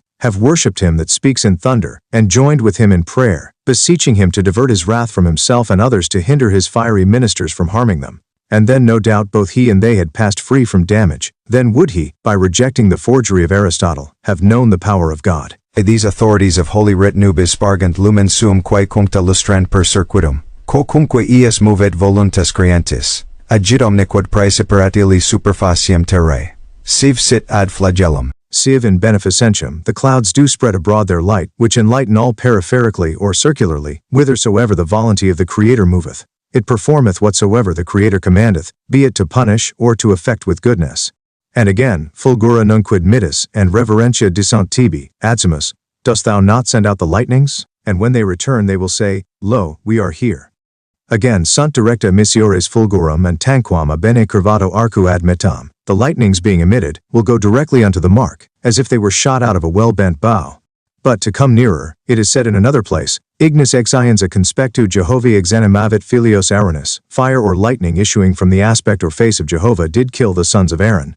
And again, Ignis egressus a Jehovah consumabat centum quinquaginta quiad moverant, thus, fire or lightning proceeding from the face of Jehovah did consume the 150 men which did offer frankincense. And fulgura procedebant a throno, lightnings did go out from the throne. But in another place, all this is more lively expressed thus. Ascendit fumus in ira ejus, ignis a faciejus exarcit, carbonas accensis sont, ab io, PC. Prae fulgorem conspectu ejus, nubes transierunt, grando carbones ignis, in tonui de quello dominus Altissimus dedit vocem suam, a smoke did ascend in his anger, and fire did flame out from his face, coals of fire were kindled by him, onski. By the lightning in his sight the clouds did move, hail and coals of fire, the Lord did thunder from heaven, the Most High did utter forth his voice. By the which speech it appeareth evidently that it is onely God, which doth essentially effect all these things. And although we say in our common phrase of speech, that the lightnings do cause the thunder, or, in speaking more mystically, that the angels inflame the air by their fiery presence, yet, in verity, it is God and his fiery angels or flaming ministers, as also in the thick clouds, and watery spirits who produceth all these things to accomplish his will and pleasure. And therefore the Apostle, Deus operatur omnia in omnibus, God operateth all in all, and elsewhere Deus omnium pater, a quo omnia, God is the Father of all, from whom are all things. And again, ex eo per eum, and in eo sunt omnia, of him, by him, and in him are all things. But all this in our meteorological business is more plainly expressed in the precedent words continued thus at large. In another place ascendit fumus denaribus Jehove, ignisti or eius voravit, carbones accensis sunt ab io, inclinavit coelos, descendit, caligos sub pedibus ejus, ascendit super cherubim, volavit solapsus et super, alas venti, posuit tenebras in circuitu, suo latibulum, cibri ruis aquas de nubibus coelorum. Prae fulgor in conspectu egus nubes succensae sont, carbones ignis volabant, tonabat de coelo dominus, excelsus dabat vocem suam. Missit sagitus suas, and disparuit eos fulgor, smoke ascended out of the nostrils of Jehovah, and fire flew out of his mouth, coals of fire were kindled from him, and he inclined or bowed down the heavens and did descend, and darkness was under his feet, and he mounted upon a cherubim, and flew or glided upon the wings of the wind, made darkness round about him his hiding place, sifting forth rain from the clouds of heaven. The clouds were kindled at the brightness of his face, coals of fire did fly, the Lord did thunder from heaven, and the Most High did utter forth his voice, he sent forth his arrows, and the lightning did disperse them. By all which it is made evident, that there is no essential efficient cause which is natural, but only God in nature and beyond nature operateth all in all. For in the precedent description it is not said, that the clouds or winds sent out coruscations, or that fire came from the sun, or other heavenly bodies, but smoke went out of the nostrils of Jehovah, and fire out of his mouth, neither that vapors and exhalations did gather clouds in the middle region of the air, but Jehovah bowed down the heavens or air, and collected them at his pleasure, neither the coldness of the middle region did accumulate them into a dark mass or heat by condensation, but Jehovah collected and gathered together by his privative and condensing property, that dark chaos or confused abyss. Neither was it any angelical efficient, but Jehovah mounting upon the cherubim did animate it to move according to his pleasure. Nor was it the winds that moved of themselves, but the spiritual cherubim being first animated by Jehovah, did excite the winds to move. Neither was that exceeding darkness made for a secret tabernacle unto Jehovah, merely by the act of the angelical wind. But Jehovah moving on the cherubim, incited the cherubim to cause the winds to collect, and gather together the clouds. Neither was it the resolutive faculty of the sun, that melted the clouds into rain, but Jehovah that did sift or cribrate forth water or rain out of them. Neither was it the collision or dashing together of the clouds, or, which was between the hot exhalation and the coldness of the place, which caused the actual lightnings or inflammation of the clouds. But the brightness and inexplicable light of his presence did set the clouds on fire. Neither was it the contentious strivings which was made between the fire and water, in the cleaving of the cloud, which maketh the fearful sound from heaven, but it was Jehovah that did thunder from heaven. It was the Most High that did utter his voice from heaven, and sent forth his lightnings as arrows to destroy the wicked. Which being so, what have we Christians to do to look after any natural efficient cause with the acute eyes of Aristotle, which must act and operate per se of themselves, without any consideration, when by the precedent text it appeareth that St. Paul was no liar, when he said that God operateth all in all? And as for that peripatical distinction of causa principalis and secundaria or subalterna, you see here that it is utterly disannulled by the text before mentioned. For the only efficient cause as well in the first, second, third, and fourth organ or instrument was God. For it was he that inspired the cherubim, it was he in and upon the cherubim which did animate the winds, it was he in and upon the cherubim by the winds that gathered the clouds together. It was he that in and upon the cherubim by the winds did lift out water and rain out of the clouds, and did set them on fire by sending forth lightnings from his throne. And, in conclusion, though he use many organs, yet the essential act which operateth in and by them all, doth issue forth from one simple and sincere identity, which comprehendeth no otherwise all things in himself. Then unity in arithmetic is assuredly reckoned for the father of multitude. Thus we see that the foresaid young man was lost, by his too much presuming on the vain and pestiferous doctrine of his peripatetical master. For whereas he taught unto the honest Christians which were his companions, the false doctrine of his ethnic master, in their greatest need, namely when the angry hand of the Almighty was in the heavens ready to menace them, if they called not out for grace, from him who spake out of the clouds in time, and did with them to abolish all fear, making them believe that the lightnings were contingent things in nature, and made as it were by haphazard, and not endued with sense or reason, as being framed and shaped out, yea, and informed by external and superficial principles. He with his companions should have remembered that saying, so often repeated by the wise man, Timor Domini est principium sapientiae, the fear of the Lord is the beginning of wisdom. If then both he and they had acknowledged that it was God that spake in thunder, being environed about with his potent angels, they would then not have been so careless, but have prayed unto him heartily, have utterly forgotten this absolute acting nature of Aristotle, considering that God is the onely naturating nature of natures. I could tell you of many other wonderful stories to my knowledge, but I will only insist upon these two. About some 5 or 6 years since, there was one piper's daughter of Colebrook, who being gleaning of corn after the harvest was carried, in the company of her mother, and another young woman newly married unto a glover in Colebrook, who had been my servant, and also there was another daughter of the said goodwife Piper. The tempest approached when they were in the field. The elder daughter, who had been, by their report, very disobedient unto her parents, and would fearfully curse her mother ofttimes, seeing the lightning to flash about her, cried out, Fie upon the lightnings, I cannot endure them, I will go home. And when she was wished by the company to call on God, she would not, but they hastened upon a tall oak which stood not far from a park pale, against the body whereof she placed her back, and laughing she said, She feared not now, for I am as safe as in my mother's parlor. The new married wife that had been my maid, leaned her elbow upon her knee, being also sat down, and the sister sat a little nearer the park pale. The mother stood under another tree hard by, and in a dry ditch under the oak. Another wench did shelter herself, but so for all their imaginary safety, they could not fly the wrath of God. For the lightning fell on the very top of that oak, and the bolt plowed or made a furrow all along down the oaky, continually without intermission, and came directly upon the eldest daughter that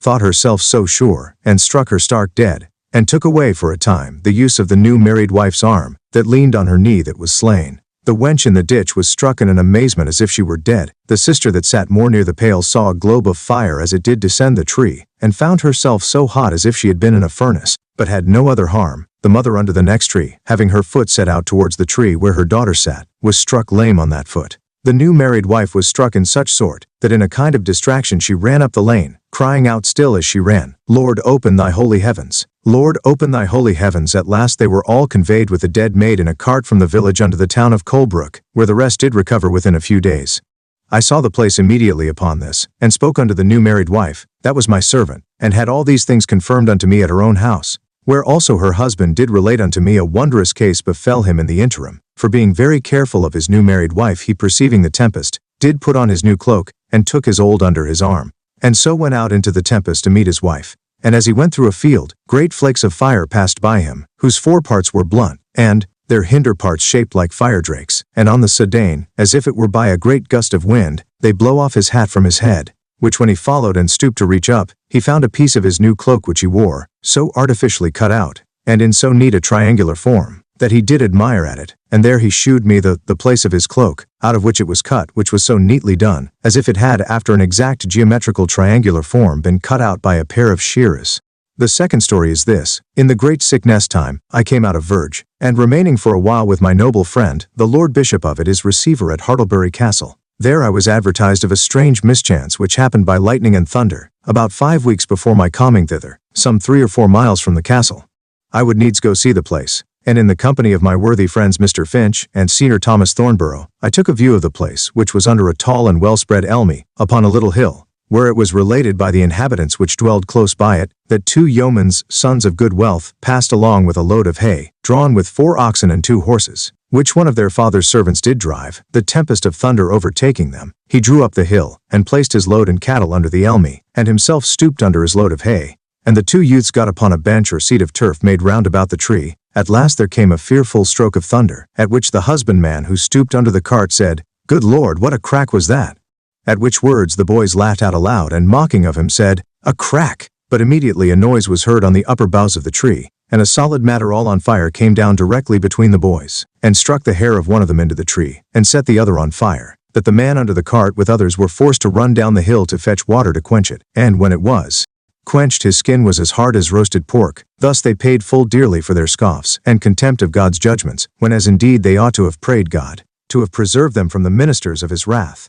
It is a dangerous thing to sport with and laugh at the saints. There is the thunderer from above, who hath messengers, able to revenge his cause, if he but nod unto them, in the twinkling of an eye. I know that some peripatetic will reply, that it is but metaphorically meant when scriptures say that God speaketh in thunder, and not really to be understood as it is spoken, which if it were true, then is the plainest phrase in scripture to be so also understood, namely, clouds, snow, hail, and ski. So that either it was a real speech or not real, and if not real, it would rather draw me to error than truth. But scripture is full of this kind of speech, and therefore the whole harmony of Holy Writ doth take and construe it for real. Again, others do acknowledge the speech to be real, but, say they, where God speaketh in thunder, that act is miraculous and not natural. To which I answer with the mouth of the patient Job, pro irrigation fatigat Deus densam nubem, and dispergit lucem nubibus suis. God doth weary the thick clouds and disperse abroad the light of his clouds for the watering of the earth. Whereby it appeareth, that God doth ordinarily gather together the clouds and maketh them his organical instruments, to utter his voice unto mortal men, for the prospering of the annual fruits upon the earth. And therefore thus in another place si consideraret homo extensiones densarum nubium, fragores in tugurio illius extenderet super illud licentiam suam, cum his judicaturus est populum ampadaturus cibum abunde. Also in another place all this is more plainly expressed, where it is said, Vid arcum and benedicium qui fecit illum, and valde speciosa sunt in splendor suo. Giravit caelum in circuitu gloria ejus. Manus excelsi aperuerunt, il imperio suo, acceleravit, nivem ampe accelerat, coruscationes emitere judici sui. Propterea, aperti sunt thesauri, ampe vola verunt, nebulae sicutaves, in magnitudine sua posuit nobis. Amp confractis sunt lapides grandinis, in conspectu ejus movebantur montes amp in voluntate sua spiravit notus. Vox tonitruum ejus reverberavit terram, tempestus aculonis amp congregatio spiritus aspergit nivem, AMPC. Behold the rainbow, and bless him that made it. It is wondrous beautiful in his brightness. It did compass at heaven in the circle of his glory. By the hands of him that is on high made it. By his command he hath fastened the snow, and maketh speed to send forth the lightnings of his judgment. Therefore were the treasuries opened, and the clouds fly forth like birds. He placed the clouds in his greatness, and the stones of the hail are broken. In his sight the mountains did move, and according to his will the south wind hath blown, and the voice of his thunder hath reverberated the earth. The tempest of the north and the congregation of spirits doth spread abroad, or besprinkle the snow, and sea. In this speech of the son of Sirach, the Lord of Lords is proved to be the sole essential and efficient cause of all meteors, namely, of the rainbow, the snow, the lightnings, the clouds, the hail, the thunder, the winds and tempests, as also it sheweth, that the matter of them is the air. Wherefore he saith in the conclusion, lastly, it telleth us, that the hands or spirit of God are not idle, in the effecting of such works, as Aristotle termeth natural, and therefore operateth not only primarily, but also secondarily, yea, and catholically, in and over all things, as well in their generation, as preservation and corruption. To the last clause of his definition, wherein he seemeth to aver, that the lightnings move downward, because the stuff of it is of a terrestrial compacted nature. I answer, that this reason is over weak, considering the Gigonaean author that alleged it, for it may in the selfsame manner be inferred, that the gunpowder which is of a far grosser stuff than is that of the lightnings, must therefore strike downwards, and yet we see by experience, it riseth in spite of a mean resistance, by its natural inclination upward, as we may perceive by places that are undermined, and squibs, which are violently carried upward. I come therefore unto such true definitions of lightning and thunder, as are maintained and allowed by the Book of Verity, chapter 12. How the lightning and the thunder ought rightly to be described by the true philosopher, and that seriously, according unto the tenor of Holy Writ, since therefore it hath been made manifest in the precedent chapter, that Aristotle hath utterly erred in his conceit, touching as well the material, as essential and formal cause of the lightnings, let me gather, as near as my weak capacity will give me leave, what should be the true nature, and original essential cause of the lightnings, according unto the harmonical consent of Holy Scriptures. Lightning is a certain fiery air or spirit, animated by the brightness of Jehovah, and extracted out of his treasury, which is the heavens, or Catholic air, to do and execute his will, for the good or detriment of the creature. Or else in this manner, lightning is a shining brightness, proceeding out of the clouds, being the pavilion of Jehovah, and is sent from the throne of God, even down unto the earth, covering the surface of the seas. But if we would describe the lightning with all his accidents, and consequently express the whole essence of the thunder, which is a mixed nature, we may effect it thus, out of the testimony of the Holy Bible. Lightning is a fire burning from the face or presence of Jehovah, at the sight or contact of whose brightness the clouds do pass away, and the Almighty doth thunder and utter his voice from heaven, and sendeth forth his arrows for the destruction of the wicked. Or thus, lightning is a fire proceeding from Jehovah, being sent out of his dark tabernacle from above, at the sight whereof, the waters or clouds as being terrified, and the abyss as it were troubled, do haste away, in which turmoil the voice of his thunder moveth circularly, and the fiery or kindled coals are sent forth, as arrows sent out from a well-bent bow, to effect his will, as well for benediction, as for vengeance both in heaven and earth. Or in this sort, lightning or coruscation is a clear and pure light in the clouds above, the which the winds that passeth by doth purify and see. By the first of these descriptions, the manifest material cause of the lightning is expressed to be a fiery air. The place out of which it is drawn is the treasure house of God, or the heavens. Also the formal cause is expressed, in that it is set down to be a fiery spirit or air, the efficient cause according unto the truth's testimony, to be the will or word of God, on which dependeth that spirit of wisdom, by which God operateth all things. Lastly, the final cause is also noted, forasmuch as it is said, that it was created to do the will of him that ordained it, either for the pain or pleasure of mortal men. All which is evidently confirmed out of the places of Scripture mentioned before. The second definition is confirmed out of the Revelation, which saith, Proceed unto throno, lightnings proceed from the throne. Again he is said, Fulgurar lumines sua de super, cardinesque maris operir, to lighten with his brightness from above, and to cover with it the corners of the sea. And again, pre fulgor in conspectu ejus nub transirunt, the clouds did move by reason of the lightning, and brightness which was in his sight or presence. And again, ignis abor ejus evolavit, fire flew out of his mouth. And again, abor ejus venitade premites, and quasi halidus ejus carbones exenderit. And flamma ex or ejus prodirit, from his mouth passed as it were torches, and as it were his breath did kindle coals, and flame came out of his mouth. Also the effect of this description is verified by these words, Illuxerent coruscations, tuae orb terrae, thy lightning shined over the earth. Gen extenuit nubis quasi tentorium sumut fulguret luminsu de super. The members of the third description are confirmed by the page of Verity. For first, the material cause of the thunder is pointed out in these words, that it is a burning fire or fiery air. Also in the description of it his formal cause is selected. The efficient cause is noted to be Jehovah in his wrath. The immediate effect thereof is the exagitation of the clouds, and the loud noise or voice of the thunders. Lastly it concludeth, that the end or final cause is to exercise God's vengeance on the wicked. The fourth and fifth description in this, Jam non respicunt homines lutem, cum nitida est in superioribus nubibus quas ventus transiens purgavit. Now men do not respect the light, when it is pure and neat in the higher clouds, the which the wind that passeth by doth depurate. As for the thunder, I gather out of the Holy Scriptures, that it is to be defined thus, the thunder is a noise, which is made in the cloudy tent or pavilion of Jehovah over the which extending the beams of his light, he covereth the superficies of the sea, and illuminateth the earth, that thereby he may judge the people thereof, and give them meat abundantly. To prove this by sacred authority, Job saith, Si consideraret homo extensiones densarum nubium, fragores in tugurio ilius, extendit super illud lutem suam, cum his judicaturas est populum, and daturas sibum abunde. If man doth consider the extensions of the thick clouds, and the noises in his tent, he extendeth over it his light. With these he will judge the people, and will give them meat abundantly. To prove this by sacred authority, Job saith, Si consideraret homo extensiones densarum nubium, fragores in tugurio ilius, extendit super illud lucem suam, cum his judicaturas est populum, and daturas sibum abunde. If man doth consider the extensions of the thick clouds, the noise and thunders in his tent or pavilion, he extendeth his light upon it. With these he doth judge the people, and give them meat in abundance.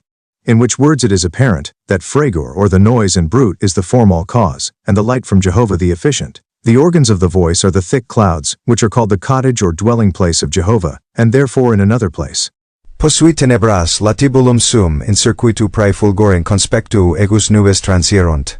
Ampin tonui de coelo dominus he put darkness about his secret place. The clouds did pass away at the sight of his brightness, and the Lord did thunder from heaven. To conclude, the final cause of the thunder and lightning is explained in this, namely that it is as well to judge the people, as to give them meat in abundance. And therefore it is manifest by this, that God appeareth in thunder, as well to the effecting of things which are natural and necessary, both for the punishment and nourishment of his creatures as miraculously. Or else it may be defined thus, thunder is the voice of the Most High, which is uttered out of a cloud, and accompanied with flame and lightning, being ordained by God for the affliction of the wicked. In the which definition the material is the organical cloud, the formal cause is the voice with lightning, the efficient is Jehovah, and the final, that it is effected for the punishment or scourge of the wicked. All which is confirmed out of the precedent texts. In tonuit dominus de coelo, altissimus dedit vocem suam, grandinem amp carbones ignis, amp misit sagitas suas amp disparu eos. Fulgura multiplicavit and contrabavit eos, the Lord thundered from heaven, the Most High did utter forth his voice, hail and coals of fire. And he sent his arrows, and did sever or disperse them, he multiplied his lightnings and troubled them. Or after this manner thunder is a voice or sound, proceeding from the lightning which issueth from the throne of God, and is sent by the divine power out of the cavity of the clouds into the open air to execute his will, either to the creature's good or harm. Where the material or organical cause of the voice is the cloud, the formal is the voice and sound, the efficient is the lightning from God, and the final is either for benediction or malediction.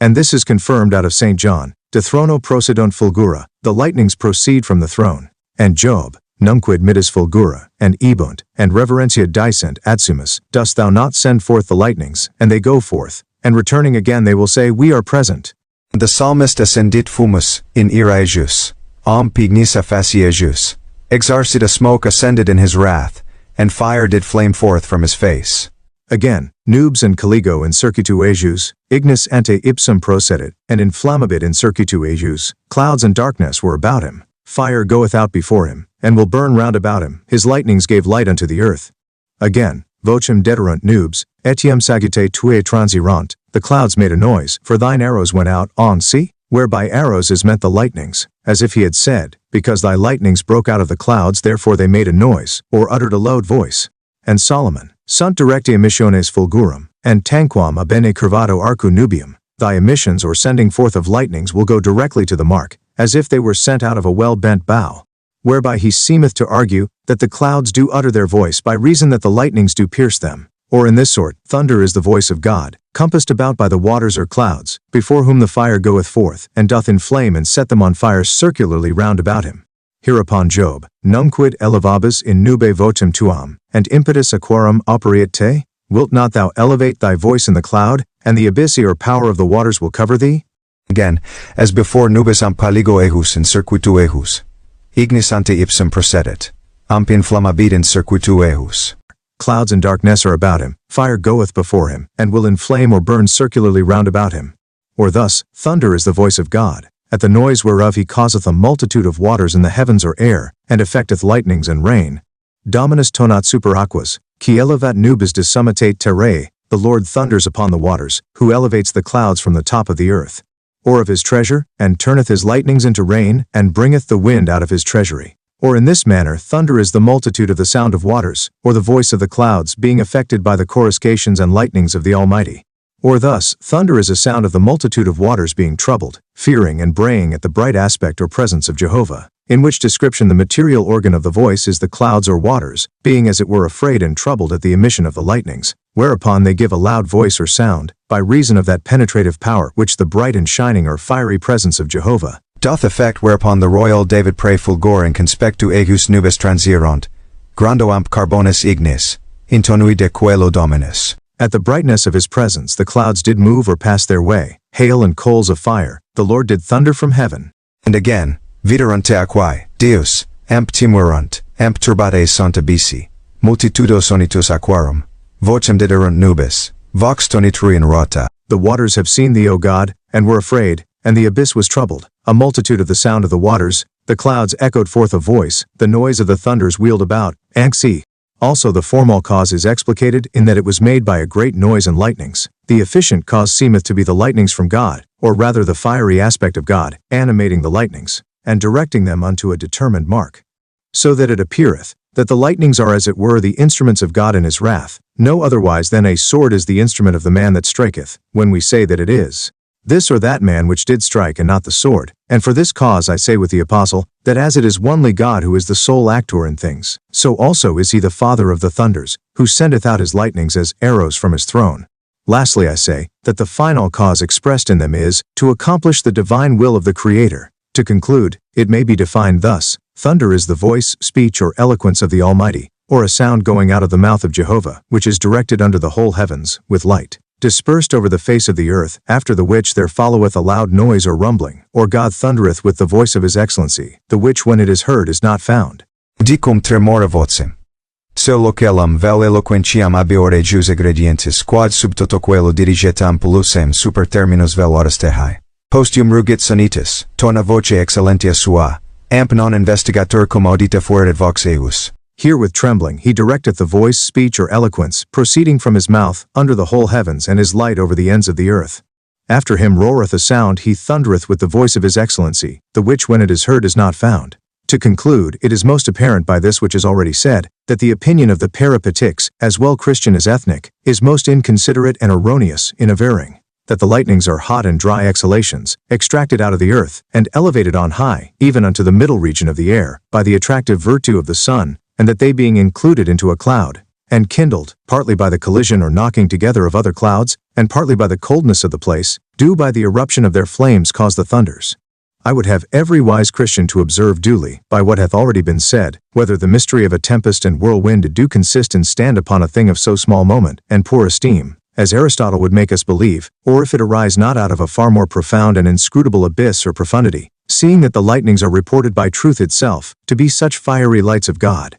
as issue or proceed from his throne, and the thunders are justly termed, the voice, word and eloquence of Jehovah. And for this reason, Jehovah reprehending the boldness of these kind of worldly philosophers which presume so far to censure his inscrutable actions, or to dive into the depth of his mysteries, touching the essential causes of these meteors, without the warrant and assistance of God's Spirit, and falsely to make the whole believe, that these abyssal and abstruse secrets are thrown. Lastly I say, that the final cause expressed in them is, to accomplish the divine will of the Creator. To conclude, it may be defined thus: thunder is the voice, speech or eloquence of the Almighty, or a sound going out of the mouth of Jehovah, which is directed under the whole heavens, with light, dispersed over the face of the earth, after the which there followeth a loud noise or rumbling, or God thundereth with the voice of his excellency, the which when it is heard is not found. Audit cum tremora vocem, se loquelum, vel eloquentiam abeore jus ingrediensis, quad sub toto coelo diriget ampulusem super terminus vel horas terrae. Postium rugit sanitas, tonat voce excellentia sua, amp non investigator cum audita fuerit vox eius. Here with trembling he directeth the voice, speech or eloquence, proceeding from his mouth, under the whole heavens and his light over the ends of the earth. After him roareth a sound, he thundereth with the voice of his excellency, the which when it is heard is not found. To conclude, it is most apparent by this which is already said, that the opinion of the Peripatetics, as well Christian as ethnic, is most inconsiderate and erroneous in averring that the lightnings are hot and dry exhalations, extracted out of the earth, and elevated on high, even unto the middle region of the air, by the attractive virtue of the sun, and that they being included into a cloud, and kindled, partly by the collision or knocking together of other clouds, and partly by the coldness of the place, do by the eruption of their flames cause the thunders. I would have every wise Christian to observe duly, by what hath already been said, whether the mystery of a tempest and whirlwind do consist and stand upon a thing of so small moment, and poor esteem, as Aristotle would make us believe, or if it arise not out of a far more profound and inscrutable abyss or profundity, seeing that the lightnings are reported by truth itself, to be such fiery lights of God, as issue or proceed from his throne, and the thunders are justly termed, the voice, word, and eloquence of Jehovah. And for this reason Jehovah reprehending the boldness of these kind of worldly philosophers which presume so far to censure his inscrutable actions, or to dive into the depth of his mysteries, touching the essential causes of these meteors, without the warrant and assistance of God's Spirit, and falsely to make the world believe, that these abyssal and abstruse secrets are effected after their vain imaginations, seemeth to return unto them these speeches. Auribus percipiti, considerat mirabilia Dei fortis.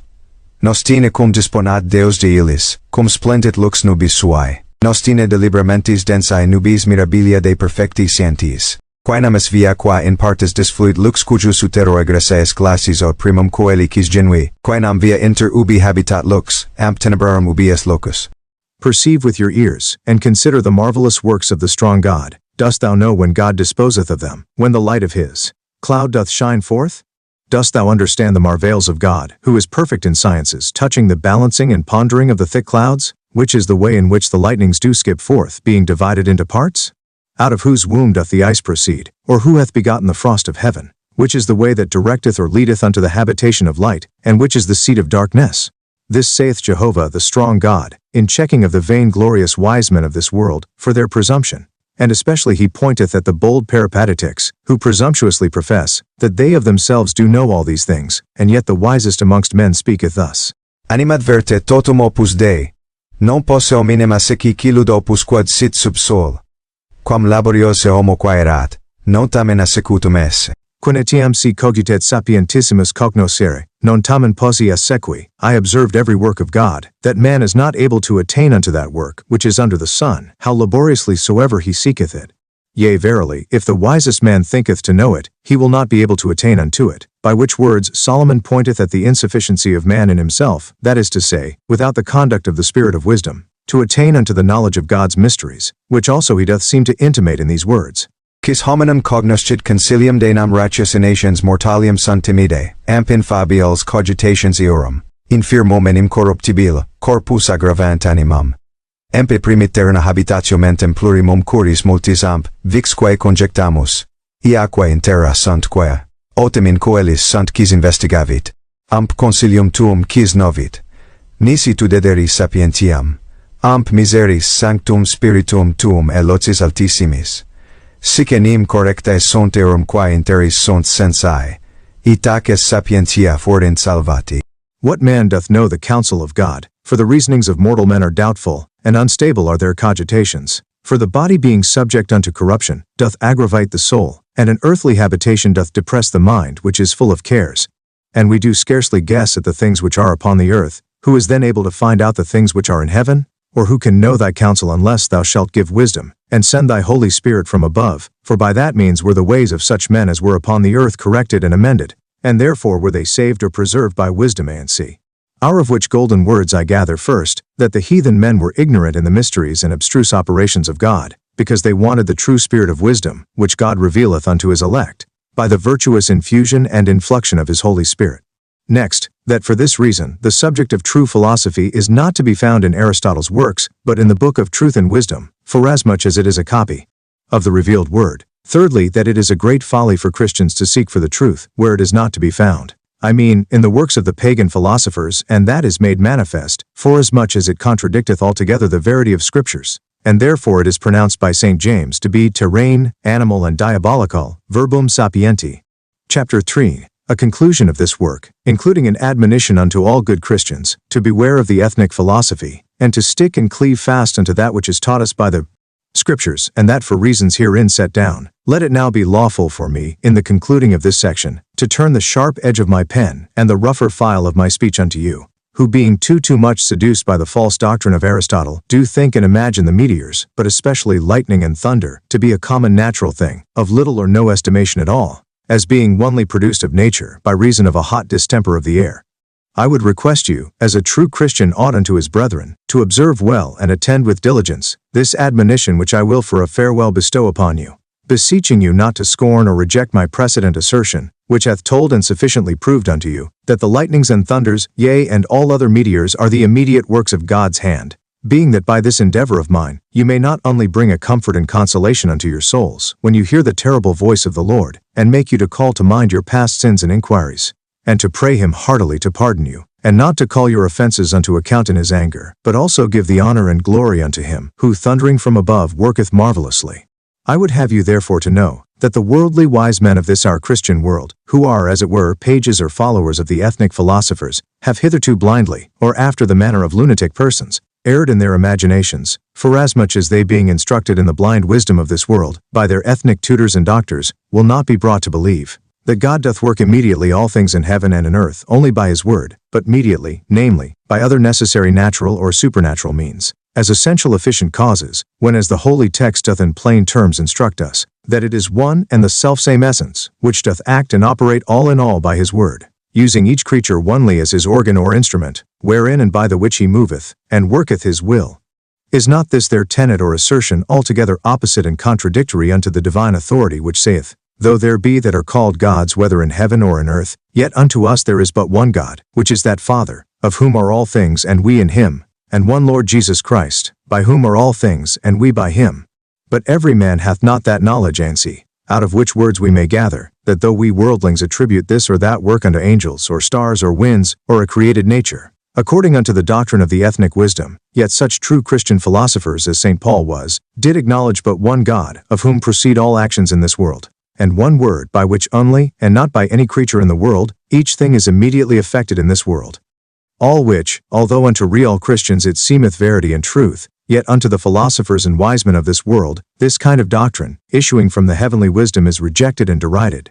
And why? Forsooth because every man hath not this knowledge, and the reason is, because they respect more the wisdom of this world, which is terrene and animal and as St. Paul saith, mere foolishness before God, than that which is from above, namely from the Father of light, et sic evanuerunt in imaginationibus suis. And so they did vanish in their imaginations. I heartily wish you therefore, which are brought up and made familiar in the Holy Bible, and nourished spiritually, and guided by the law of our Lord Jesus Christ, to conceive seriously, and perpetually to revolve with yourselves, that God created the first consistence of things, namely, the humid and fluid waters by his word, and they remain in the world, and by the word, in the selfsame humid or moist estate as they did, even unto this very day. Also he framed out of this Catholic water the heaven and the earth by his word. Again he did produce by his said word the light in heaven, the sun, the moon, the stars, the day, the night, and all other creatures, and did ordain them to serve for divers organs, by the which he might variously act or operate, his volunty, as well in heaven above, as in the earth and waters beneath.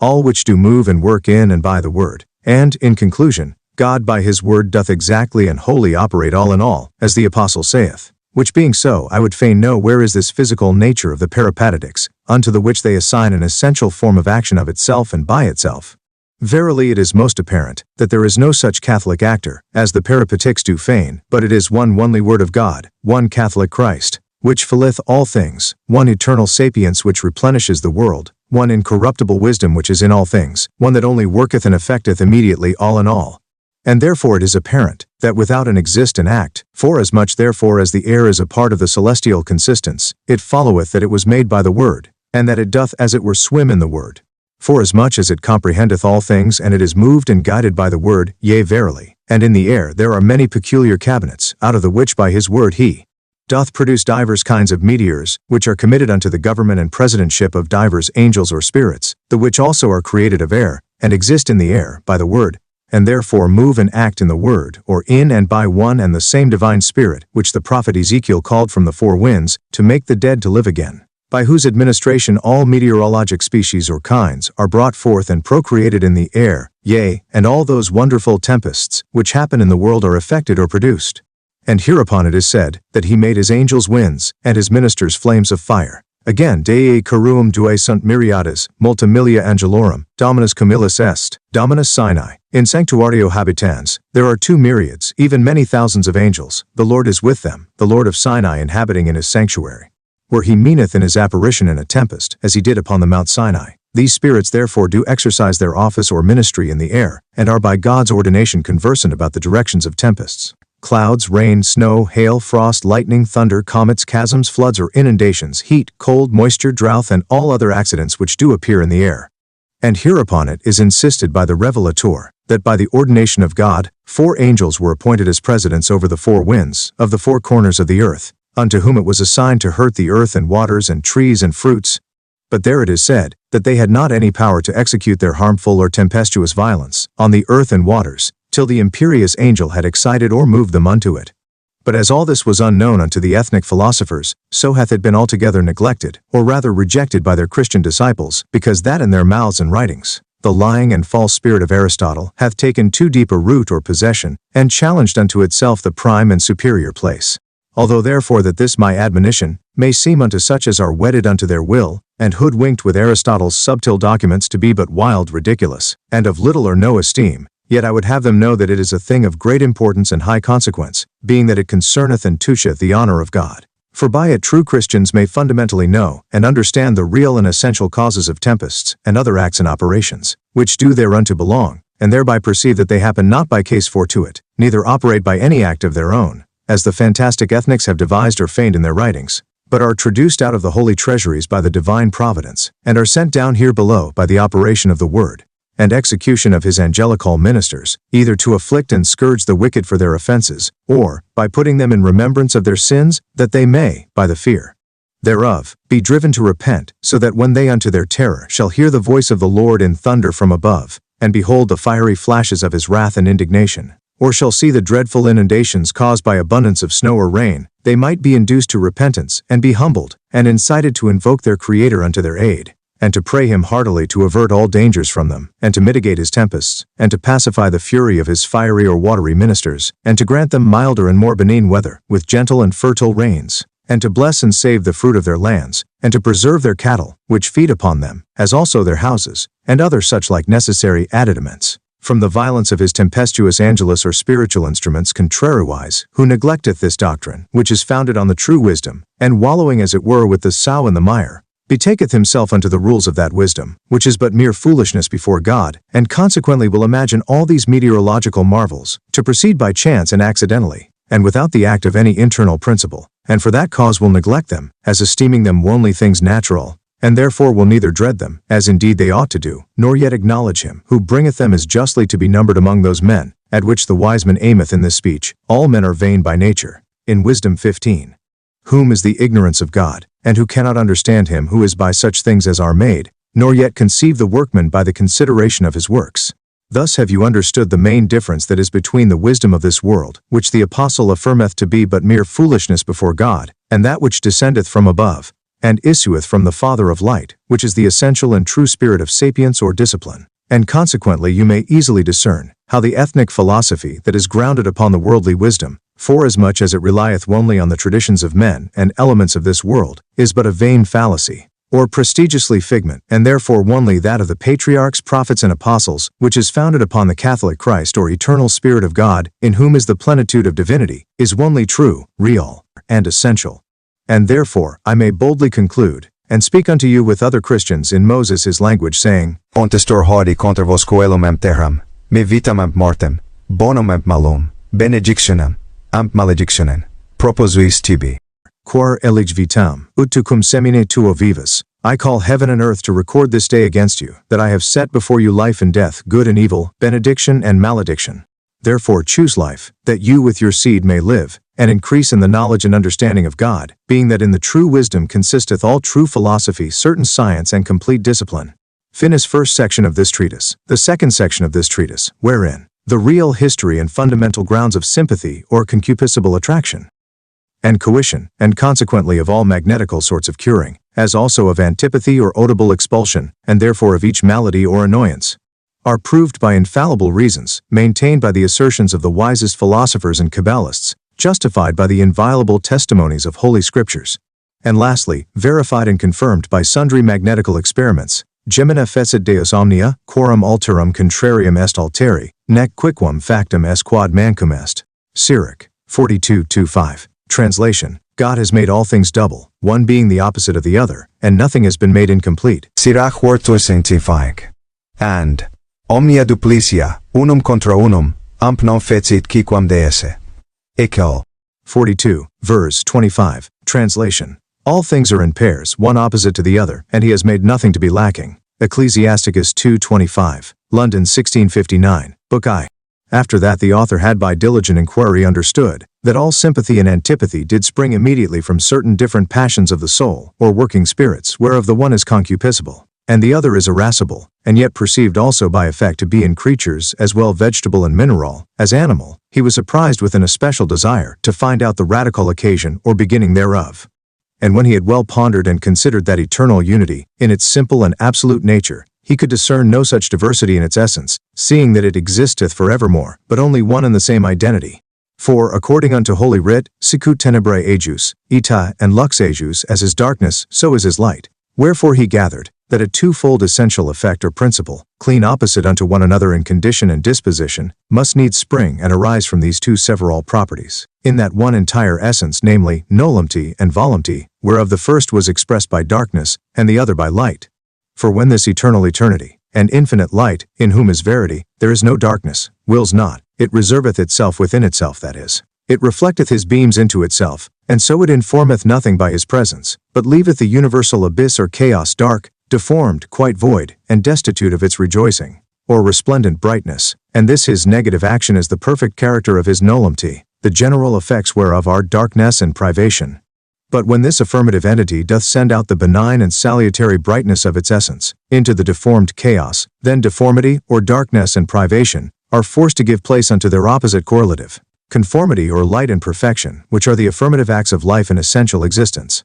By this object therefore of his contemplation, he did gather that the acts of volupty and that of nullity were in one essential unity, which was all goodness, and consequently that nullity in it is nothing else but its volupty, being that as it is one in all, so also is its volupty but one identity in it, and yet all and over all with it. For thereby it acteth or worketh its pleasure, both privatively and positively, as well in the heavenly virtues, as the inhabitants of the earth.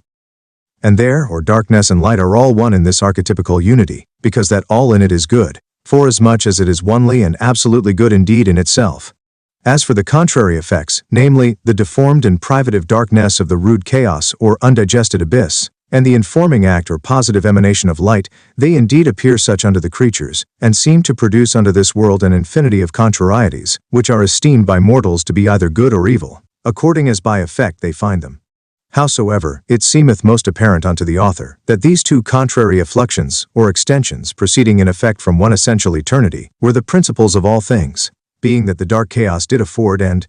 produce out of her womb the waters which was the only matter whereof the world, and consequently the heavens and earth were made, and the vivifying emanation or irradiation of the eternal light did bestow on it form, shape, virtue, and motion. All which when the author had discovered, and seriously pondered with himself, his reason did clearly thereupon inform him that the world was compassed and framed of contrary stuff, for how is it possible but that opposite and discordant parents should bring forth children disagreeing in condition from their kind?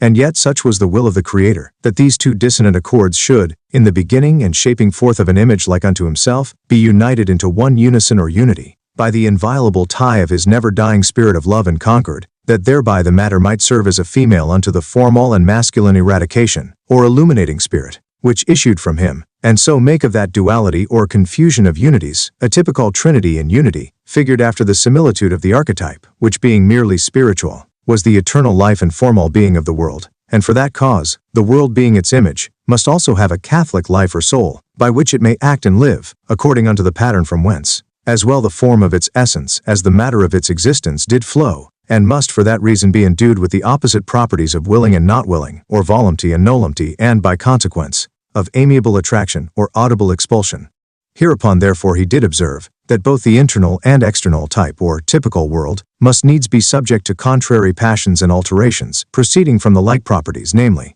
being sometimes apt to incline unto the disposition of darkness following therein by a natural instinct, the condition and inclination of matter or water, which was the offspring of the dark abyss or chaos, over which the divine puissance hath dominion, and therefore in this condition, it endueth the character of unity's nullity, and sometimes affecting and imitating the action and property of light, which floweth from the eternal and all-acting fountain of unity. And this is the virtuous effect of the sacred volupty, for it seemed unto the author, that by reason that the whole world was composed of these two contrary properties, namely, of formal light, and the humid dark matter, it must needs follow, that the Catholic soul, or general vivifying spirit thereof, and consequently every particular essence or formal existence, which is derived from that Catholic soul, no otherwise than beams from the sun, must be obnoxious, subject unto opposite passions and alterations. From hence therefore springeth that original love or hatred which is known to be between the good angels and the evil spirits. From hence do issue all those actual mutations and alterations, which happen in the exorial and sublunary heavens, namely, by reason of the cross variety of the starry influence.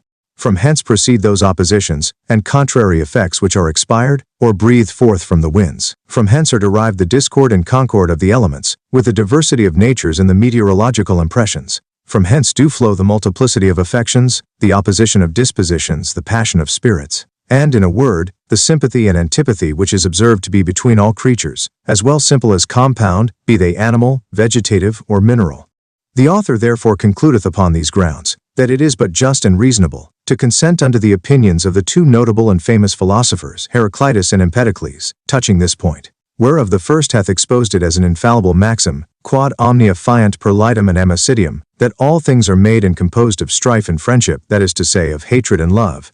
The last hath pronounced it for an oracle of truth, quod ex quatuola mentis, and ex amicitia, and light composita sit anima, that the soul is composed of four elements, and of peace or concord, and contention or discord, signifying thereby that contrary disposition which is between the watery spirit and the bright mental beam, in regard of their original.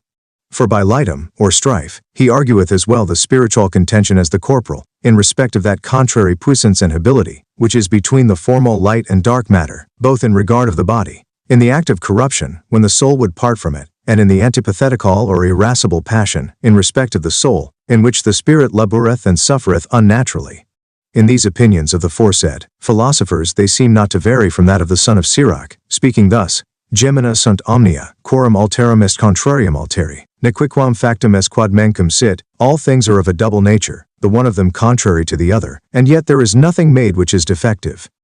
Chapter 1. In this chapter it is demonstrated that God is that pure and Catholic unity, the which includeth and comprehendeth in itself all multiplicity. As there is no man, be he never so highly exalted in the sphere of mathematical perfection, or profoundly dived into the mystical bowels of the abstrusest arithmetic, that can, with the quick eyesight of his ripest understanding, observe or descry anything, either by order or antiquity, to challenge justly unto itself a place or rank before unity, so also ought each person of judgment to acknowledge that this radical identity, as it is considered in its pure and absolute nature and condition, cannot be limited by any quantitative dimension, nor yet included or comprehended by any member, nor divided into distinct portions, nor yet defined by any substantial quiddity or entity. And hereupon it hath been judiciously concluded by wise men, that unity is the most antique and radical principle of all others, forasmuch as it comprehendeth in itself all substances, quantities, and qualities, no otherwise than the geometrical prick or point, being considered in its naked simplicity, is observed to be indivisible, and scarcely to be perceived.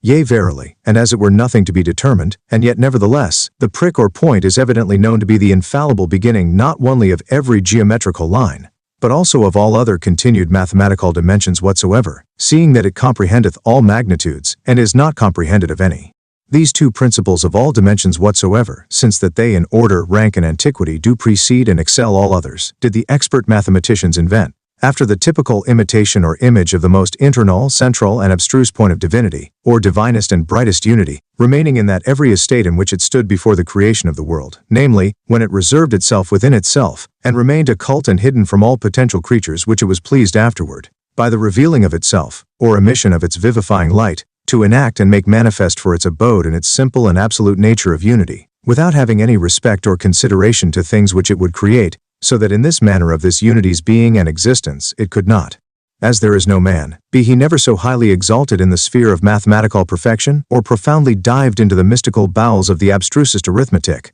that can, with the quick eyesight of his ripest understanding, observe or descry anything, either by order or antiquity, to challenge justly unto itself a place or rank before unity, so also ought each person of judgment to acknowledge that this radical identity, as it is considered in its pure and absolute nature and condition, cannot be limited by any quantitative dimension, nor yet included or comprehended by any member, nor divided into distinct portions, nor yet defined by any substantial quiddity or entity.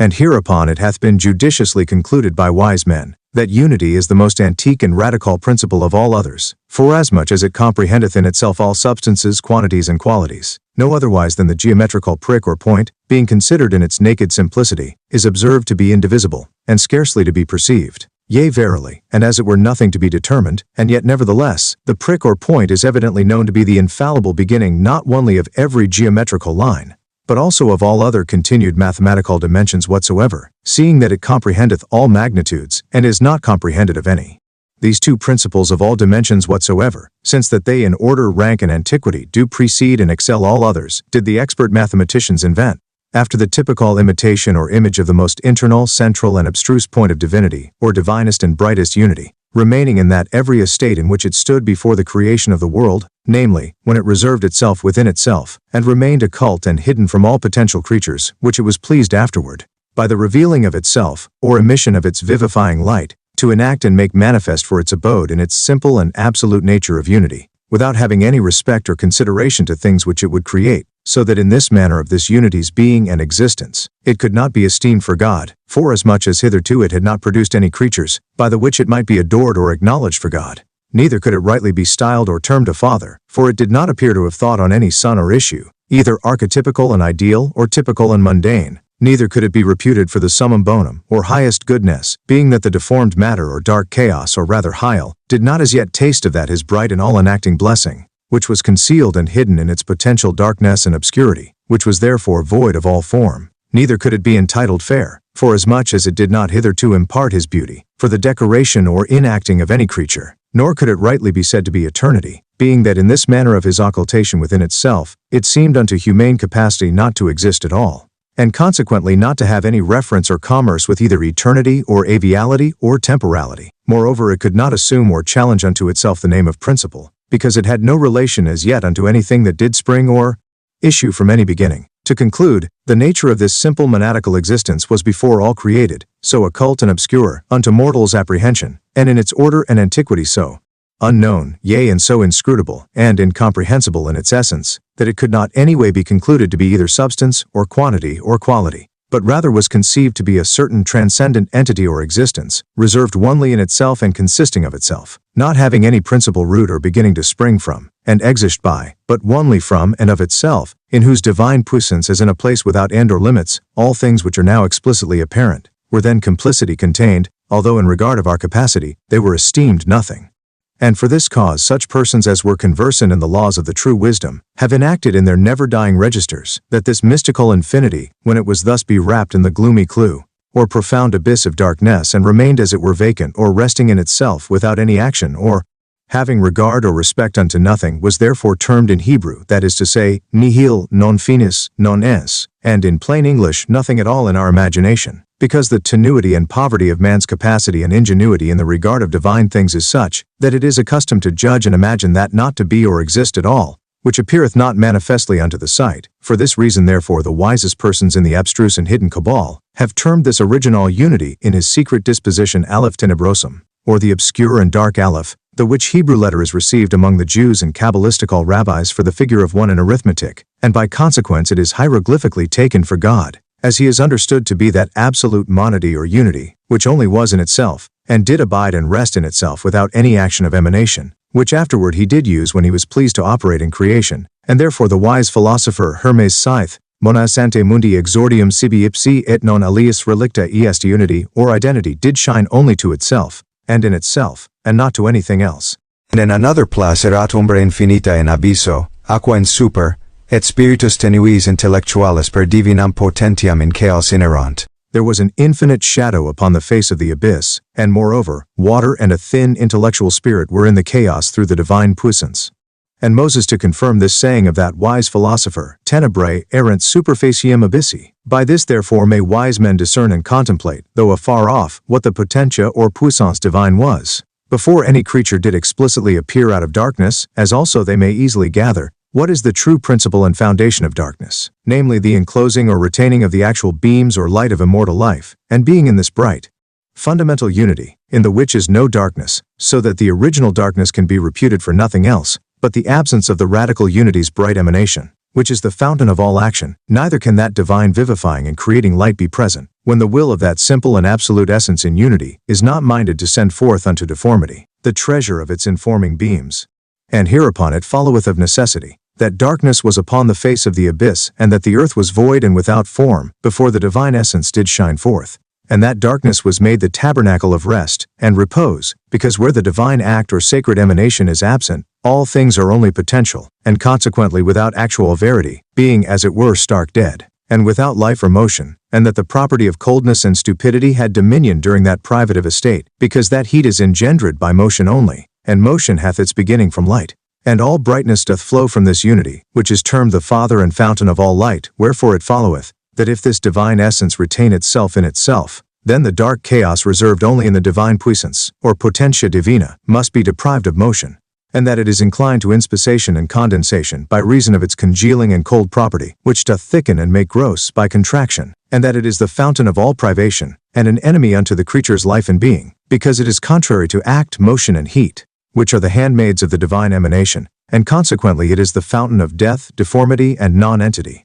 To conclude, as light is the original of life, position, act, motion, and in a word, of the volunty of God in his revealed nature, so also is this primordial darkness, the head and wellspring of death, privation, rest or vacancy, and in brief, of the divine essence's nullity. And hereupon the Scriptures do justify, that when God doth send forth his salutiferous beams, and manifest unto his creatures the light of his countenance, they are refreshed with goodness and life. When he in part doth hide his face, and withdraweth his lively and vivifying beams from them, they grow sick and their spirits are troubled. But if he totally withdraw his aspect of life from them, they do immediately expire and breath their last. Whereupon also Moses Deus malos reliquit, et abscondit faciem suam abies ut venientis mala multa. God forsaketh the wicked, and hideth his face from them that much mischief may befall them. Deuteronomy chapter 31 verse 17. And David, quusque abscondas voltum tuum a me, exilara me vultu tuo, visitatio tua conservat spiritum meum, how long wilt thou hide thy face from me?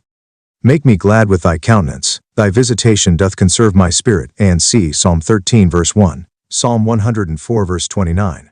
Whereby it appeareth that this divine essence observeth as well after his creation of the world, as before it, both the action of his nullity and his volunty, in the first whereof he withdraweth or withholdeth that virtue of life from the creature, which is the act of privation. In the last he giveth life and preservation to it, for by this his dilatative property he created the world, and all things therein. Chapter 2, wherein it is proved, that all things were complicity and ideally in God, and of God, before they were made. Thus have I expressed and made manifest, according unto the small validity of mine understanding, the estate and being of this radical and eternal unity, before anything was by it created, with the effects that it did produce in the potential and deformed mass, or material subject of all things, which was complicity or hiddenly detained and comprehended, in that omnipotent and incomprehensible point of divine perfection, in which uncreated condition it remained as nothing, quod nos, forasmuch as it was without form, unto the which it appertaineth only to give a name and essence, and therefore in the estate of its non-actual being, wise men have termed it potentium divinum, or the divine puissance.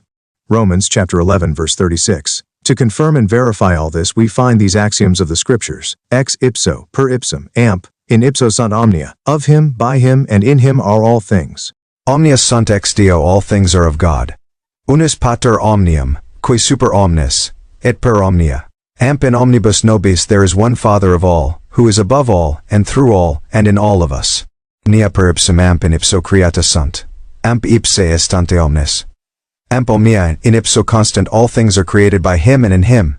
And he is before all, and all consist in him. Ipse est omnia in omnibus, he is all and in all things. And the son of Sirach diximus multa nectamen ea secuti sumus summa dictorum est. Ipsum esse omnia, we have said many things, without attaining unto them. The sum of all our words is that he is all things. By the which axioms we may easily gather, that God did beget, bring forth, make and create nothing, which was not eternally of himself and in himself, so that from him all things did flow and spring, namely out of a secret and hidden nature to a revealed and manifest condition, from an unknown estate unto an evident and known existence, from a pure archetypical simplicity into a real type or similitude, from a radical fountain into a sea, from a mere point into a circle, or circumference, verifying that saying of the wise philosopher, God is the center of everything, whose circumference is nowhere to be found, that is, in all and beyond all. To confirm all this we may boldly and without offense infer thus much, namely, that everything that is begotten, principiated, created, produced or separated, doth radically proceed from one that is unbegotten, infinite,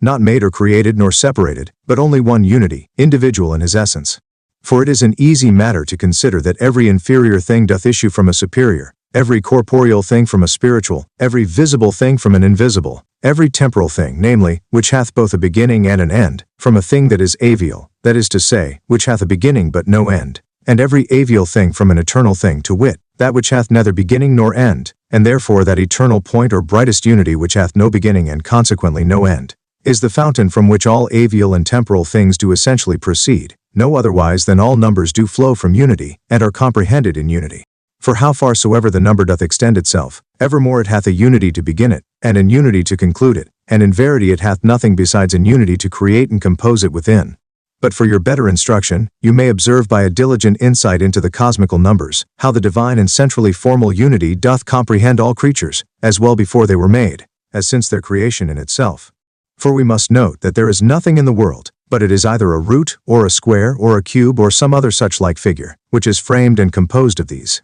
The root doth represent the beginning of all cosmical proportions or magnitudes, the square doth decipher the simple and spiritual principiated figure, which is created or made by the multiplication of that root, the cube is composed through the augmenting of that square or principiated shape in its root, so that we may discern that the whole cubic body, and consequently the square is contained in the root, and in conclusion, is nothing else than the root multiplied in itself or from itself. But that my demonstrations may yet approach a little nearer unto our purpose, let us, I pray you, with diligence consider the nature and property of this divine monody, or unity, as it is in its simple and sincere existence. And then we shall find that without any aggression from his own punctual or central profundity to comprehend complicity within itself the three foresaid cosmical dimensions, and consequently all other things which it hath now by creation explicitly made evident in this typical world, and that is proved easily by this arithmetical demonstration. For if we shall multiply in unity as a root, in itself, it will produce but itself, namely an unity for a square, the which being again remultiplicated in itself, will bring forth a cube, which is all one with the root or square,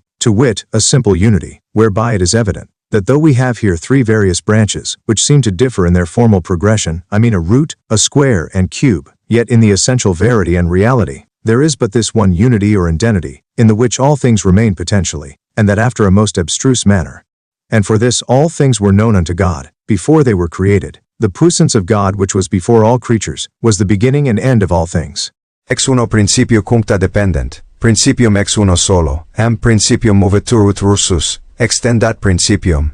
ipsum tamen unum praestat, nec residit ab unitat. All things depend of one principle or beginning, that is on one sole unity, and this principle or beginning is moved, that it may again become a principle, and yet nevertheless it is but one thing only that doth effect it, not departing from the nature of unity. In principio erat verbum, in the beginning was the word, the which word affirmeth thus much, ego et pater unum sumus, pater in me and ego in patre, and pater in me manens, ips facit omnia, I and my Father am one, my Father in me and I in my Father, and my Father in me, is he that maketh all things.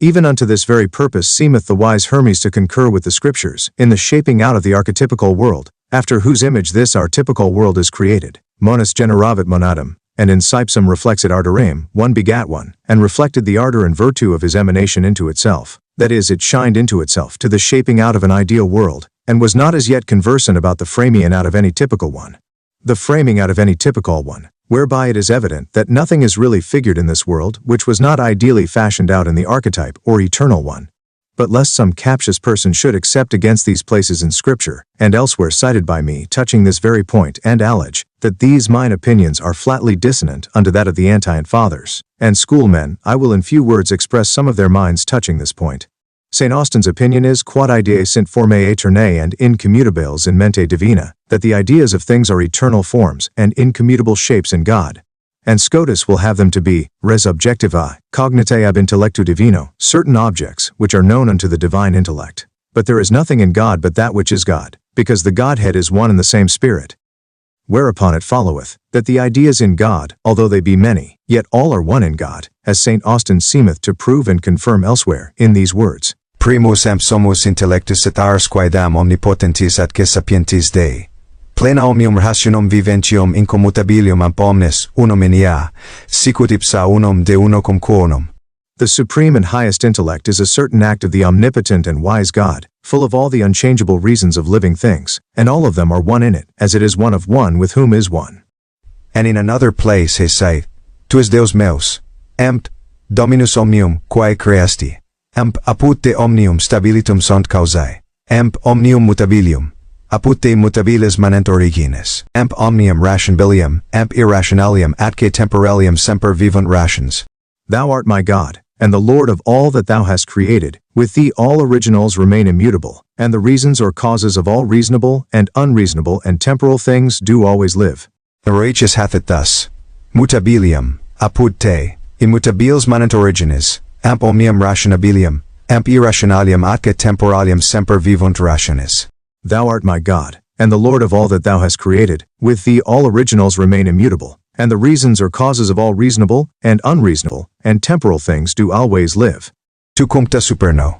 Ducis ab exemplo, pulchrum pulchrimus ipse. Mundum mente herens, similican imagine formas. You, most beautiful yourself, lead all things from the heavenly example, bearing the beautiful world in your mind, and form shapes in its likeness. Thou framest all things after a high and supercelestial example, and being most beautiful, bearing the fair world in thy mind, dost fashion it according unto the like image. To conclude, Anselm doth learnedly express the manner and progression of every exemplary thing, from the ideal fountain of all verity, thus formare artificis est archetypa et veritas. Eduma potentia in actum ducitur motus, est in materia vero jam producta. Es similitudo, et imago the form of a thing, is the archetype and verity of the workman. And whilst it is produced from puissance into act, it is motion, being specified in matter, it is a similitude or image. And for this reason Odo, that learned abbot, avarith quod numerus ternarius sit principal and animo conditoris exemplum condendorum, that the ternary number is the principal image in the Creator's mind, of such things as are created. In the very self-same sense speaketh the divine philosopher Hermes, in the place before mentioned, saying, Quod monas generat monadem et in seipsum reflexit ardorem, that one begat one, and did reflect his beams into itself. Whereby he argueth, that unity in the framing of the ideal or archetypical world, did emit or send forth his word, as an essence begot of itself, and afterward did reflect that spirit of wisdom, which issued from them both into itself. For the son of Sirach saith, Fons sapientia verbum Dei in excelsis, et ingressus ilius mandata eterna, the fountain of wisdom is the word of God most high, and the everlasting commandments are the entrance unto her. Thus therefore was the archetypical world framed, in and of Althus therefore was the archetypical world framed, not in one unity, but in a threefold or triple manner, namely, by the aggression of one out of one, and by the regression of that one unity so emitted by emanation into itself, whereby the three divine properties in one infinite essence may easily be scanned. We conclude therefore that according to this ideal image, in triplicity of variety, this our world was afterwards fashioned and proportioned, as a true type and example of the divine pattern, after the which it was drawn. For out of unity in his abstruse existence, namely, as it was hid in the dark chaos or potential mass, the bright flame of all formal being did shine forth, and the spirit of wisdom proceeding from them both did conjoin the formal emanation with the potential matter, so that by the union of these two, namely, of the divine emanation of light, and of the substantial matter of darkness which was water, the heavens were made of old, and the earth, and consequently the whole world, as it shall hereafter be evidently demonstrated in our divine philosophy, and is, we prove by the warrant of the Apostle Peter. We may therefore boldly conclude that if the unities or members of the ideal world be all extracted out of one radical unity, as children out of one Father, and are included by the selfsame unity which is infinite in itself, it must then follow of necessity that the triple member of this created world must also be from, and in that selfsame unity, being that the whole typical world with his parts are shaped after the image or representation of the archetype, which is that eternal monody or unity in which are all things, and therefore he is rightly termed of the Apostle, to be all, and in all. And again, all things are created by him, and in him, and he is before all, and all consist in him. And in another place, of him, by him, and in him are all things, and so forth. And hereupon it is rightly termed of the philosopher Hermes, the center of all things, whose circumference is nowhere, that is to say including all, not being included by any.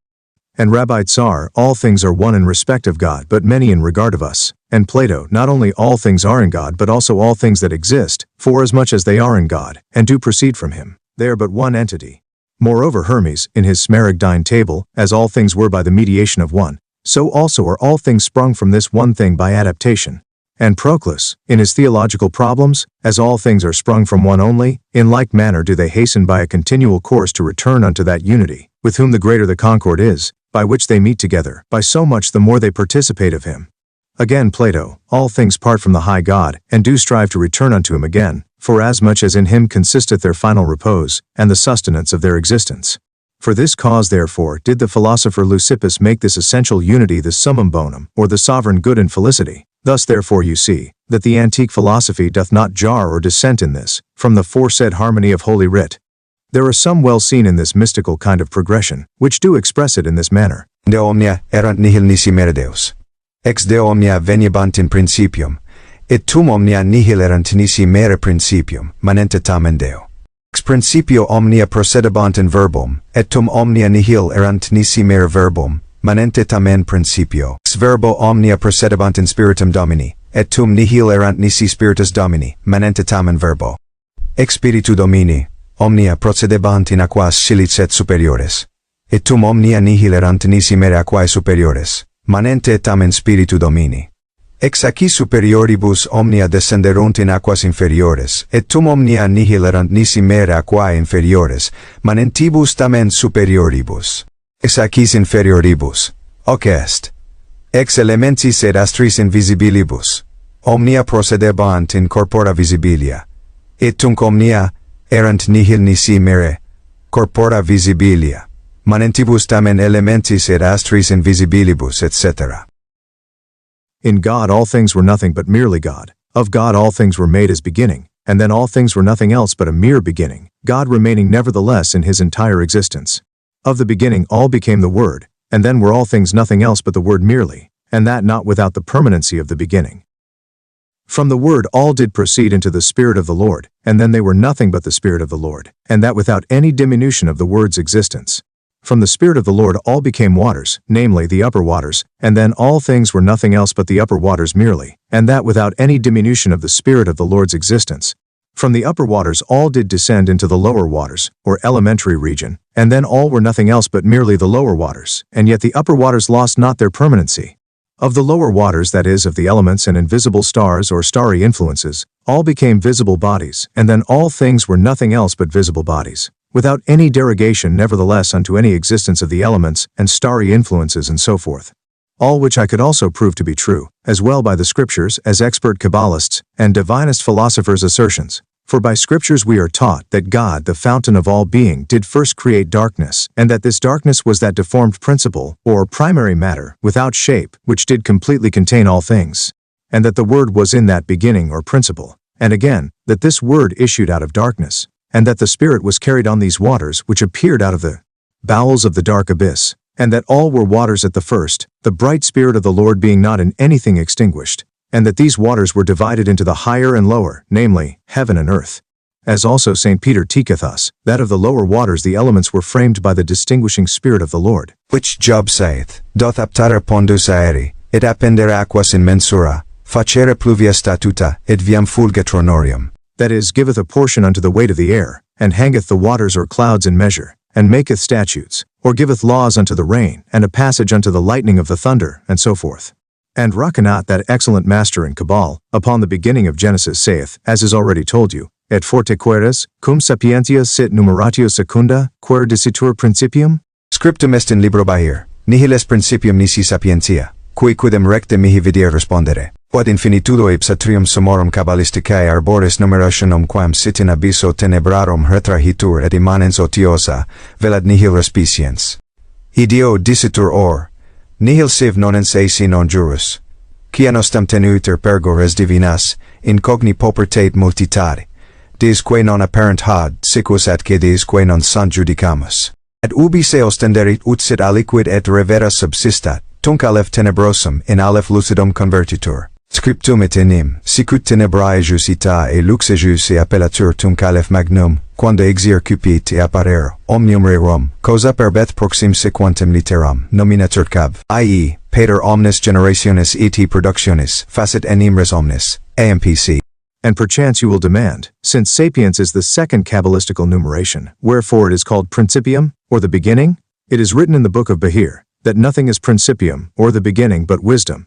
Unto whom methinks I may rightly answer, that the infinity itself of the three highest numerations of the Kabbalistical tree when it is retracted in the abyss of darkness, and remaining idle or vacant, and, as it were, having respect unto nothing is therefore called, that is to say, nothing or non-entity, because that and perchance you will demand, since sapiens is the second Kabbalistical numeration, wherefore it is called principium, or the beginning. It is written in the book of Bahir, that nothing is principium, or the beginning, but wisdom. Unto whom methinks I may rightly answer, that the infinity itself of the three highest numerations of the Kabbalistical tree when it is retracted in the abyss of darkness, and remaining idle or vacant, and, as it were, having respect unto nothing, is therefore called, that is to say, nothing or non-entity, because that we being endued with such poverty of understanding in divine matters, do judge of such things which appear not, no, otherwise than of those which are not at all, but when it doth so reveal itself, that it existeth in our senses somewhat indeed, then is dark Aleph converted into light Aleph. For it is writ, as his darkness is, so is his light, namely, when it desireth to issue out of darkness,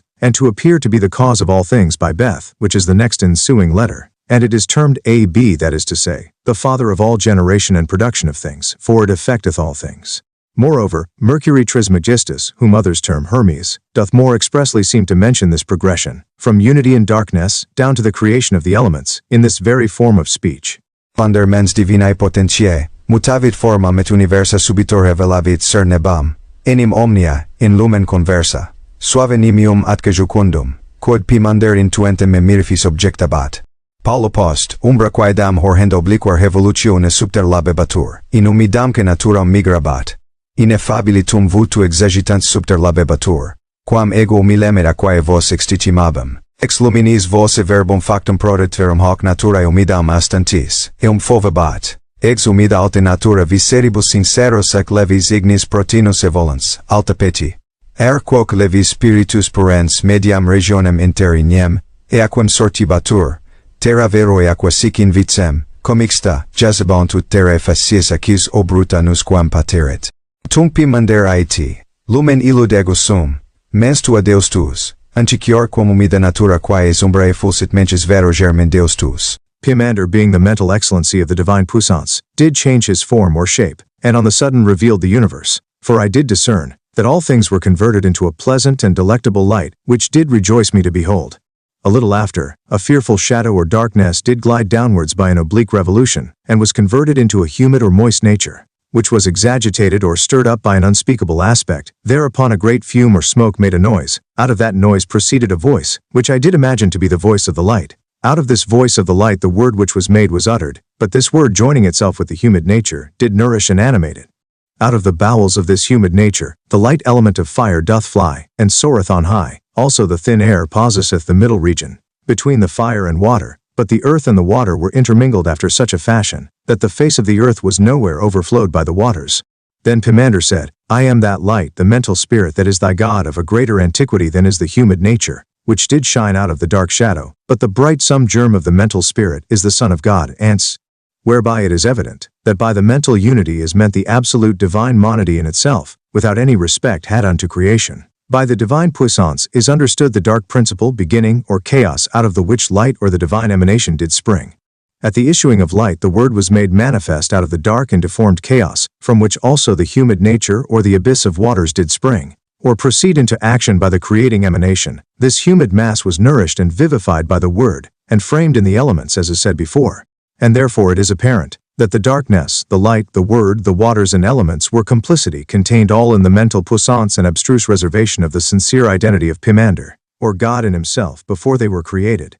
But I will yet pass a little further, and confirm all this more rationally and demonstratively by the authority of Holy Writ, whereby the foundations he understandeth the waters which were secretly contained in the dark and misshapen abyss of the which afterward the heavens, and the earth, and consequently the whole world was framed by the word, according unto the archetypical pattern, so that we here perceive, the two principles of a clean contrary nature, do issue or proceed from, and out of one and the same identity or unity in essence, namely a deadly darkness, and as it were the shadow of death, and an admirable vivifying light, whereof the one was the matrix or receptacle of form, and the deformed bowels of the other contained that matter without form, whereof afterward the world was framed, and therefore the wise man saith, Manus omnipotentis mundum ex informi materia fecit, the hand of the Almighty hath made the world of a matter without form. And according unto this tenet also, Job in another place, Aquilonum extended Deus super inane and vacuum, and, Suspendit terram super nihilum, God stretcheth forth or spreadeth the north upon emptiness and hangeth the earth upon nothing. In which speech by inane or vacuum and nihilum, he meaneth misshapen darkness, and deadly shadow, of which he spake in the before specified place, or that matter without form, mentioned by Solomon, the which whilst it was in potentia divina, or the divine puissance, was merely nothing in man's weak capacity, being that it was not as yet actually created or informed, for it is form only that giveth name and essence, as all philosophers do confess. By this therefore we may discern, how all things are essentially comprehended in this eternal and radical unity, forasmuch as being one, he is infinite, and being infinite as well in his dimension and essence as power, he must of necessity comprehend in himself all finite things whatsoever. He is in all and filleth all, and yet he is beyond all, as he that surpassing and compassing all, is only in himself, and yet neither absent from his creatures which he hath framed out by his word, according to his will. For first, from his volunty did proceed his word, fiat, and it was done. Now that we have the privative principle, namely deadly darkness and deformity, drawn from the infinite center of all things whose circumference is nowhere to be found, we will dive into the nature of that formal and lively light, which did also issue from the selfsame original root and most antique beginning of all things, that thereby we may with the best colors of our understanding, paint out and describe that excellent formal essence which redeemed the humid matter, or watery substance out of the captivity of the deadly and misshapen darkness, or shadow of death by which all things have their being, and beauteous existence. Chapter 3. How that amiable and bright emanation of vivifying love shone forth from the fountain of all goodness, and displaced litigious and odious darkness from the throne of the obscure chaos or dark abyss, that thereby a world might be made of nothing that was, actual, and beautified by the formal presence thereof. It is a wondrous thing, and passing all humane understanding, that out of one unity in essence and nature, two branches of such an opposite nature should arise and sprout forth, as are darkness and light, which is the vehicle of truth, beauty, love, position, and life. It is not for naught that the sect of the Manichaeans did so foolishly hold that there were two co-eternal principles, whereof they made one to be God whom they termed the Prince of Light, and the beginner and author of life, health, and all goodness. The other they attributed unto the devil, whom they entitled the Prince of Darkness, and the original and principle of opposition, death, sickness, and all evil. And they esteemed the devil or Prince of Darkness therefore co-eternal in being with God, because there can be no goodness which hath not relation unto its contrary, namely badness. For this reason they will have, forsooth, the God of evil and not an s to be of a co-eternal existence with the God of goodness. By which means they would not only exclude the devil out of the list of creatures, but also banish unity out of the bounds of nature, and just deity or duality in its place. And verily this point did seem so ticklish and difficult to be scanned and resolved, that there were some of the wiser sort of poetical philosophers that did incline unto their part, as it appeareth by such mystical and allegorical expressions as they did enigmatically rowl up or bewrap in their fabulous discourses. Amongst the rest we find that the poet Pronapus in his Pro to Cophmus averreth that Demogorgon was guarded or enviricled about with eternity and chaos, and that on a time whilst he was in his majesty, he did perceive a great tumult and troublesome motion to be stirred up in the bowels of the chaos, whereupon to help her in this her travels and ease her of her trouble, he put forth his hand, and performing the office of a midwife, did suddenly deliver her of the soul and deformed monster litigium, or strife, the which after such time as it had moved great storms and troubles, and had ambitiously attempted to soar or fly upward, was forthwith by Demogorgon cast down into the deep. But when he yet perceived her to travel and be oppressed miserably with fervent sighs and dropping sweats, Demogorgon would not in these her agonies remove his hand from her, until she was delivered of Pan with his three sisters which were called the Parts or Destinies, and when Demogorgon was much affected and taken with the beauty and excellent form of Pan, he made him the ruler of all his familiar businesses in the world, and commanded his three sisters, as his handmaids and ministers, to obey his behests and will. It followeth, that chaos being overburthened and oppressed, with the weight of so great so foolishly hold that there were two co-eternal principles, whereof they made one to be God whom they termed the Prince of Light, and the beginner and author of life, health, and all goodness. The other they attributed unto the devil, whom they entitled the Prince of Darkness, and the original and principle of opposition, death, sickness, and all evil. And they esteemed the devil or Prince of Darkness therefore co-eternal in being with God, because there can be no goodness which hath not relation unto its contrary, namely badness. For this reason they will have, forsooth, the God of evil and not an s to be of a co-eternal existence with the God of goodness. By which means they would not only exclude the devil out of the list of creatures, but also banish unity out of the bounds of nature, and just deity or duality in its place. And verily this point did seem so ticklish and difficult to be scanned and resolved, that there were some of the wiser sort of poetical philosophers that did incline unto their part, as it appeareth by such mystical and allegorical expressions as they did enigmatically rowl up or bewrap in their fabulous discourses. Amongst the rest we find that the poet Pronapus in his Pro to Kaphmus averreth that Demogorgon was guarded or enviricled about with eternity and chaos. And that on a time whilst he was in his majesty, he did perceive a great tumult and troublesome motion to be stirred up in the bowels of the chaos. Whereupon to help her in this her travels and ease her of her trouble, he put forth his hand, and performing the office of a midwife, did suddenly deliver her of the soul and deformed monster litigium, or strife, the which after such time as it had moved great storms and troubles, and had ambitiously attempted to soar or fly upward, was forthwith by Demogorgon cast down into the deep. But when he yet perceived her to travel and be oppressed miserably with fervent sighs and dropping sweats, Demogorgon would not in these her agonies remove his hand from her, until she was delivered of Pan, with his 3 sisters, which were called the Parsae or Destinies. And when Demogorgon was much affected and taken with the beauty and excellent form of Pan, he made him the ruler of all his familiar businesses in the world, and commanded his 3 sisters, as his handmaids and ministers, to obey his behests and will.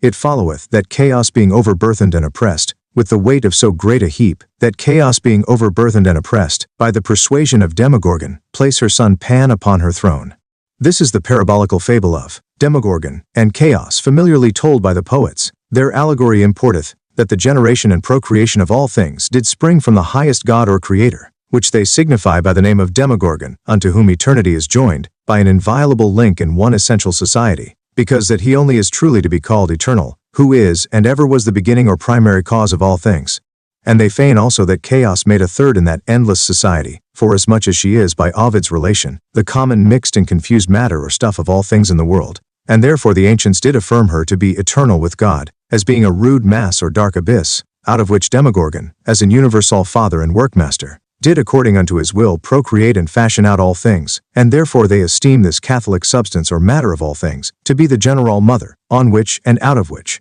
the universal Father did beget and frame out everything, for the which cause they concluded, that there were 2 general parents of things, from endless antiquity, whereof the one was the father and the other the mother, but they consented that God was their chiefest cause, and they would have the Chaos serve only as his passive companion to engender on. And although it may appear that the wise and divine Plato doth seem in some sort to verify that the Chaos was God's companion from all antiquity, yet he doth intimate to us well, as many other of the like profundity, that though she be termed a companion with God in the creation, yet did she issue from him by a certain eternal generation or production, and that God did afterward frame all things out of chaos, for which cause they conclude that it did spring from God and is never divided from him, as also it serveth God as a female companion for procreation and generation, no otherwise than Eve, being framed out of Adam, was called a companion unto Adam. This is the opinion of both the heathen philosophers and mystical Kabbalists. But to proceed in this allegory's exposition, the hand of Demogorgon importeth the divine puissance. The firstborn of chaos, namely litigium with a foul shape, signifieth the true prince of darkness, the author of opposition, the father of discord. And therefore for his presumptuous attempt against the Prince of Light and the Lord of Life, he was cast down into the abyss. By the second birth of chaos, namely Pan, they point at the universal nature of the world, and the peaceableness and accord of contrary elements, arguing thereby, that after that great discord which was in the first opening of chaos her womb, concord did follow in the second place, which was beautiful and acceptable unto God in the later birth, as deformed discord was foul and odious in his sight in the first. Thus you see how in the first beginning of the world, all the elements were at strife in the bowels of the chaos. The 3 Parsae or sisters of destiny, Clotho, Lachesis and Atropos, which were born with Pan, do signify the 3 orders of time, namely the time present, the time past, and the time to come. Clotho hath the care of the present time, and her office is to twist the thread of life. Lachesis is the superintendrix of the time to come, and looketh to the flax or hemp which is not yet spun nor twisted. And Atropos doth import the time past, which is irrevocable, and therefore she doth finish and cut off the thread now spun. I infer upon this parabolical relation, that though the chaos or dark abyss be with God before the world's creation, yet did the infinite and sole eternal unity or radical essence create it, and produce it out of itself, for that eternal unity faith. Ego dominus and non est alter, formans lucem, and creans tenebras, faciens pacem, and creans malum. I am the Lord, and there is no other, who do inform light, and create darkness, making peace and creating evil. As if he had said, I am the Father of light, or of the bright spirit of wisdom, and I created the dark chaos, out of which I framed the world, and out of her I produced as well the concord and discord of the elements in the world, that is to say litigium and Pan, so that we may discern still, that there is but one eternal unity, which in itself is male and female, and all that can be imagined, which of himself, and in himself produceth all things, no otherwise than Adam contained in himself Eve, which was the mother of the little world, or man after Adam, and therefore Hermes saith, Mens autem Deus utriusque sexus fecunditate plenissimus, viaque lux ex me verbo sic alter mentem peperit. God being full of the fertility of both sexes and being life and light brought forth another divine spirit by his word. And scriptures seem to intimate thus much, quae cateris generationem tribuo, and sterilis ero. It is evident therefore that out of one and the same radical unity, existing before all antiquity, both the matter and form of all things do proceed, and that they appear in regard of their being or births but avial, that is, having a beginning but no end, though in their essential root, they are eternal in God, the abstruse monody or unity of all things, so that as the dark chaos and the bright informing spirit are two principles opposite and contrary to one another, in nature and property, so also both these are but main branches, arising from one and the same essential unity, which when they cannot pass or exceed the limits of their infinite fountain, are in him light and darkness, and no way differing in essence from their root, which is all in all, because that as the psalmist doth say, Tenebrae sunt I sicut ipsa lux, darkness is unto him as light, for all is one in him, who is only one and the same in himself, in whom, by whom, and therefore from whom are all things. For his volunty and nullity is but all one in him, that is one simple identity. And what is his volunty? That is as well his affirmation as his negation, which is all but one good in him, that is all goodness. And yet in regard of the creature, when his negation hath the supremacy, he hides the light of his loving countenance, and all is dark, and then he operateth in regard of his privation. For where he hideth his face all is deformed, and, as it were, void of essence and goodness. Lo, here is his volunty, negative or privative, which may rightly be termed his nullity. If his affirmation hath dominion, he emittreth the beauty of his benignity, and the creature's expecting spirit is enlightened by his presence, and consequently replenished with goodness. Lo, here is also his volunty affirmative or positive, called his volunty in the right sense. But lest any man should think this strange, let him but observe the mental beam, which is assigned by God unto man, to inform him with reason, and adorn him with understanding. We know that man hath but one divine nature, which giveth him intellect. Spiritus est in homine sed inspiratio omnipotentis facit eum intelligere. The Spirit is in man, but the inspiration of the Almighty giveth him understanding.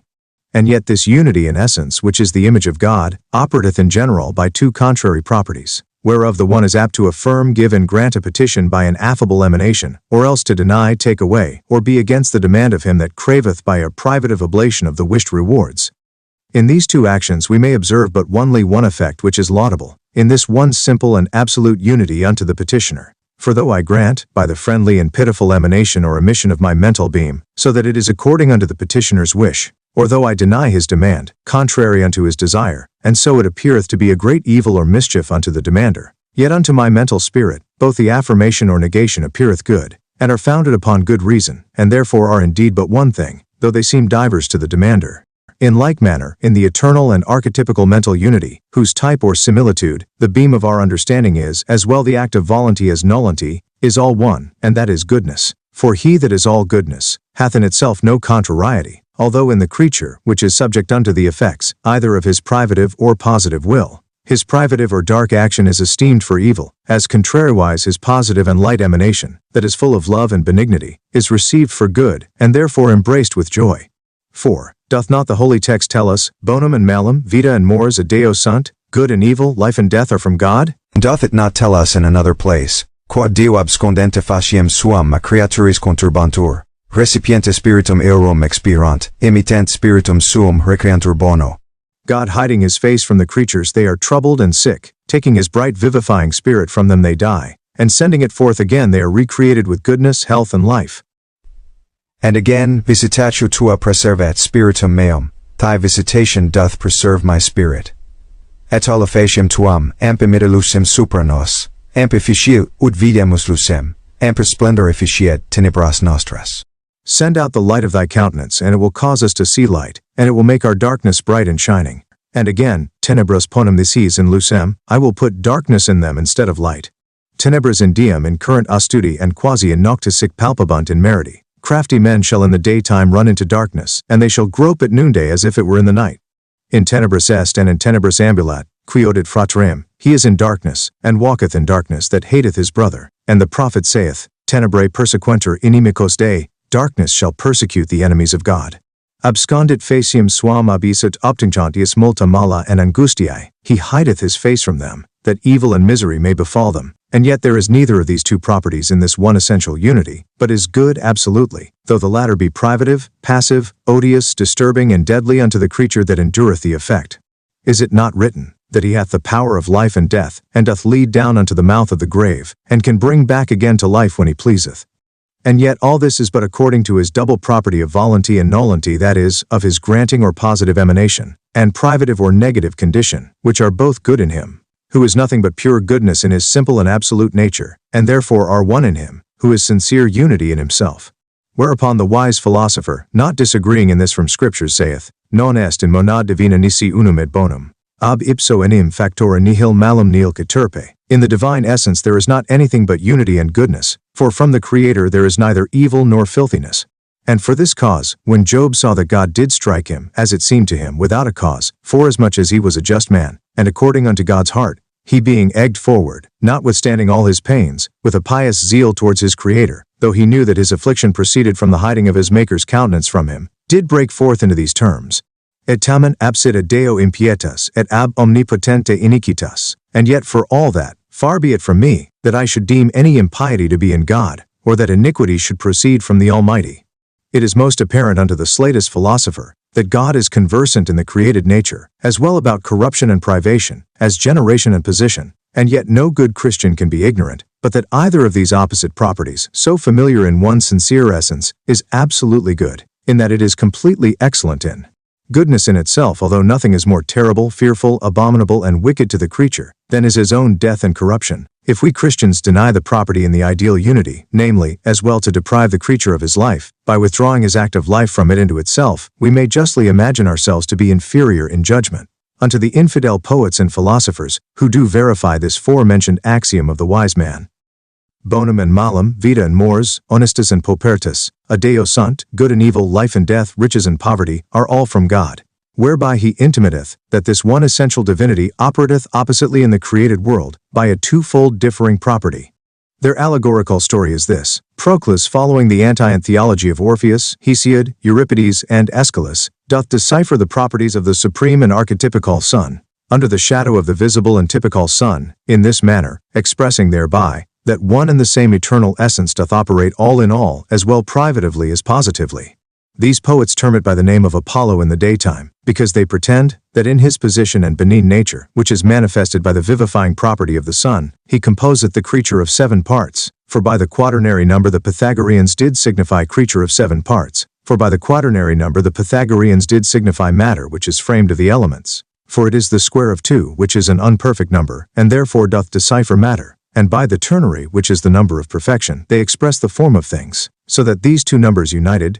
do make up the septenary number, which doth include the perfect complement of the creature. Again they entitle it Dionysus in the night-time, namely, in his dark and privative disposition, saying, that under this name he useth to tear and divide that creature into 7 pieces which under the title of Apollo, or in his positive property, or solar and divine nature, it had composed. So that they seem to argue, that the self-same unity in essence is the author, as well of destruction and corruption, as of the generation and vivification of the creature. But they therefore term it according unto the variety of his property by a differing name, no otherwise than the Kabbalist calls it in his hidden and privative property, Aleph tenebrosum, or dark Aleph, namely, when he keepeth in his beams of life in himself, or withdraweth his face from the creature, and Aleph lucidum, or light Aleph, when he shineth forth unto it, and extendeth his beams of life upon it.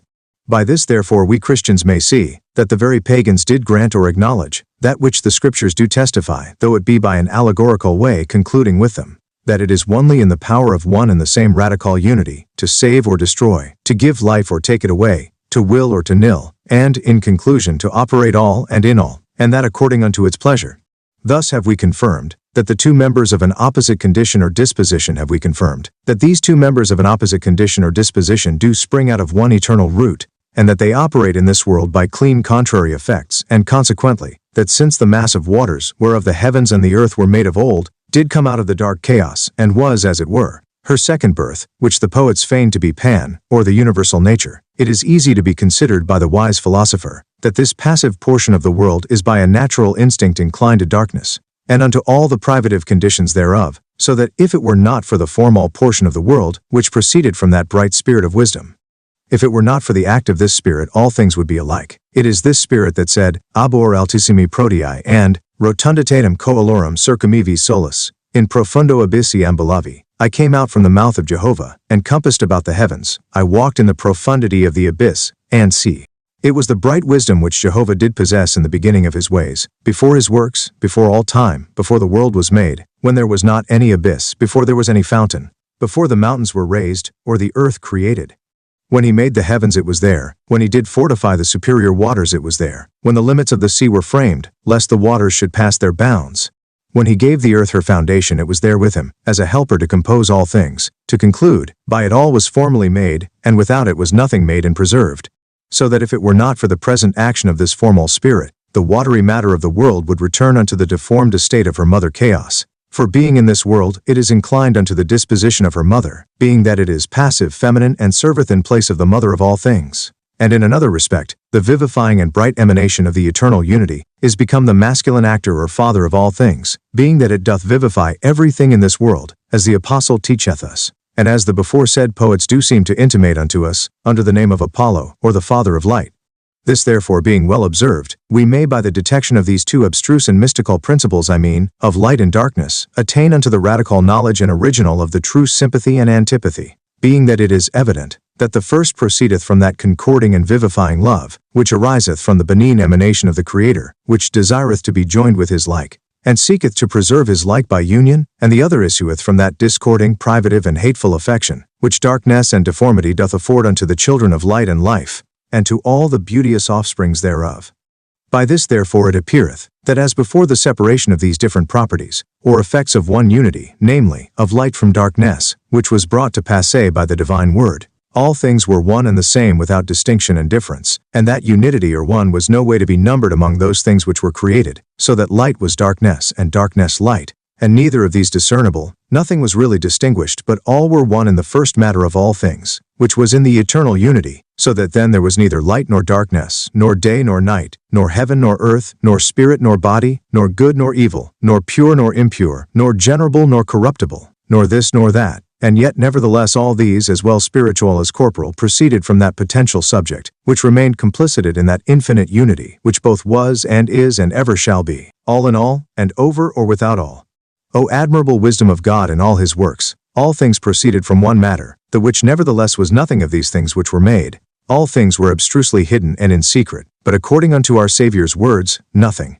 was so occulted but was to be revealed, and made to appear unto sight by the penetrating operation of the admirable word fiat, by whose divine spagetical action, or virtue, that one thing was divided into two contraries, upon the which names, well befitting their natures, were imposed, for the one, as I have told you, was called light, and the other darkness. The first also was termed day, the last night, and thus was the pure separated from the impure. Hence therefore it cometh, that all the world was originally divided into two contrary kingdoms, that correspond unto these two radical branches of one unity, by the which relation it is easy to express, what in verity is light and darkness, what day and night, what goodness and what badness, what is heaven and what is hell, what is truth and what is falsehood, what is humility and what is pride, what justice and what injustice, what is gladness and what is sorrow, what is sweet and what is bitter, what is action and what is passion, what is life and what is death, what is generation and what corruption, what is pure and what impure, what is wholesome and what pernicious, what is a medicine and what a poison, and to conclude, what is amiable and what is odious, what is concord and what is discord,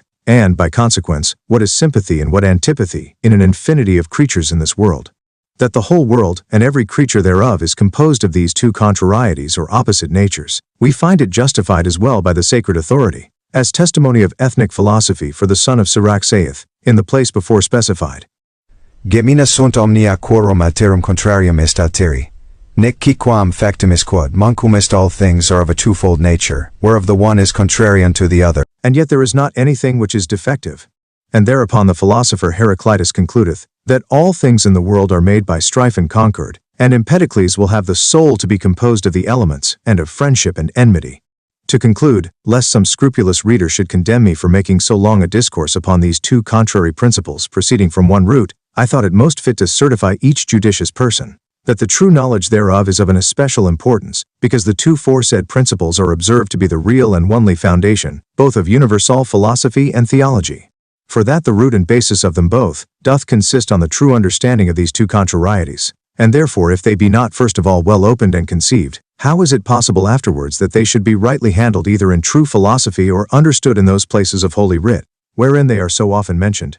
Touching the explication of this most profound Sphinxian riddle or abstruse question, namely why God in his secret sense or mental intent did raise up and ordain out of the informed matter or ideally delineated in himself, these two contrarieties, to cause thereby that all things in the world should be put into a mutual dissonance, or fight and conflict with one another, so that there is found nothing which participateth of goodness, which hath not his contrary, that is to say, which doth not communicate with badness. Verily, it is too occult a cabal to be explained by mortal capacity, being that it may well be esteemed the profoundest secret of all the divine mysteries, wherefore there is required a mental aspect, well purged and mundified from each misty cloud of ignorance and error, to search into the bowels of this question, and therefore it is impossible to be revealed unto any, but to such as God doth immediately bestow his grace and Holy Spirit, which is the searcher out of all mysteries, the which Spirit is in us, and breatheth and blows, when and where it listeth, and it is called in Scriptures the Spirit of truth, the Spirit of sanctification, the Spirit of illumination, the Spirit of revelation, which is the best interpreter of the divine secrets, mentioned in Holy Writ. Neither verily doth it become us of ourselves to inquire why God made this or that,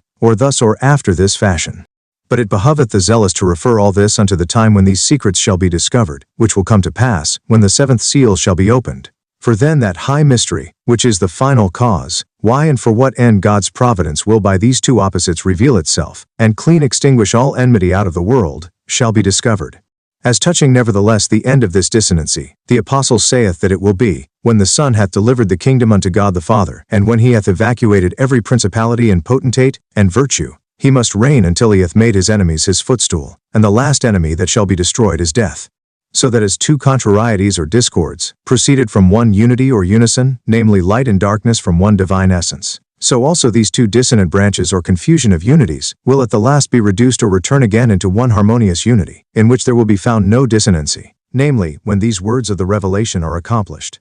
Exi omnia nova facio, vetera enim transirunt, behold I make all things new, for the old heaven and earth have passed away. But leaving this lateral discourse, we will proceed directly in our sympathetical and antipathetical argument or inquisition, into the which that we may penetrate with the greater celerity and facility, and dive the deeper into the research of their actions. It will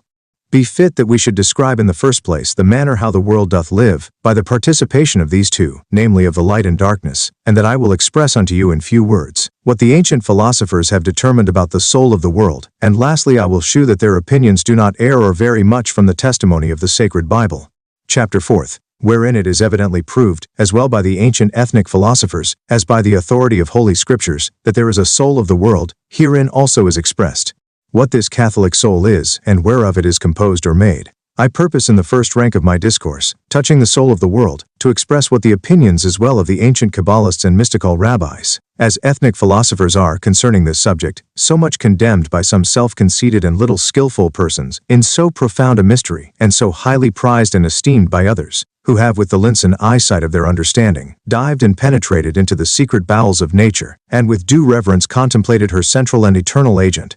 And afterwards my meaning is, to set down the concordance which is observed betwixt them and Holy Writ. The Cabalists' tenet is, that the great angel whom they term Metatron is that very same Catholic spirit, which doth animate the whole world, and thereupon Rabbi Moses doth aver it to be intellectus agens, or the general intellectual agent, from which all particular forms do flow.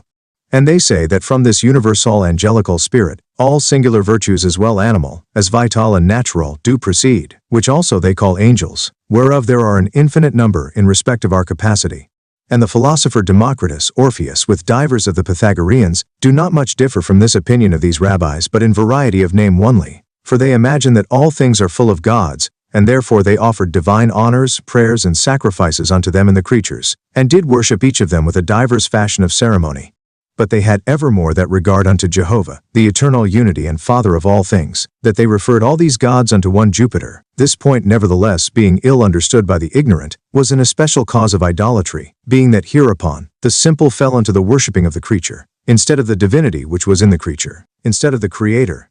And for this reason Solomon, Vani sunt homines, omnes naturae in quibus et ignorantia Dei, mpxis que spectantur bonis, eum quies intelligere non potuerunt, nec ex operibus consideratis. Ipsum opificum ignoverant, all men are naturally vain, in whom is the want of the knowledge of God, and cannot conceive him that truly is, by such good creatures as they sensibly do discern, nor yet have scanned and discovered the workman by the consideration of his works. In like manner the Platonists did call the general virtue, which did engender and preserve all things, the anima mundi, or the soul of the world, and to this their opinions, the Arabic astrologians do seem to adhere, forasmuch as they did maintain, that every particular thing in the world hath his distinct and peculiar soul from this vivifying spirit. To this opinion also Mercurius Trismegistus, Theophrastus, Avicenna, Algazal, and as well all the Stoics and Peripatetics, do seem wholly to consent or agree. Again, Zoroaster and Heraclitus the Ephesian conclude that the soul of the world is that Catholic invisible fire, of which and by the action whereof, all things are generated and brought forth from puissance unto act.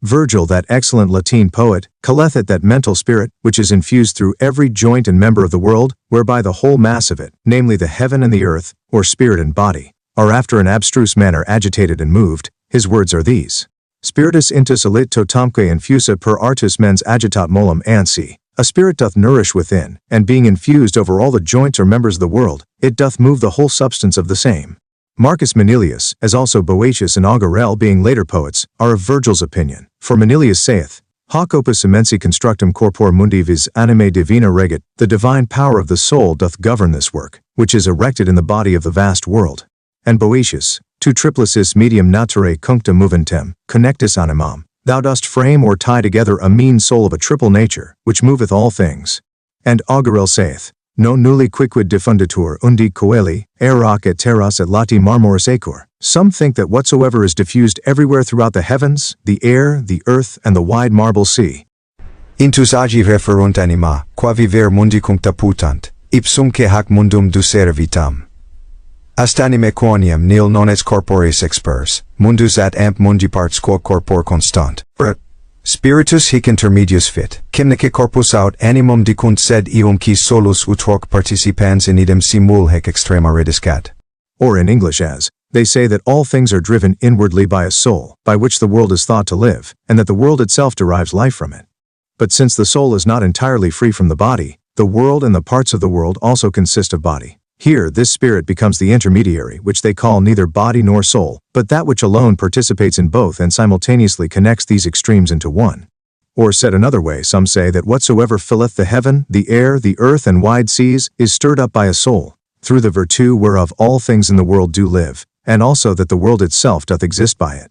But because there is not any bodily substance that is void of a soul, and that the world and every part thereof doth consist of a body, therefore there is an intermediate spirit betwixt this soul and body, which they neither call a soul nor a body, but a mean substance, participating of them both, to reduce both extremes together into one. The wiser sort of alchemists do make the soul a certain infinite nature, or power in all things which doth procreate like things of their like. For this nature doth engender all things, yea, and multiplieth, and nourisheth or sustaineth them, and they also style it the ligament or bond of the elements, since by it they are fastened together with the symphonical accords of peaceable harmony, although of themselves, that is in regard of their matter, they are dissonant. Also it is termed the true virtue that mingleth and proportioneth everything in this sublunary world, allotting unto each specific creature a convenient and well-agreeing form, that thereby one thing might be distinguished and made to vary from another. And in conclusion, the mystical rabbis do aver, that this occult fire is that spirit of the Lord, or fiery love, which when it moved upon the waters, did impart unto them a certain harmonious and hidden fiery virtue, without whose lovely assistance and favorable heat, nothing could be generated of them, or multiplied in them. Thus you may discern the manifold opinions, as well of Christian as heathen philosophers touching this anima mundi, or soul of the world, which will appear to vary little or nothing at all from the tenet of Holy Scripture in sense, but in words only. Neither are these their opinions so heinous or abominable, as some more superstitiously zealous than truly understanding Christians of this our age will make them, if they will scan the matter wisely and with moderation, for then they shall really perceive that it doth concur with the Bible of truth. And to confirm what I now say, my purpose is in the first place, to express unto each learned and well-minded reader the harmony of the Scriptures touching this point. And then I will compare every one of the foresaid opinions with the sense and grounds of the said harmony, that each wise man may thereby the better conjecture and guess at the truth of the business, before he shall rashly enter into the censuring of that deep and profound mystery, which concerneth the divine action in natural effects. I told you, in my precedent discourse, that the eternal unity which is the God of gods, and beginning of beginnings, did cause by a double property in one essence, two divers principles to issue out of himself, whereof the one was potential, and no way is yet enacted by the brightness of his emanation, and in that respect is termed darkness, privation, nullity, opposite to light, and a friend unto death and rest. The other was actual, and nothing else but a pure Catholic form and brightness, which is termed light, position, volunty, and in nature opposite to darkness, and a friend unto life and action, or motion.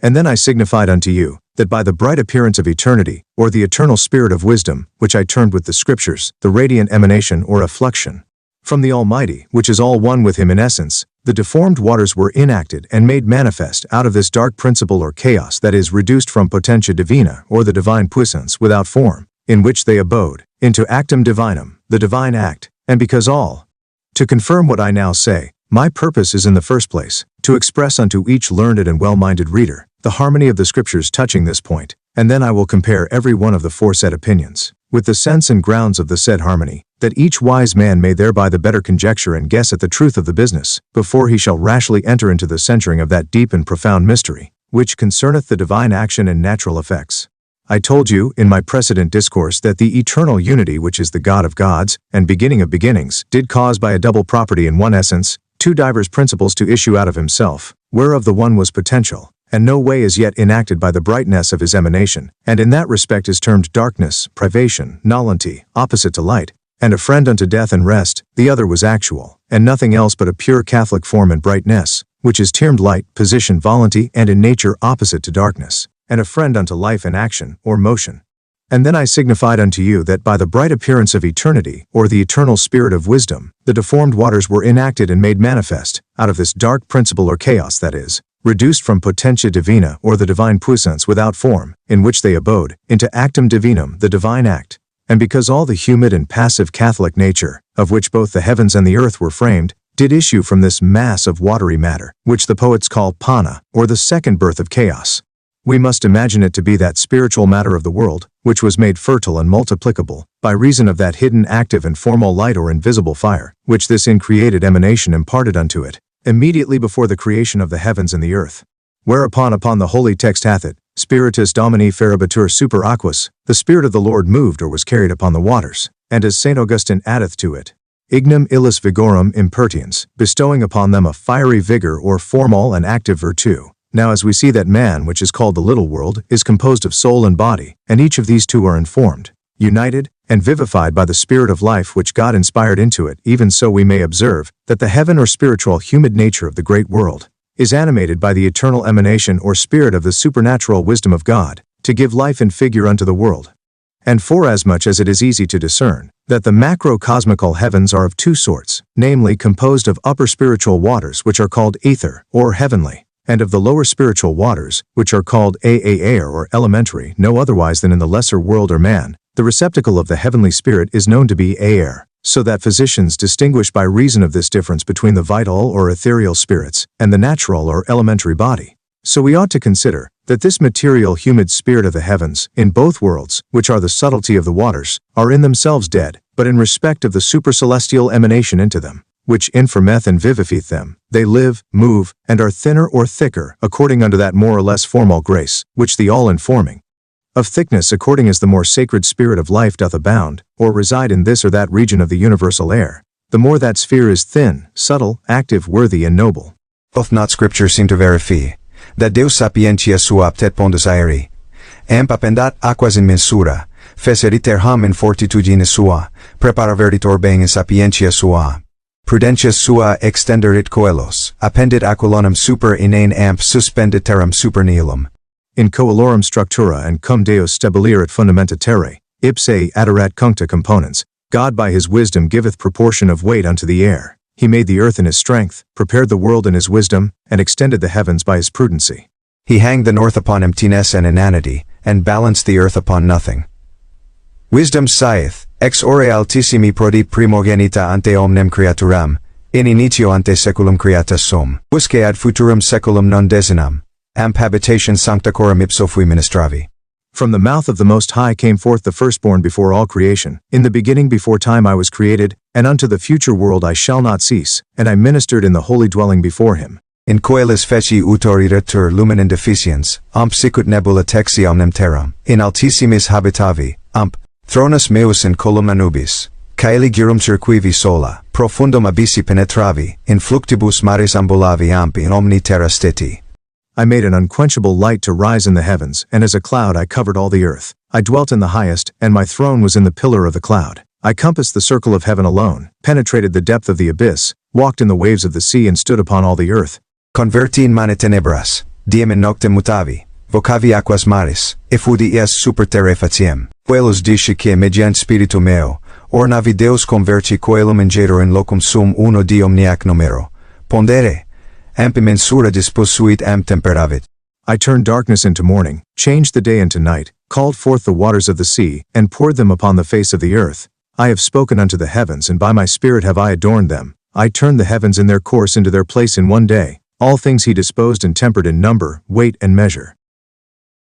For she was present at the building of the heavens, and it was she that did compass and fashion out all things. When God did establish the foundations of the earth, she was present, and compassed all things. And in another place, this Spirit of wisdom saith, I came out of the mouth of the Most High, being firstborn or brought forth before any creature. I was created in the beginning before all ages, neither shall my being cease in the latter age of the world, and I do administer before him in his holy habitation. I caused a never-failing light to rise in the heavens, and I covered the earth after the manner of a mist. I dwelled in the highest places, and my throne was in a cloudy pillar. I alone did compass round about the heavens, and did penetrate into the profundity of the abyss, and I walked in the waves of the seas, and I stood upon every earth.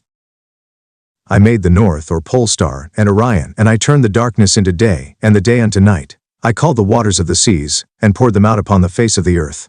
I turned the heavens about unto his place in one day's space. To conclude, God adorned the heavens by my spirit, and did proportionate and temper all things in number, weight, and measure, A and C, by which testimonies it is most apparent, that all changes, alterations, actions, ornaments of beauty, motions, numbers, weights, measures, and consequently all diversities that are made in the general homogeneal mass of the waters are affected by this vivifying emanation of the benign and bright spirit of the eternal unity, whose root is the Word. For in verity, according unto St. Paul, it is only this spirit that doth operate all in all. And therefore I must needs conclude with the kingly prophet and say, Opera de mirabilia and ampla sunt, qua omnia facisti in sapientia, the works of God are marvelous and ample, which thou hast effected in thy wisdom. And again, Verbo Domini firmati sunt coeli and spiritu oris ejus omnis virtus eorum. By the word of the Lord the heavens were fashioned and fastened, and by the spirit of his mouth each virtue thereof. Which words do seem to infer, not only the material substance of the world which is intimated by that word heavens, but also the inacting form, that is, the vivifying beginning of all things which hath no beginning. And this is signified by the Word, and his offspring, the Spirit from the which the waters first received their being. And then of these Catholic waters were the heavens, the earth, and elements made, in number, weight, and measure, that is to say, were affected by a subdivision, through the spagyric act of the self-same Word or Spirit. And therefore St. Peter hath it, Coeli erunt prius and terra diacis and per aquas consistens verbo Dei, the heavens and the earth were of old of waters, and by waters consisting by the word of God. As who should say, after the Spirit of the Lord had issued out of the dark abyss, and had given act and form, and consequently a name unto the waters, the same Spirit did operate to reveal explicitly and particularly that which the chaos did at the first contain in itself complicitly and confusedly, and that in a generality. Wherefore when it had revealed the universal matter of all things which was water, it did by little and little anatomize it, and open the secret closets thereof, to shew forth and make manifest that which from all eternity lay hid in it, and was without form or being, and therefore esteemed rightly for nothing. And first, the substance of the world was made of it in general, as it appeareth by this text, Manus omnipotentis mundum ex informi materia fecit. The hand of the Omnipotent did make the world of a matter without form or shape. And as St. Jerome interpreteth it, ex materia invisa, of an unseen or invisible thing, then that watery and humid substance was divided into the heaven and earth, in distinguishing the waters from the waters by the same Spirit, which is the ministering hand of the Almighty, for the text hath it, In habitation is sancta coram ipso ministravi, I did administer before him in the holy habitacle. And again, sapientia apud ipsum fuit concta componens, wisdom was she that composed all things with God. And this was the second day's work. Then the lower waters were divided into elements, namely, earth, water, air, and sea. And that was the third day's separation, as Moses doth methodically demonstrate. All which Hermes expresseth thus. Ex luminis voce verbum factum prodit, verum hoc naturae humidae astans infovbat, exhumidaut in naturae, vis seribus sincerus atse levi signis protinus evolans alta petit, aer quoque levis spiritus parens, in medium regionem inter aquam ampignem. Sortibatru terravero ampaqua siconvisim comixtajas bont, ut terre facis obrutanusquam pateret. The Word which was made did issue out of the light's voice, and this Word being present and assistant unto the humid nature, did foster and preserve it.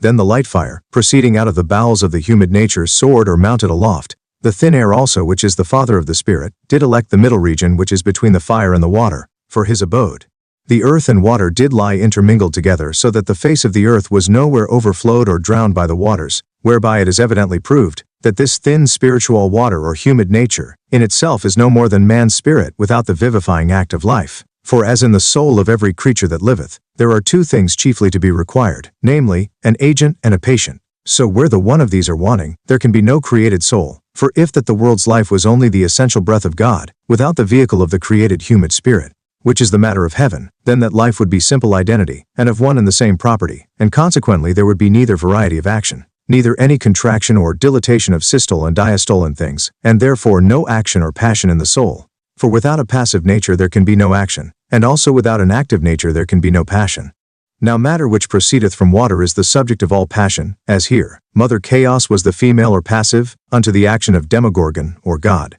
Also act or form, which proceedeth from light is the subject of all action, as its father eternity, or the bright emanation of the spirit of wisdom from the fountain of light, was the male or agent. From hence therefore it is an easy thing to gather, first what the soul of the world is, and therefore of what parts it doth consist. For we must consider, that as every creature hath his interior and exterior, so also we must exquisitely search after an internal and an external, in the soul, being it is a creature. And again, that it is a creature, it is most certain, because it is not identity, but alterity, for if it were identity, it would be the divine unity or essence, and consequently it would not be created.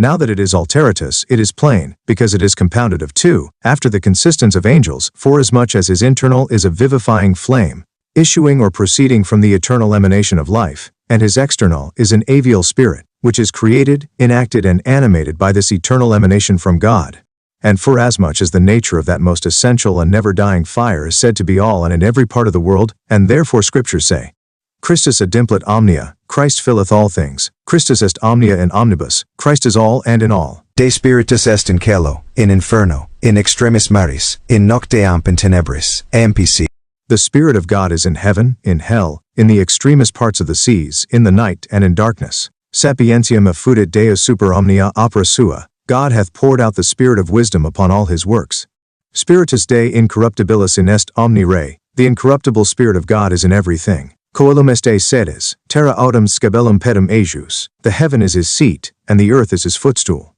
Spiritus sapientiae implet orbum, the Spirit of wisdom filleth all the world, ANC. Forasmuch as it is in every particle of this humid spirit the which by his presence is now full of dignity, that before was vile and deformed, it is certain, that it maketh this Catholic spirit to live. And therefore this angelical spirit thus composed of alterity, or of two, is called anima mundi, because it is that Catholic or general spirit, divinely animated from the beginning, which doth vivify and actuate each particular creature of the world, proceeding from the generality to the speciality, and from the speciality unto the individuality. So that the mighty question so often revolved by the peripatetic philosophers, and so slenderly by them resolved, may hereby be fully determined and enucleated. If it please the wise and impartial reader rightly to consider things, as indeed they do stand, for by this it is easy to express and distinguish mentem divinam, or the divine emanation, from anima, or the soul, and again the anima from spiritus or the spirit, being that it is evident that the mental eradication is the eternal and formal emanation, which is given or sent out by the Creator in her positive property, to create the world, and consequently the earthly body and heavenly spirit thereof, of nothing or non-actual existence. The spirit is that inward created spirit of the world, or subtle substance of the waters or humid nature, simply considered in itself, which is animated and illuminated by that archetypical emanation, and the soul, or anima, is that union, which is made between this humid created spirit, and the increated formal emanation, which doth inform or create it all.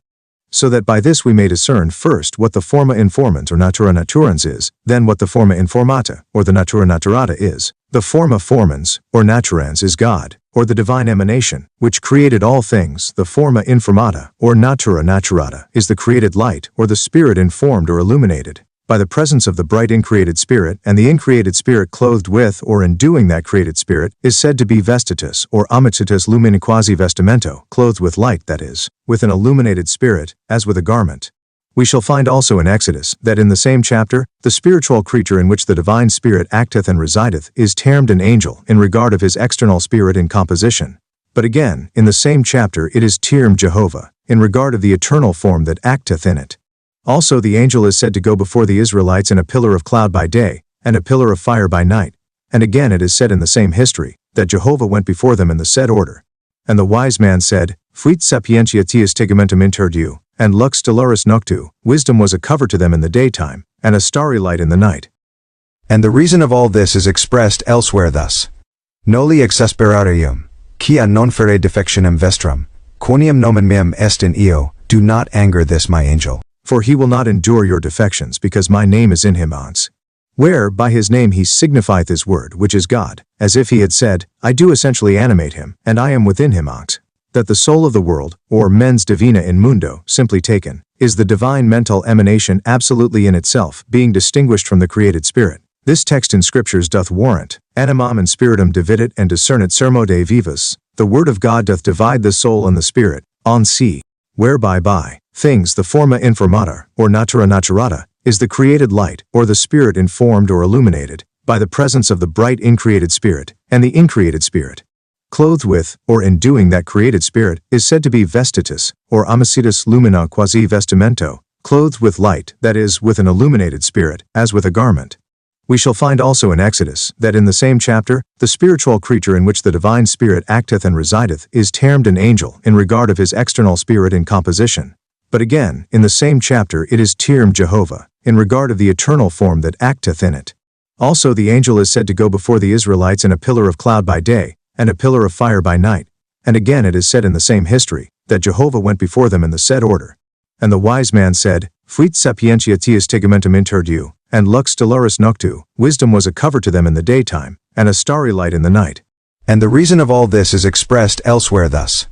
Noli exasperarium, quia non fere defectionem vestram, quoniam nomen meum est in eo, do not anger this my angel. For he will not endure your defections, because my name is in him once. Where, by his name he signifieth his word, which is God, as if he had said, I do essentially animate him, and I am within him once. That the soul of the world, or mens divina in mundo, simply taken, is the divine mental emanation absolutely in itself, being distinguished from the created spirit. This text in scriptures doth warrant, animam and spiritum dividit and discernit sermo de vivus, the word of God doth divide the soul and the spirit, on si, whereby by the word is meant the mental beam, by the spirit the humid nature that existeth by the presence of the mental beam, which God by his word can withdraw unto himself, or emit according unto his will and pleasure. Whereupon David said,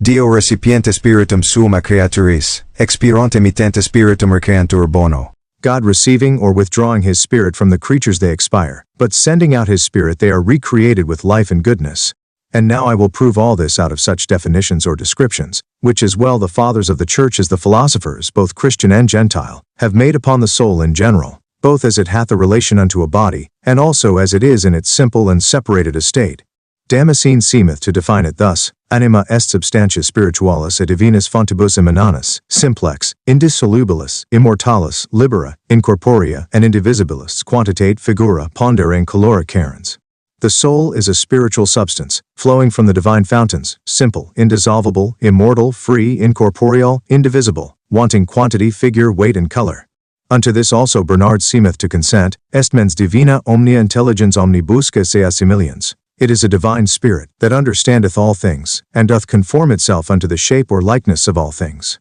And Augustine defineth it thus, est mens divina omnia intelligens, omnibusca sea similians. It is a divine spirit, that understandeth all things, and doth conform itself unto the shape or likeness of all things. And for this reason certain philosophers say, that it is made after the likeness of the spirit of wisdom, which is known to be the image of God, for it beareth the likeness of everything in itself. Wherefore it is defined by them to be the similitude of all things, and verily it hath in itself this power, to apprehend and find out all things. Again, it is like unto all things, being that it is one in all. There are some of the diviner sort of mystical philosophers, that seem to conclude man's soul more fully in this definition. Enim est lux quedam divina ad imaginem verbi, causa causarum, primi exemplaris, creata substantia Dei, sigiloque figurata, cujus characteris verbum aeternum. The soul is a certain divine light, created after the image of the Word, the cause of causes, and the first exemplar or image, and c. Another defines it thus, est res incorporea omni decora adornata, sancta trinitatia simulata, aeternae gloriae coequata. It is an incorporeal thing which is adorned with all virtue, likened to or resembling the Holy Trinity, and coequal unto eternal glory. Some do describe it thus as spiritus intellectualis, semper vivens, semper in motu, amp secundum sui operis officium variis nunc cupatur nominibus. Dicitur vita dum vegetat, spiritus dum contemplatur, sensus dum sentit, animus dum sapit, mens dum intelligit, ratio dum discernit, memoria dum recordatur. Dum vult voluntas, et ista omnia non sunt nisi una essentia sed proprietae diversa. It is an intellectual spirit always living, always in motion, and in respect of its diverse operations in the body, it hath divers appellations assigned unto it. For it is called life, in regard of its vivificative and vegetative property. It is called a spirit, as it is conversant about contemplation, and is a spiritual substance, and breatheth in the body. It is called sense, as it is employed about the act of sensation. It is termed animus, when it operateth in knowledge and wisdom, and it is named mens, in regard of its divine understanding, and memory, as it doth remember. Again, as it is affected to will anything, it is called voluntas. And all these names decipher but only one anima or soul in essence, but divers and sundry properties or faculties, A and C, and these later descriptions are assigned unto this vivifying spirit, as it is conversant with the body. Now if we shall duly examine all these delineations, of the essence and properties of this anima, as well in her freedom from the body, as when it is included in it, we shall find it not to vary one jot from the tenor of my precedent assertion. For first we shall observe it to be in its essential virtue, the offspring of the eternal emanation, which came immediately from God, for the enacting of all things, and then that it hath for its substantial vehicle, the thin subtile created spirit of the world, which maketh it alteritatum, or a composition of two, namely of the bright emanation from the eternal fountain, and therefore in the foresaid definitions. It is termed in regard of this its interior, in the first, a spiritual substance, flowing from the divine fountain, in the second mens divina, in the third, the image or similitude of the divine wisdom, in the fourth, a divine light after the image of the Word, the substance of God whose character is the Word, in the fifth, the similitude of the Holy Trinity, coequated unto the divine glory. Secondly, it participates of the mundane spirit, and therefore it is by the sixth and seventh termed a spirit that breatheth in the body, and it is the vehicle of the formal act, which is in truth the divine mental beam, being considered in itself, as the substantial and material spirit. In its simple nature, it is that which participateth with the created spirit of the world. The union of these two is called anima, so that anima includeth mentum and spiritum, or the divine and created nature in one, which filleth all, and animateth and vivifieth all things, according to the assertion of such Gentile and ethnic philosophers as I have cited before, which I will prove no way to dissent or vary from the testimony of the holy text. And to make this the plainer, I will compare them in order, and first I will begin my relation with the Cabalists' great angel, whom they call Metatron, which by interpretation is Domini Dei, the gift of God, which is the Catholic intellectual agent, from the which all peculiar forms do descend. The Apostle saith that the Lord doth vivify all things, and Solomon saith that the spirit of wisdom is the tree of life and the fountain, or beginning of life. And if this spirit be the fountain of life, then the son of Sirach, effudit Deus elam supra omnia opera sua, and supra omnem carnem secundum datum suum, God poured it out upon all his works, and upon all flesh in his measure. And this was that Catholic angelical spirit, which God sent out as a spiritual messenger from himself, and out of himself in the form of an emanation to move upon the waters and to inform and vivify them, and give life and being, not only to the great world, but also to every particular thereof. And the emanation was this word of God, by whom all things were made and vivified, forasmuch as in it was life. I mean that Christ which filleth all things, who is all in all, as the Apostle saith, who in the beginning made the earth, and the heavens were the work of his hands. And after his creation of all things, he doth portare omnia verbo virtutis suae,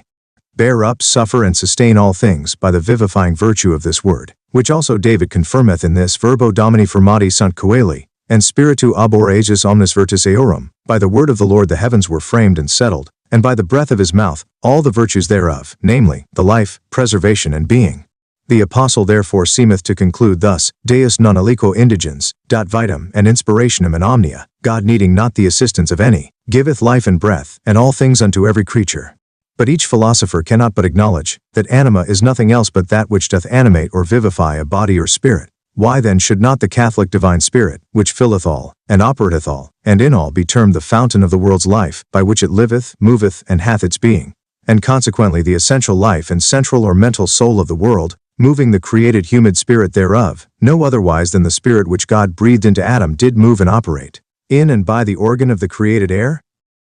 What shall the eternal and vivifying Spirit of wisdom, which is said to fill all, and to be in everything, which hath the nature of the universal Catholic and first created angel, do? For Ecclesiasticus hath it, prior omnium creata est sapientia, wisdom was created before all things, shall it, being that it is as it were the Catholic soul of the world, or life of all things, forasmuch as it is the emanation of the brightness of the omnipotent and the splendor of the eternal light and the pure mirror of the majesty of God, and the image of his goodness, being one, simple, subtle, permanent in itself, and the most piercing or movable of all things. All which are the properties assigned by Saint Dionysius unto an angel, and by the learned fathers before mentioned, unto a separated soul, shall it be in all things, and fill the heavenly spirit of each world, I mean of the great world, and the little one called man? And shall it not operate and act the vivifying and multiplying effect of his nature, but be idle and vacant in the creature? Did God send forth his operative spirit to be still and not to act?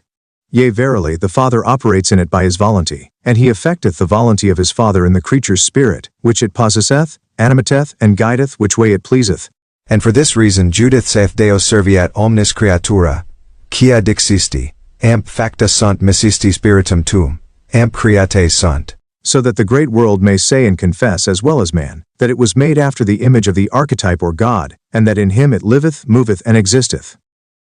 According to that of the Apostle unto man, which is the little world. Thus you see that the Cabalists' Metatron or Donum Dei, whom they make the Catholic intellectual agent, is nothing else but that universal spirit of wisdom, which God sent out from his throne even out of his own mouth, as the greatest gift and token of his benignity unto each world, and the members thereof to reduce them from deformity and non-existence, into act and formal being, and to endue them with lively feature, and to tender life and being unto them explicitly, which before was but complicity included, and comprehended, in the dark and gloomy shadow of death, I mean out of the deformed chaos, into a beautiful shape, out of deadly sleep and dark rest, into a lively action and motion, out of obscurity into light, and this therefore was termed rightly in the eyes of wise men Metatron, or Donum Dei Catholico cum, which reduceth the universal nothing into a universal something. But that I may the better express unto you by a philosophical demonstration, the angelical nature of this supreme intelligence called Metatron, and consequently of the soul of the world, I would have you in the first place to know the true manner how the philosophers do demonstrate the harmony of the world, and its spirit.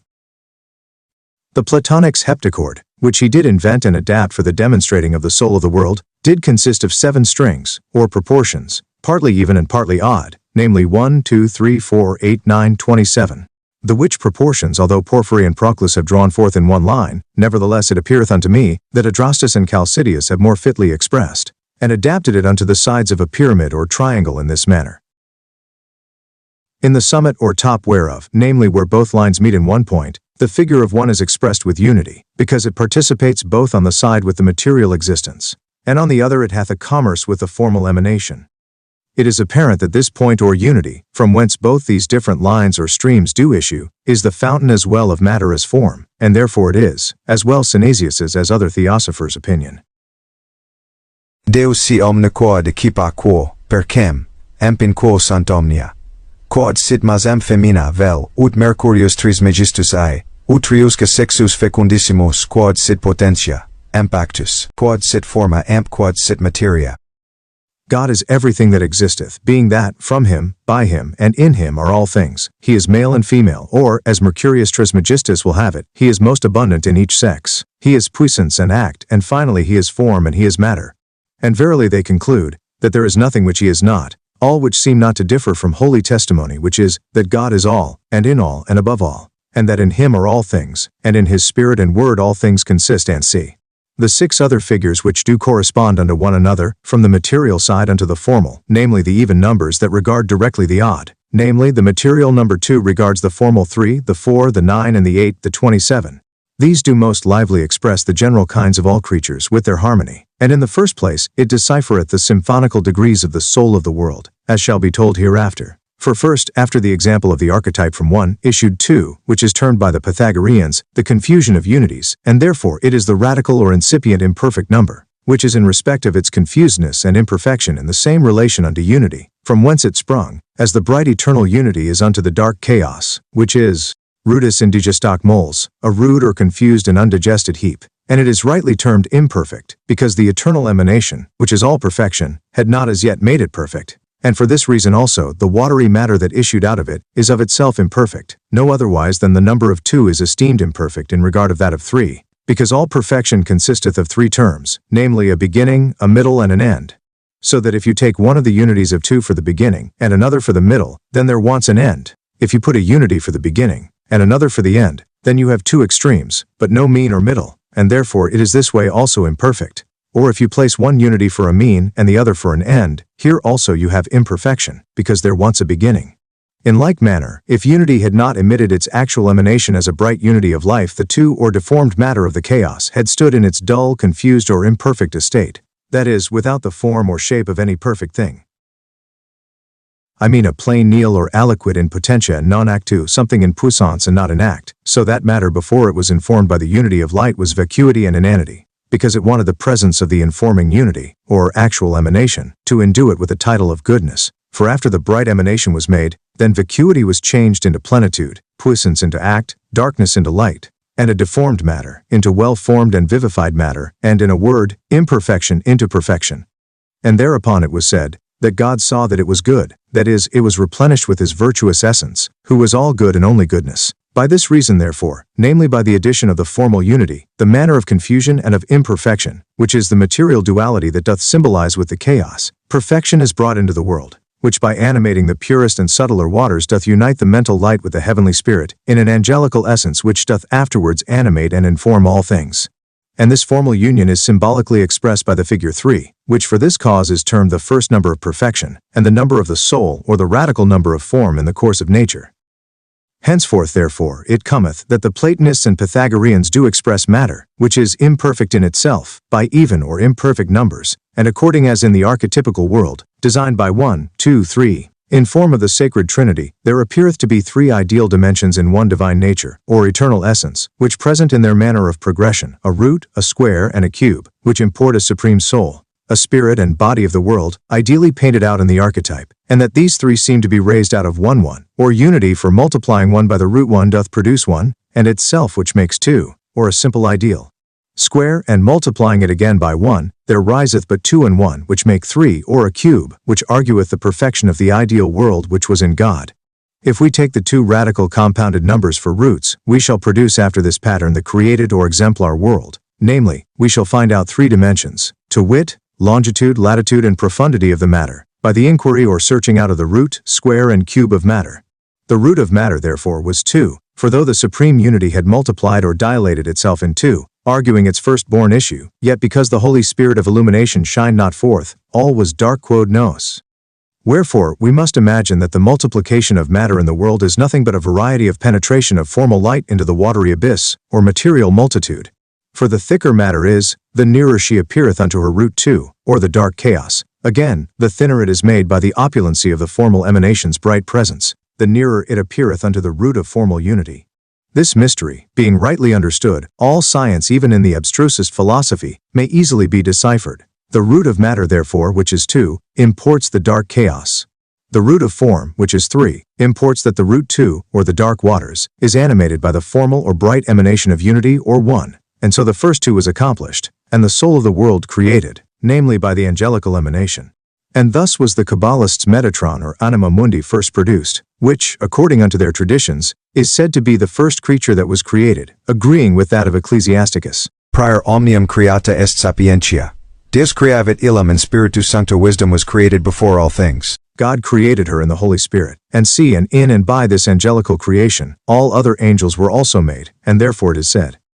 Christus est imago Dei invisibilis, primogenitus omnis creaturae, in quo edita sunt universa, in coelis et in terra visibilia et invisibilia, sive throni, sive dominationes, sive potestates, omnia per ipsum, et in ipso omnia consta. Christ is the image of the invisible God, being brought forth before any creature, in whom all things, as well visible as invisible, are made, both in heaven and in earth, whether they be thrones or dominations, or potestates, all are made by him, and in him, and he was before anything, and all consist in him. Lo, here is evidently described the true vivifying Spirit, which not only made all, and is all that he made, being that all are in him, doing the will of his Father in all that he hath made, whom the Hebrew rabbis call Metatron, or Donum Dei, and the prophet, Magni Concilia Angelum, the angel of the great council.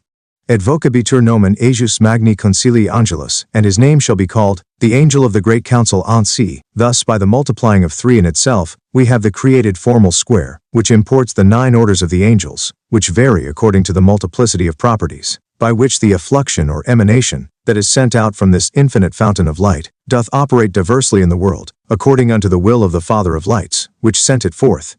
And the formal square 9, being joined with the material square 4, doth animate the heavens, which by inspissation or multiplication are made corporeal or cubical, so that all bodies are made of those thin substances, by multiplying of each square in its root, whereupon the cubical form will be 27, and that of matter 8, which argue every elementary or compound matter. And as the more the matter is multiplied in itself, the darker and thicker will it be, so the more that light is multiplied in it, the lighter, thinner, and more spiritual will the creature be. Insomuch that the formal root and square and cube import the essence and souls of creatures, as well super-celestial, as celestial and elemental, which are more or less dignified with form, for according unto these multiplications in form, the more will the creatures be exalted in excellency. You see now how far, and by what proportions as well spiritual as material, the Platonic harmony of the world extends itself, and may observe, that where this harmonious proportion between form and matter is not, there must needs be as well spiritual as corporeal dissension or discord, and consequently antipathy. We see also, that the root of life is fixed in the angelical composition, which is of simple, light and pure spiritual matter, so that the eternal sapience, or essential soul,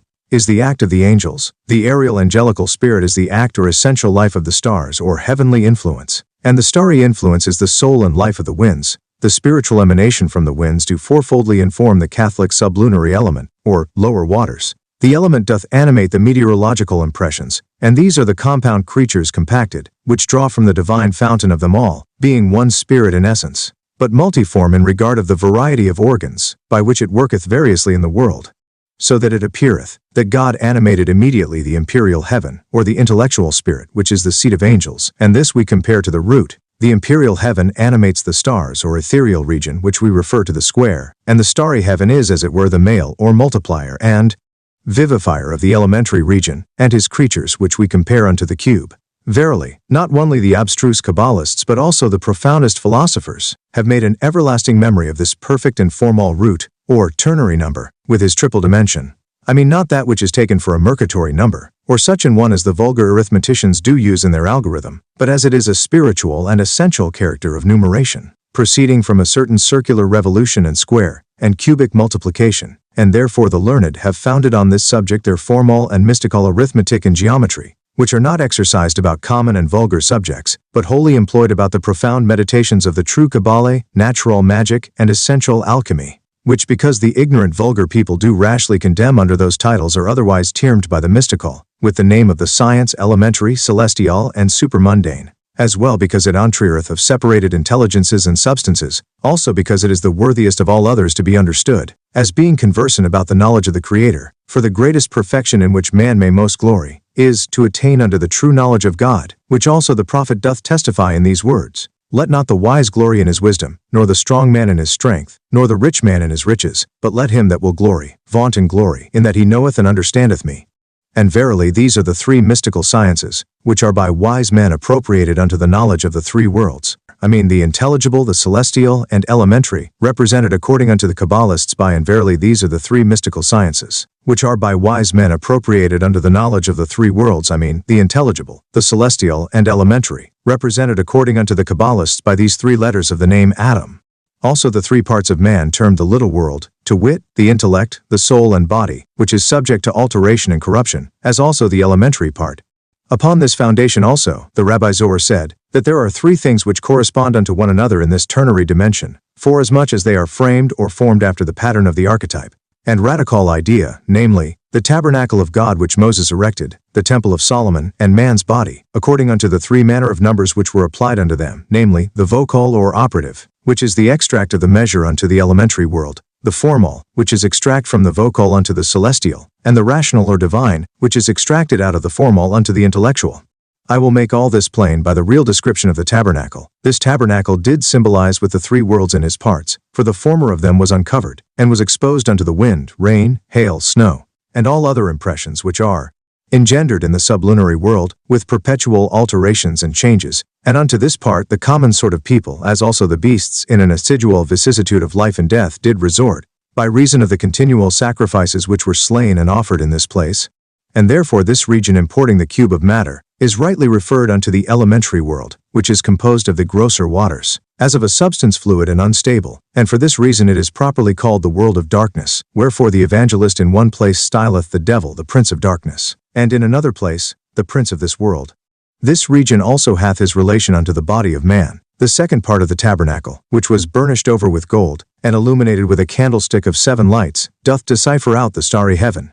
and his 7 erratic lights or planets. And this heaven, as it is in the middle betwixt 2 extremes, namely, between the bright fountain of the formal or imperial heaven, and the obscure and dark abyss of matter, or elementary world, so also it doth participate of the 2 extremes, namely, of water and fire, and for this reason the heaven is called of the Hebrews esh umayim, fire and water, in Greek aether, quasi-ignans air. But the watery body or matter of it is therefore incorruptible, because her appetite is so fulfilled by the affluence of the formal nectar from above, that it desireth not any alteration, and touching her activity and motion, it hath it from that eternal emanation, which is said by Solomon to be the most movable of all things. And, in verity, it is the first mover, who is said to be the president of the primum mobile, at whose act all the inferior intelligences do move about their ruling and twinkling fires. No otherwise than at the motion of a central wheel, many external wheels do move and have their life. Thus we may see first, why this region of the world do move and have their life. Thus we may see why this region of the world is termed heaven, or sphere of equality, namely, by reason of its mixtion in equal proportions, of form and matter, also why it is called the sphere of the soul of the world, by reason that it is composed of the pure spirit of the waters which is female and passive, and the bright fire or act of eternity, for the mental divinity doth by and through this humid nature, which is his vehicle, act and shew forth his vivifying and emanating property. In and by this spiritual organ, and therefore doth all life consist, ex calido essentiali, and humido radicali, of essential heat, as the masculine or active, and radical moisture, as the female or passive. This region therefore is referred unto the vital soul in man, and hath relation unto the square, as well of form as matter, which is in the midst between the cube and the root. The third part of the tabernacle was the sanctum sanctorum, and doth represent the supercelestial, or intelligible soul, or imperial spirit, forasmuch as his substance is almost light and fire, and it is thought to be the seat of the angels, which are the ministers of their great prince the Lord of light. And this is argued by the presence of the 2 cherubims or fiery angels, which with their wings do shadow the propitiatory. This heaven hath this relation unto the intellect in man, which the Hebrews call neshama, and the Greeks nous, the Latins mens, or the mental beam, which hath the dominion in man's soul. So that we may discern, that in the great world the angelical heaven being most formal and fiery, is as it were the soul of the ethereal heaven, for by it, and from it, this region receiveth his life's motion and being, as also by the like proportion the celestial or ethereal heaven is the soul or agent of the elementary region. For by means of the sun, moon, and stars, which dart down their beams and influences upon the earth as arrows against a butt, the earth and water, and all things therein, do act and live and generate, and multiply, so that the heavens are esteemed by all philosophers to be the male, and the earth and other elements the females, between the which, all generations are made in and upon the earth, and in the sea, for the earthly body cannot operate without a heavenly touch, yea, even man himself requireth for his generation the heavenly act and aid. And therefore Aristotle concludeth, that sol and homo generat hominum, the son and man doth engender a man. Again, all philosophers in general agree in this, namely that superiora agunt in inferiora, more maris in fominam, the superior bodies do operate upon the inferiors, as the man upon the woman. And the maxim of all such Cabalists, as are conversant in the mystical theology, aver, that omnes res inferioris sunt representative superiorum, and, sic et fit in inferioribus, Esic agitur superioris, all inferior things are representers or images of the superiors, and such as the inferiors are, such also are the superiors. And in verity, a notable person, and well seen in this abstruse learning, doth aver, that the avial or angelical heaven is framed after the pattern of the eternal and ideal world, and the temporal elementary heaven or region is the image of the celestial or ethereal, so that the images and the actions of the darker world have their ideal shapes in and from the lighter and starry world, and the starry world's shapes and actions were first delineated in the intellectual or angelical one, and they again had their original from the radical unity of all things, beginning in the archetype. I conclude therefore that both theology and the mystical philosophy do consent that God is well pleased with the holy ternary, which is the first odd number in the arithmetical progression, for we Christians honor a trinity of persons in one deity, and Aristotle saith that we are instructed by a natural kind of instinct or habit to honor God after the number of 3. And he speaketh in this but reason, being that in the ideal world there was 3 properties extracted out of one unity, after whose example the real world was afterward made, so that the Trinity in divinity was the root of all the world's formal composition. For by the root 3 the intellectual or angelical world was deciphered, by the square 9, the celestial world, and by the cube 27, the elementary, as by the Platonic learning we may gather.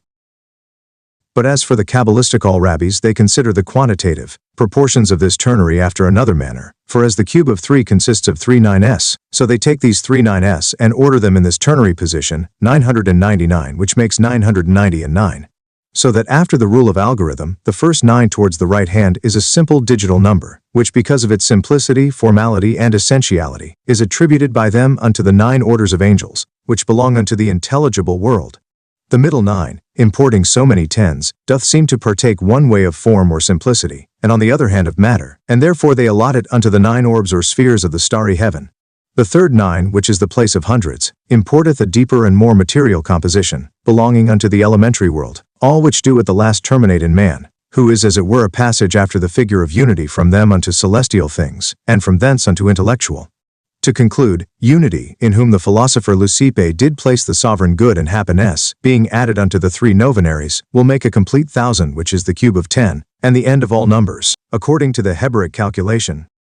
Also the square of 3, which is 9, by addition of aleph, which is 1, produceth a decady, or the number of 10, beyond the which, as Aristotle averreth, no man hath ever found any number. After the foresaid type thereon, the antient law did make a partition of the fruits and goods proceeding from the earth, ordaining the centenary number as being more material and gross. Unto the laics and profane persons, the tenths it ordained and allotted to the churchmen, priests or Levites, but the unity ordinary it reserved for God's portion, who being all, is nevertheless but one, even as from the trunk of a tree do issue many branches, and from those branches again many sprigs, and yet are all contained and undivided from that one trunk, from which they have their life and being, or as from one body of the sun, an infinity of beams do spring, not separated from the essence of that sun.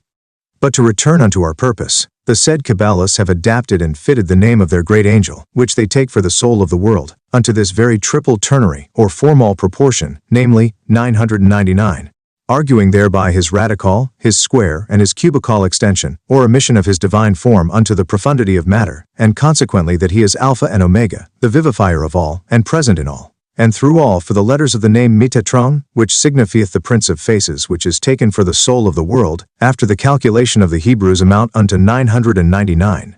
And therefore this name with letters befitting, do import this number, and yet nevertheless with this consideration, that the etymology of the word by interpretation may import donum Dei, or the gift of God. For what greater gift could God impart unto his potential creatures, and in general unto the great world, than his eternal spirit of wisdom, or his only begotten, to make them of somewhat nothing, and to take away all deformity and nullity from the water, and to shape out of them a heaven and an earth, and to figure out in them all the creatures thereof, and to preserve them in existence, essence, and lively being?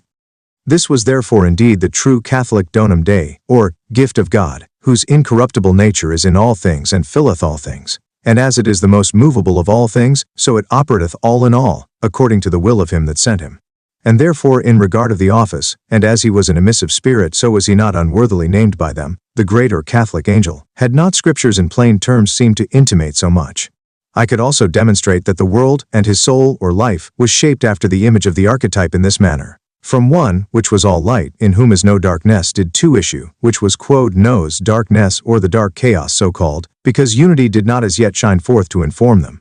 Betwixt the 2 extremes is 3 interposed, as a peaceable or charitable unity, between mere light and darkness, or the spirit of divine love, who resting in the midst between these 2 principles, uniteth the divine formal fire with the humid material nature, or spirit of darkness, making a union of 2 opposite natures, so that both natures do remain in one sympathetical concordance, and therefore this formal ternary is called ligamentum elementorum lightum and amicitium concordia vinculus connectans, the ligament of the elements, tying together hatred and love with the bands of concord. I express them thus: Deus 1, lux, column 3, sphera equalitatis, terra 2, tenebrae. This excellent harmony of the soul of the world is elsewhere most fully expressed by me, through 2 equal pyramidal shapes, one formal, the other material. The basis of the formal is the immediate act of God, or the infinite and only bright unity, and it signifies the emanation of the creating and informing spirit, so that its cone penetrates to the very center of the dark earth or abyss. Conversely, the basis of the material or watery pyramid is in the earth or center of darkness, and its cone ascends to the center of the basis of the formal pyramid in this manner.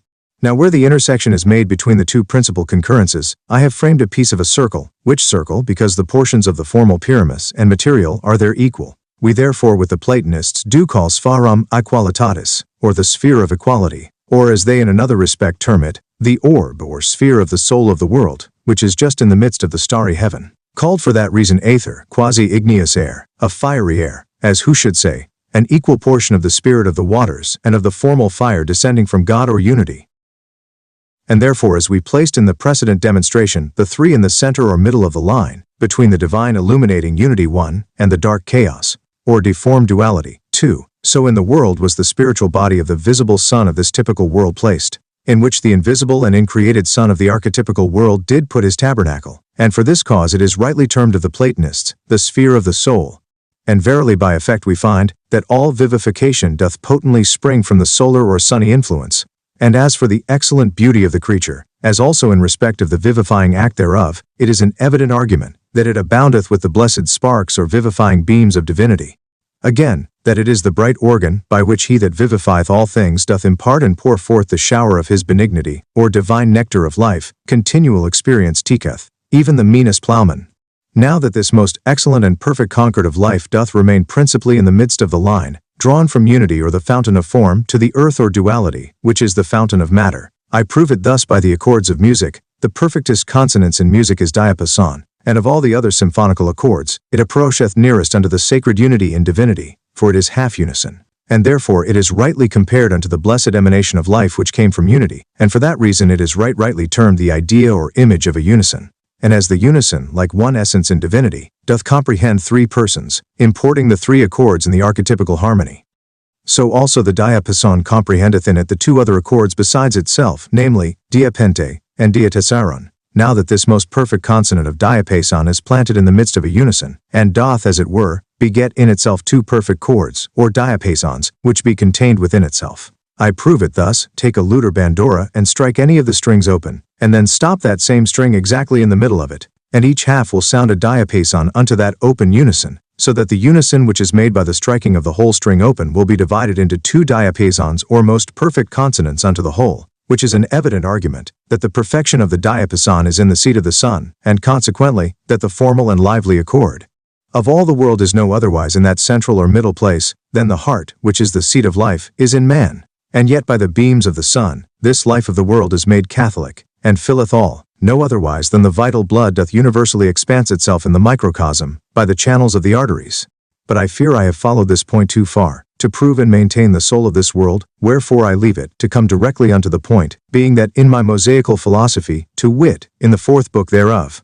I have fully proved and maintained that translation of Jerome to be right, namely, posuit tabernaculum suum in soul, he put his tabernacle in the sun. I will proceed therefore unto the second opinion of the philosophers. The ancient philosopher Democritus, Orpheus with the Pythagoreans, do judge that all things are full of gods. And again, all these gods they refer unto one Jupiter, where by gods they intend the divine virtues infused into things which Zoroaster called divinos intellectus, Synesius the bishop, symbolicus illacebris, others term them lines, others sorts, on which the virtue of things do depend. They err not much in this saying, only in appearing to divide the Godhead into diversities of gods, but they seem to excuse themselves of that error, in saying, that all those gods hold relation unto one Jupiter, and so by that word they preserve the continuity and indivisibility in the soul. They agree therefore with Scriptures, in that their meaning is, that this divine essence is in all things. For as Scriptures acknowledge, that the Catholic spirit of wisdom is one simple spirit, and yet it is termed by Solomon, multiple or manifold in respect of his multiplicity of action,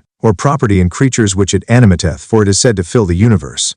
And the incorruptible Spirit of God to be in all things, and to vivify, give life and motion unto all. Forasmuch as it is omni robabilior, more movable, and being but one thing, it is able to do all things, it being permanent in itself, and therefore doth animate all, being that it is in all and everywhere. For this reason also the poets say omnia Jovis plena, that all are full of Jupiter. That is to say, the essential beams of this eternal Jupiter or Jehovah are in every particular place of the world, making things to live and exist by a different property. And for this reason they conclude that omnia dies plena, all things are full of gods. I come unto the third. The Platonists and all those philosophers which partake with them differ in nothing from Orpheus, Democritus and the rest, saying that those call that the soul of the world, which the other term Jupiter, and the gods which possess all things, they nominate peculiar souls or mental beings, which depend and have a continual relation unto the anima mundi, as the incorruptible spirit of the Lord, that filleth each particular is not discontinued from that humid fountain which filleth the universe. It is evident therefore, by this which is already said, that all the subsequent opinions of the philosophers touching the anima mundi may be fully confirmed and maintained by the selfsame reasons, and therefore I will say no more touching this point at this instant. I conclude therefore thus, that seeing the soul of the world hath for its internal act the bright emanation of the eternal unity, and the subtile Catholic created spirit for its humid vehicle or material organ, which is its external, in which and by which it operateth in all and over all. We must acknowledge that there is a kind of contrariety in the very Catholic soul, for else would not action and passion be in the created soul. I conclude therefore thus, that seeing the soul of the world hath for its internal act the bright emanation of the eternal unity, and the subtile Catholic created spirit for its humid vehicle or material organ, which is its external, in which and by which it operateth in all and over all. We must acknowledge that there is a kind of contrariety in the very Catholic soul, for else would not action and passion be in the created soul. Chaos, and therefore apt to move unto darkness, by a natural inclination, and of an increated active which seeketh to deify this spirit, if it do adhere or incline unto it, and to exalt its light. Hence cometh it that by reason of this spirit's diverse inclination there are good or bad passions engendered, not only in the heavens and earth of the great world, and their creatures as well celestial and elementary, as animal, vegetable and mineral, but also in the little world which is man, as shall be expressed in the first chapter of the next book. But first I deem it most fit to open unto you the true mystery, how the peculiar soul of the little world, and then how all other souls, as well animal, vegetable and mineral, do proceed and spring from, and afterwards are preserved and multiplied by this Catholic soul of the world, which is a doubt not fully decided by the best philosophers even unto this very day, and therefore ought this discourse of ours not to be slighted or lightly regarded, even of the learnedest of this our age. Chapter 5. How all particular souls are said to spring forth or proceed, and then afterwards to have their preservation and multiplication from this general anima mundi, or soul of the world, and first to begin with that of the most noble, which is of the little world or man. Hermes said rightly, that the world was made after the similitude or type of God, and therefore as the one is termed archetypus, so also the other is said to be typus. For this reason therefore in another place he saith, Scio mundum a Deo, atque in Deo, hominum vero a mundo, and in mundo consistere, principium autem comprehensionant omnium Deus, I know that the world is from God, and in God, and that man is of the world, and in the world, but God is the beginning and the comprehension of all things. And again he speaketh thus elsewhere, in a generality, Deus es cosmi pater, cosmos vero eorum, quae in cosmo, and cosmos quidem de filius, and Jura cosmos appellatus est, qui omnia veritate generationis exornat, nec non indefinenti vitae operatione. Perpetua necessitatis celeritate elementorum commistione ordine genitorum. Cosmos quacunque ab ipsa origine suscipit, a Deo perpetuo servat, God is the Father of the world. The world is the father of them that are in the world, and the world is the offspring of God, and it is rightly called cosmos, because it adorneth with verity every kind of generation, and also with a never-ceasing operation of life, and a perpetual celerity of necessity in the commixtion of the elements, which by order are brought forth, A and C. In all this he varieth not from Scriptures, for that in the beginning, God is said to have made the world of a matter without a form, and to have adorned his humid nature or the heavens with his vivifying spirit, which filleth and operateth all in all, and that from the breath of the self-same spirit of life, all the creatures of the world are animated, and from the substantial elements in the world they receive their matter, so that as God, by the pouring forth of his bright vivifying and all-acting spirit, did make the humid and passive nature of the world to operate, and that so animated spirit which is mixed, secundum totum and in qualibet ejus parte, in all and every part with his increated animator, is rightly called the soul of all the universe. So we ought to make no question at all, but that every particular soul in this vaulted machine of the world doth depend and is procreated, preserved, and multiplied from that Catholic soul,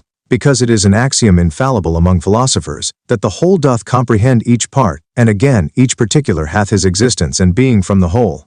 But the world's Catholic material spirit is enacted and preserved by the Catholic eternal spirit, sent out from the fountain of life, to enact and vivify all things, which increated spirit of life is indivisible in essence, and therefore as it doth actually from his immense fountain of life, send down or breathe forth the influences of life, after the manner of an infinity of beams, from one sun unto an infinite sort of creatures, to inform them and make them live, so are those beams of life, thus sent out, no less continuated and indivisible, from that fountain or spiritual and indivisible sun of life, than the visible beams can be divided from the visible sun. neither was it sufficient for Adam to have endued a microcosmical body, namely, a mass of earth, so that as God, by the pouring forth of his bright vivifying and all-acting spirit, did make the humid and passive nature of the world to operate, and that so animated spirit which is mixed, secundum totum and in qualibet ejus parte, in all and every part with his increated animator, is rightly called the soul of all the universe, so we ought to make no question at all, but that every particular soul in this vaulted machine of the world doth depend, and is procreated, preserved and multiplied from that Catholic soul.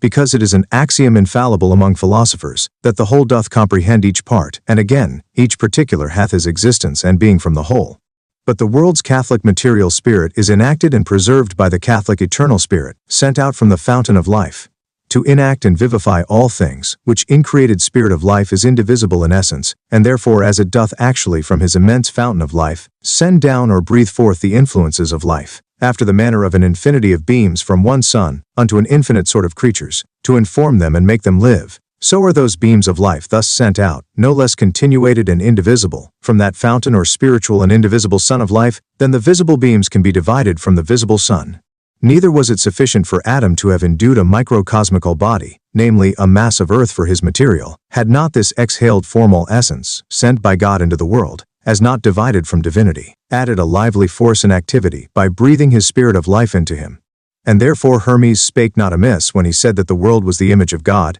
and man the image of the world. Being that as God created and vivified the watery spirit of the world, by adding unto it his creating spirit of life, so that spirit of life being sent into the world, and filling the spirit of the world doth vivify, multiply, and preserve, not only man but also every other animal, vegetable and mineral, that is in the world. This being therefore in the first place to be considered, I proceed thus. The variety of the species upon the earth did radically proceed from the very act of creation, when the word fiat was spoken. And immediately the will of the speaker was accomplished by his Son, which by the way of emanation was sent into the world to do the will of his Father. And there are some that will not shrink to say that all the species or kinds of creatures were expressed in and by the 22 Hebrew letters, not those external ones which are vulgarly painted out with ink or art which are but shadows, but the fiery formal and bright spiritual letters which were engraven on the face or superficies of the dark hiles, by the fiery word of the eternal speaker in the beginning, and therefore they are termed originally elementa quasi hylamenta, or elements, as engraven in the forehead of the dark abyss or hyle, and by reason of the essence of that divine word, which received the mystery of the typical creation, and did trace it out after the archetypical pattern, and delineated it in characters of formal fire. The language which was framed out of it was called lingua sancta, a language much spoken of by the learned rabbis of our age, but little known or understood by them, and yet of an infinite importance for the true enucleation as well of sacred mysteries as of all true Kabbalistical abstrusities. But to proceed according to the tenor of the divine word, and his formal characters, the effects whereof passed unalterable into the world, each species or kind was framed. And again, every individual of each kind was made divers, and distinct from others as well in shape and proportion, as in disposition and motion. Now, as I said, that this Spirit of the Lord did effect the will of his Father, in creating everything thus differently, being in itself but one and the same essence, so also did it, and doth still continue and keep every one of these species or kinds by multiplication or generation, in their successive estates, and preserveth every individual, during the time of his being, as well by an elementary as ethereal kind of nutriment, which according to his spirituality doth descend, as it were from heaven, to nourish the spirits of each individual according unto his kind. For you must understand, that as the Catholic soul of the world is general unto all, so is the air made the chest or closet of this golden treasury or spiritual food, which while it swimmeth occultly like a golden vapor, showered down from heaven in the air, filling and replenishing all, so, whilst it is yet in the open air, it is as apt to sustain and multiply the life of a serpent, a sheep, a fish, or a fowl, an oak, a herb, or such like, as of a man. For so soon as the magnetic power or virtue of the creature, which causeth every minute a refection from this heavenly nectar, hath drawn in a portion of this Catholic spirit or nature, it leaveth his Catholic or general nature, and worketh specifically, that is to say, according unto the individual nature of that kind which receiveth it. That is to say, it converteth itself, being into a dog into his nature, in a whale into his nature, in a man into his, in an oak or myrtle into his, in wheat into the proper nature of wheat, and so in all other kinds, and consequently it is the cause that every creature's spirit is nourished and sustained in itself. For this was the Creator's ordinance, that by what spirit the creature was first created in his kind, by the same it should be maintained, preserved, and multiplied. Hence it was that the philosopher breaketh forth into this speech, est in air occultus vitae cibus, the hidden element of life is in the air, whereby he means, that quintessential food, which we receive from the general spirit of life in the world, which by the appointment of God hangeth ready and in every part of the air, to strive for the spiritual food of life unto every elementary creature, the main virtue whereof consisteth in the eternal vivifying word and spirit of all things, and therefore the text saith, Deus dat vitam et inspirationem and omnia, God giveth life and inspiration in all things. And again, visitatio tua conservat spiritum meum, thy visitation doth preserve my spirit. The Lord did effect the will of his Father, in creating everything thus differently, being in itself but one and the same essence, so also did it, and doth still continue and keep every one of these species or kinds by multiplication or generation, in their successive estates, and preserveth every individual, during the time of his being, as well by an elementary as ethereal kind of nutriment, which according to his spirituality doth descend as it were from heaven, to nourish the spirits of each individual, according unto his kind. For you must understand, that as the Catholic soul of the world is general unto all, so is the air made the chest or closet of this golden treasury or spiritual food, which while it swimmeth occultly like a golden vapor, showered down from heaven in the air, filling and replenishing all, so, whilst it is yet in the open air, it is as apt to sustain and multiply the life of a serpent, a sheep, a fish, or a fowl, an oak, a herb, or such like, as of a man. For so soon as the magnetic power or virtue of the creature, which causeth every minute a refection from this heavenly nectar, hath drawn in a portion of this Catholic spirit or nature, it leaveth his Catholic or general nature, and worketh specifically, that is to say, according unto the individual nature of that kind which receiveth it. That is to say, it converteth itself, being into a dog into his nature, in a whale into his nature, in a man into his, in an oak or myrtle into his, in wheat into the proper nature of wheat, and so in all other kinds, and consequently it is the cause that every creature's spirit is nourished and sustained in itself. For this was the Creator's ordinance, that by what spirit the creature was first created in his kind, by the same it should be maintained, preserved and multiplied. Hence it was that the philosopher breaketh forth into this speech, est in air occultus vitae cibus, the hidden element of life is in the air, whereby he means, that quintessential food, which we receive from the general spirit of life in the world, which by the appointment of God hangeth ready and in every part of the air, to strive for the spiritual food of life unto every elementary creature, the main virtue whereof consisteth in the eternal vivifying word and spirit of all things, and therefore the text saith, Deus dat vitam et inspirationem and omnia, God giveth life and inspiration in all things. And again, visitatio tua conservat spiritum meum, thy visitation doth preserve my spirit. Psalm 36, 10. Vita adest benevolentia Jehovah, life is present by the benevolence of Jehovah. Psalm 81, 7. Vita fons penis Deum est, the fountain of life is with God. Psalm 36, 17. Vita prolongatio benignitas eius, quem visitavit Deus salute sua fruitur bono, the prolonging of life is the benignity of God. Whom God doth visit with his salutiferous nature, he shall be partaker of goodness. Psalm 104, 28. Deo dante creaturis, colligunt aperientem manum suam saciantur bono, abscondente faciem suam conturbantur, recipient spiritum eorum expirant, emittent spiritum suum recreantur. God giving unto the creatures food they receive it, when he openeth his hand, they are filled with all goodness. If he hide away his face or abstain from giving them their spirit, they expire and die, but if he send forth again his spirit, they are recreated and refreshed again.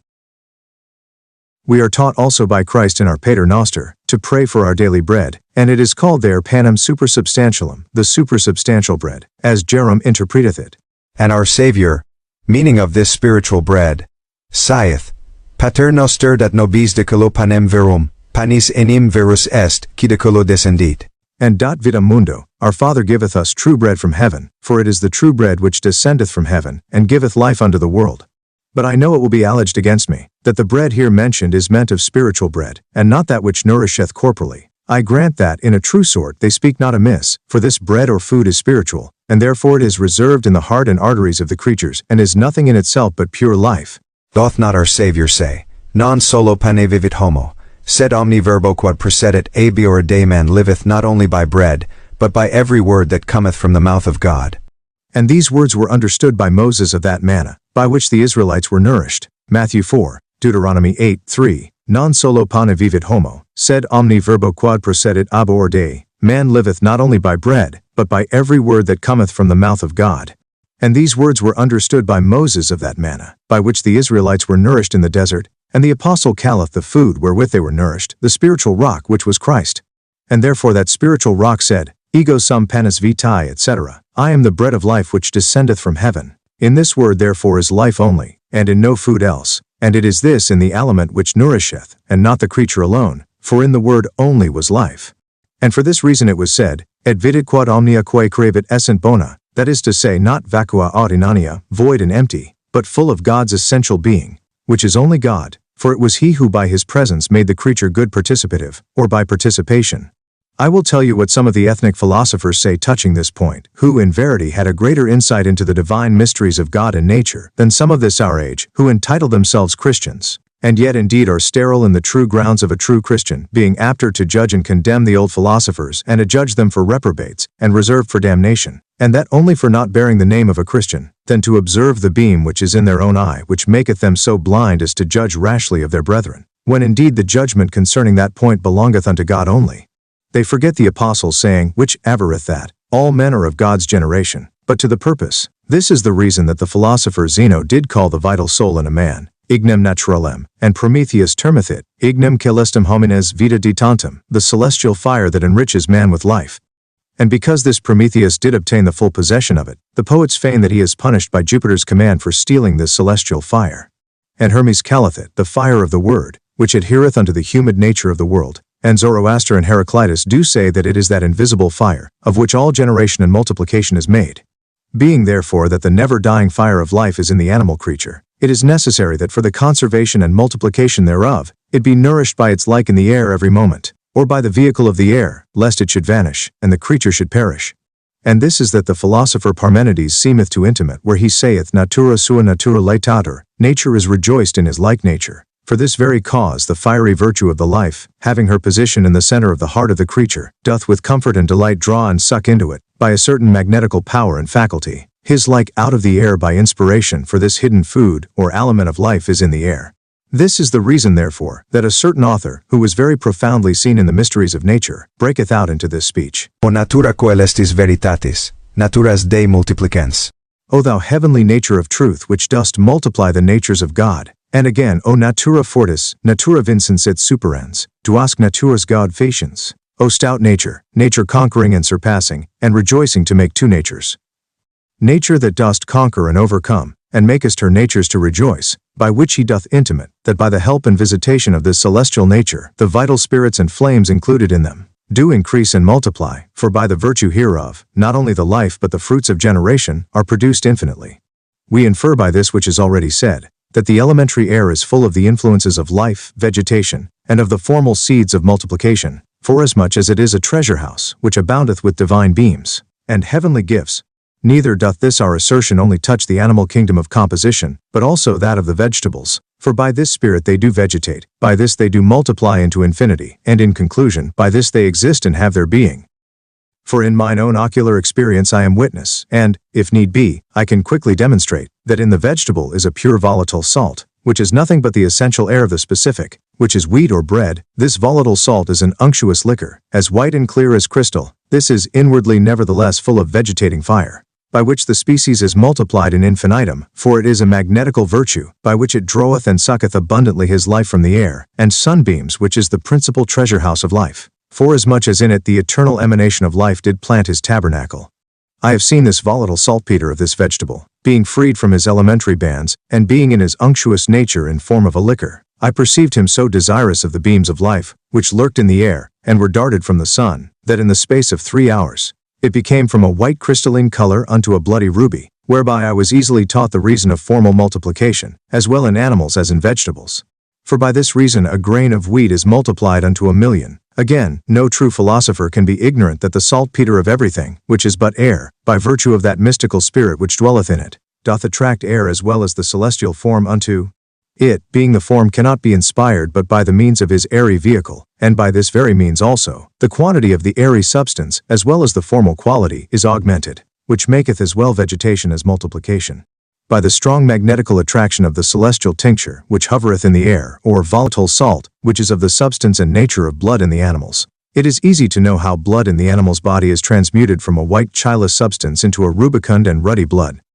By reason of his vegetation and multiplication in substance, it is an easy matter to guess the manner of augmentation and vegetation, and also of the quantitative multiplication by way of generation of the animal, for verily I have observed so worthy an experiment in this vegetative salt in the wheat, of which the blood of man by eating of bread is full, that we need not to make any doubt, but that it is the only substance of vegetation, as well in the animal as vegetable. For on a day, when I had cast away the feces or superfluous part of the substance, out of which I did draw the salt liquor into a large pipkin, and covered it with a thin plate of iron within 3 weeks or a month's space, I found it to have struck up out of the pot quite through the plate of iron, and to make above 1,000 blades like an iron-colored saffron to grow up out of the superficies of it, which argueth the admirable vegetative property that it hath in it. But letting this suffice to express the occult puissance of this secret fire of God in nature, in all vegetables, minerals, and other animals, I will now convert the file of my speech only unto that wondrous act and operation, which this admirable spirit effecteth in the little world or man. The spirit of life was by God so inspired into man, that he was made a living creature, no otherwise than when Elohim Ruach was breathed on the waters they were animated and vivified, and became a great world, which the Platonists for that reason called magnum animal, a great living creature. But as the world was made after the image of God, before man was made, and afterwards man by the same Spirit in the world, was framed by the Word, after the pattern of that Spirit of life in the substance of the waters, which were in the great world. Therefore we must conceive, that man hath the vivifying means of his sustentation, preservation, and multiplication, by generation from the soul of the world, and his elements. Wherefore Hermes doth not unadvisedly express the descent and ingression of the world's vivifying spirit into man, after this manner. Est in corpore, anima in aere, mens in anima, in mente verbum vero est eorum pater. The air is in the body, the soul or life is in the air, the mental spirit is in the soul, the word is in the mental spirit, and the word is the father of them all. And he concludeth in that place, quod verbum sit imago Dei, mens verbi, anima mentis, aer anima, et corpus aeris.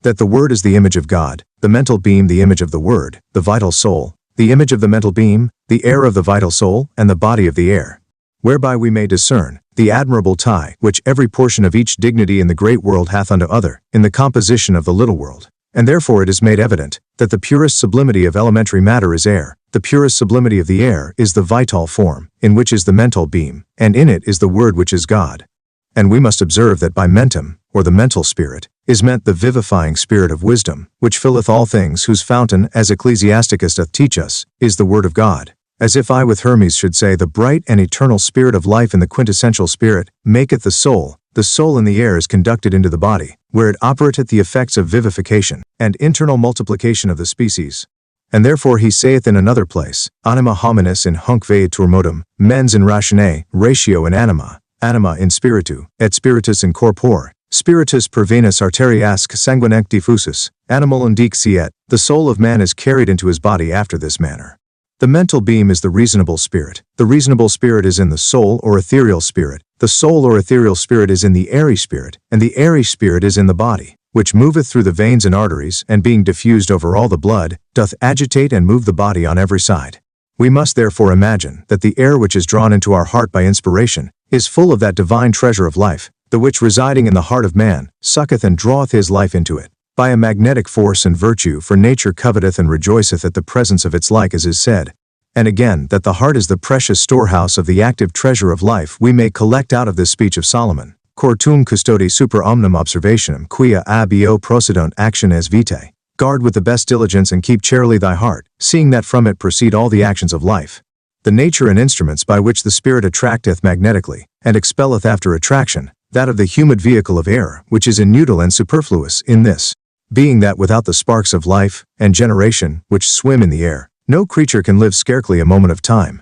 It is most necessary that they should be drawn and sucked in by the creature every minute, for without this necessary act with the salutary effect thereof, the animal will forthwith be suffocated or strangled, for by the deprivation of the air the soul will soon cease his vivifying operation. Forasmuch as it is nothing else but a portion of eternal light in the soul of the world, which is composed of the divine emanating virtue, and the subtile humid nature of the world, whereof the first affordeth the calidum innatum, or natural heat of life, and the last the humidum radicale, or radical moisture, unto the creature's existence, and therefore by the inspiration of air, this double virtue is every moment renewed and refreshed in the creature. This spirit therefore, the animal inspireth or sucketh into the left chamber, ventricle or region of the heart, by the contraction of the straight fibers of the heart, when the transverse and oblique fibers will be relaxed, whereby the heart will be dilated or opened, and this action is called of the physician's diastole. In the time thereof or interval of this motion, the heart doth draw into his left vessel by the arteria venosa, or veiny artery out of the lungs, whither it first was conveyed by inspiration, through the aspera arteria,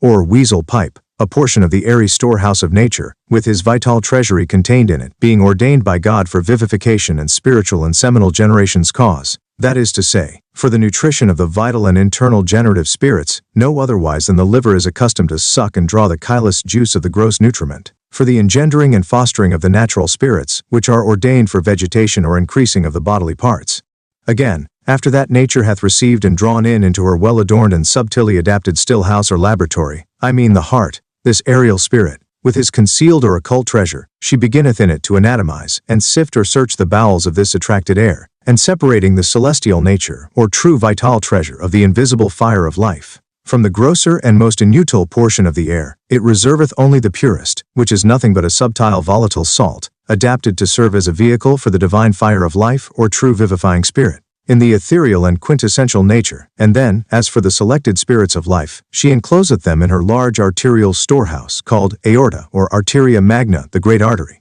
sending immediately the more superfluous fuligens and inutile part of the air back again the way it came by expiration. And this expulsive action is effected by the contraction of the transverse fibers of the heart and the relaxation of the straight, for by this means the heart is also contracted or compressed, which action of motion is called by physicians systole. And we must understand that for the better preservation of this golden treasure of life, within his arterial treasure house God in nature hath so ordered, that there is a triple valve or gate like 3 half-moons, to close it in, and to keep it securely for the body's necessity, lest it should fly away by the passage it came in, and therefore this 3-leaved gate is fashioned after such a manner, that it doth open within, and is closed without, so that what gets into the great artery cannot return back again, as in like manner at the mouth of the venal artery, there is a double gate compacted of 2 valves, and they do open without, and shut within, so that fresh air may easily enter, but the treasure included, after the expulsion of the fuliginous vehicle or superfluous air, may be retained. Now will I in few words express unto you the action of this heavenly spirit. After it is thus included in the arterial trunk, it is certain that it doth dilate itself, through the branches or divided channels thereof, over all the body, for by those branches called carotides, a refined portion of it doth ascend unto the brain, by those small conduits. The super-celestial part of this chemical extraction doth challenge unto his seat and possession, the noblest and loftiest region of this microcosmical palace, and as it were his imperial heaven, for hither soareth the mental beam in his rational vehicle, electing this place for its chief tabernacle or colum cololorum, yet so, that the beams of his power are reflected unto every branch of his divided arterial cabinet. For this reason therefore, all physicians as well ethnics as Christian have concluded, that the voluntary humane action hath his seat in the brain, being the region of the animal virtue or faculty, whereas the other 2 actions of man, namely the vital in the heart, and natural in the liver, seem to be subject unto this, being that they are actiones involuntaria, involuntary actions, and this is the reason, that the brain is the seat of reason and understanding. Then, in the second rank, that portion of the introduced spirit, which in the forge of man's nature, is framed out and found fit for the action of life, is conveyed into those branches of the great artery, which are called cervicales, humerarii, and those which assign life unto the region of the chest or breast, where it doth induce and take on it that impression of spiritual vivacity, which belongeth unto those parts, as also the coronarii do assume unto them the internal or ideal shape of spirits belonging unto the heart, and so forward touching the other arterial branches, and their contained heavenly treasure, so that this invisible spirit lurking, and swimming in the thin substance of the airy spirit, doth not only expanse and dilate itself, to the vivifying of each member in the body, but also by a contraction of itself into a spermatic cloud. This spirit is miraculously conveyed into 2 preparing arterial spermatic vessels from every member, but especially from the 3 principles, and there this celestial spirit full of divine fire, after the image of the radical archetype in whom all things were first spiritually and ideally delineated before they were, in the regard of man, in that he had wholly received the image of the temple described by the hand of God, which afterward was put in act, containeth the invisible of that humane body, which shortly was to be enacted, and really to be delineated, and brought forth unto man's sight. That is to say, it did ideally possess the shape of the inward or spiritual man, as also the image of the external or corporeal man, being compacted of the 4 elements, proceedeth from the visible sperm, which issued from the 2 venal spermatical vessels. But that this is so, we have it plainly confirmed by these words of Holy Writ. Psalms 9:13 Tu possidis, renes meos ex quo bergabar, in utero matris me. Non celata, es vis mea tibi ex quo factus sam in abdito, artificiosa confessus velut inimis partibus terrae. Masam mem viderunt oculi tui. Et in libro tuo, omnia membra mea sunt scripta ex cibus diebus formabantur. Cum nullam ex iis exterret thou dost possess my reins, from the time that I was covered in my mother's womb. My strength is not hid unto thee, from the time that I was made, and was artificially shaped as it were, in the lower parts of the earth. Thine eyes do behold the mass whereof I was made, and all my members were described and delineated in the days that they were shaped or informed, when none of them did visibly exist. And to this purpose it is said elsewhere, Spiritus Dei fecit me, et spiraculum omnipotentis vivificavit me. The Spirit of the Lord made me, and the breath of the Omnipotent did vivify me. That is, first he reduced me into a mass of seed, and afterwards did make it alive by his breathing something into it. And the wise man ud ignoras quae sit via spiritus. E quomodo ossa pingantur in ventre praegnantis. Sicknessis opera de quia et fabricator omnium. As thou knowest not which is the way that the Spirit moveth, and how the bones are shaped and made in the mother's womb, so art thou ignorant in the works of the Lord, who hath made and framed all things, etc. Whereby it is manifest that the Spirit of God operateth in the sperm, as well before the emission of the seed into the womb, as afterwards. This also is plainly expressed by these words of Job. Non sicut lac fudisti me, et tanquam caseum coagulasti me cute, et carnem duisti me. Ossibus et nervis compagasti me, cum vita benignitatem exerquisti ergame. Ad visitatio, tua praeservavit spiritum meum. At ista recundisti in animo tuo. Didst thou not pour me out like milk, and didst thou not curdle me like a cheese? Thou didst endue me with skin and flesh, and compacted or joined me together with bones and sinews. Thou didst exercise thy benignity towards me, in giving me life. Libro tuo omnia membra mea sunt scripta ex quibus diebus formabantur, cum nullam ex iis extaret. Thou dost possess my reins, from the time that I was covered in my mother's womb. My strength is not hid unto thee from the time that I was made, and was artificially shaped as it were, in the lower parts of the earth. Thine eyes do behold the mass whereof I was made, and all my members were described and delineated in the days that they were shaped or informed, when none of them did visibly exist. And to this purpose it is said elsewhere, Spiritus Dei fecit me, et spiraculum omnipotentis vivificavit me. The Spirit of the Lord made me, and the breath of the Omnipotent did vivify me. That is, first he reduced me into a mass of seed, and afterwards did make it alive by his breathing something into it, and the wise man. Ut ignoras quae si via spiritus. E quomodo ossa pingantur in ventre praegnantis, sicknessis opera de quia et fabricator omnium. As thou knowest not which is the way that the Spirit moveth, and how the bones are shaped and made in the mother's womb, so art thou ignorant in the works of the Lord, who hath made and framed all things, etc. Whereby it is manifest that the Spirit of God operateth in the sperm, as well before the emission of the seed into the womb, as afterwards. This also is plainly expressed by these words of Job. Non sicut lac fudisti me, et tanquam caseum, coagulasti me cute et carne induisti me. Ossibus et nervis compagasti me, cum vita benignitatem exerquisti ergame. Ad visitatio tua praeservavit spiritum meum. At ista recundisti in animo tuo. Didst thou not pour me out like milk, and didst thou not curdle me like a cheese? Thou didst endue me with skin and flesh, and compacted or joined me together with bones and sinews. Thou didst exercise thy benignity towards me, in giving me life and preserving my spirit. Job, and thy visitation hath preserved my spirit, and yet hast thou kept this secret in thy heart. I know well that this is so with thee. In all which this difficult point appeareth to be fully deciphered and opened, as well touching the act of generation, as in regard of the foresaid mystery. In the preservation and continuation of the life of the infant as well in his mother's womb, as after the birth thereof. For in this member, sicut lac fudisti me, he seemeth to argue, that the spermatic mass was well disposed and composed by the Spirit of life, of the which a man was afterward explicitly delineated and framed.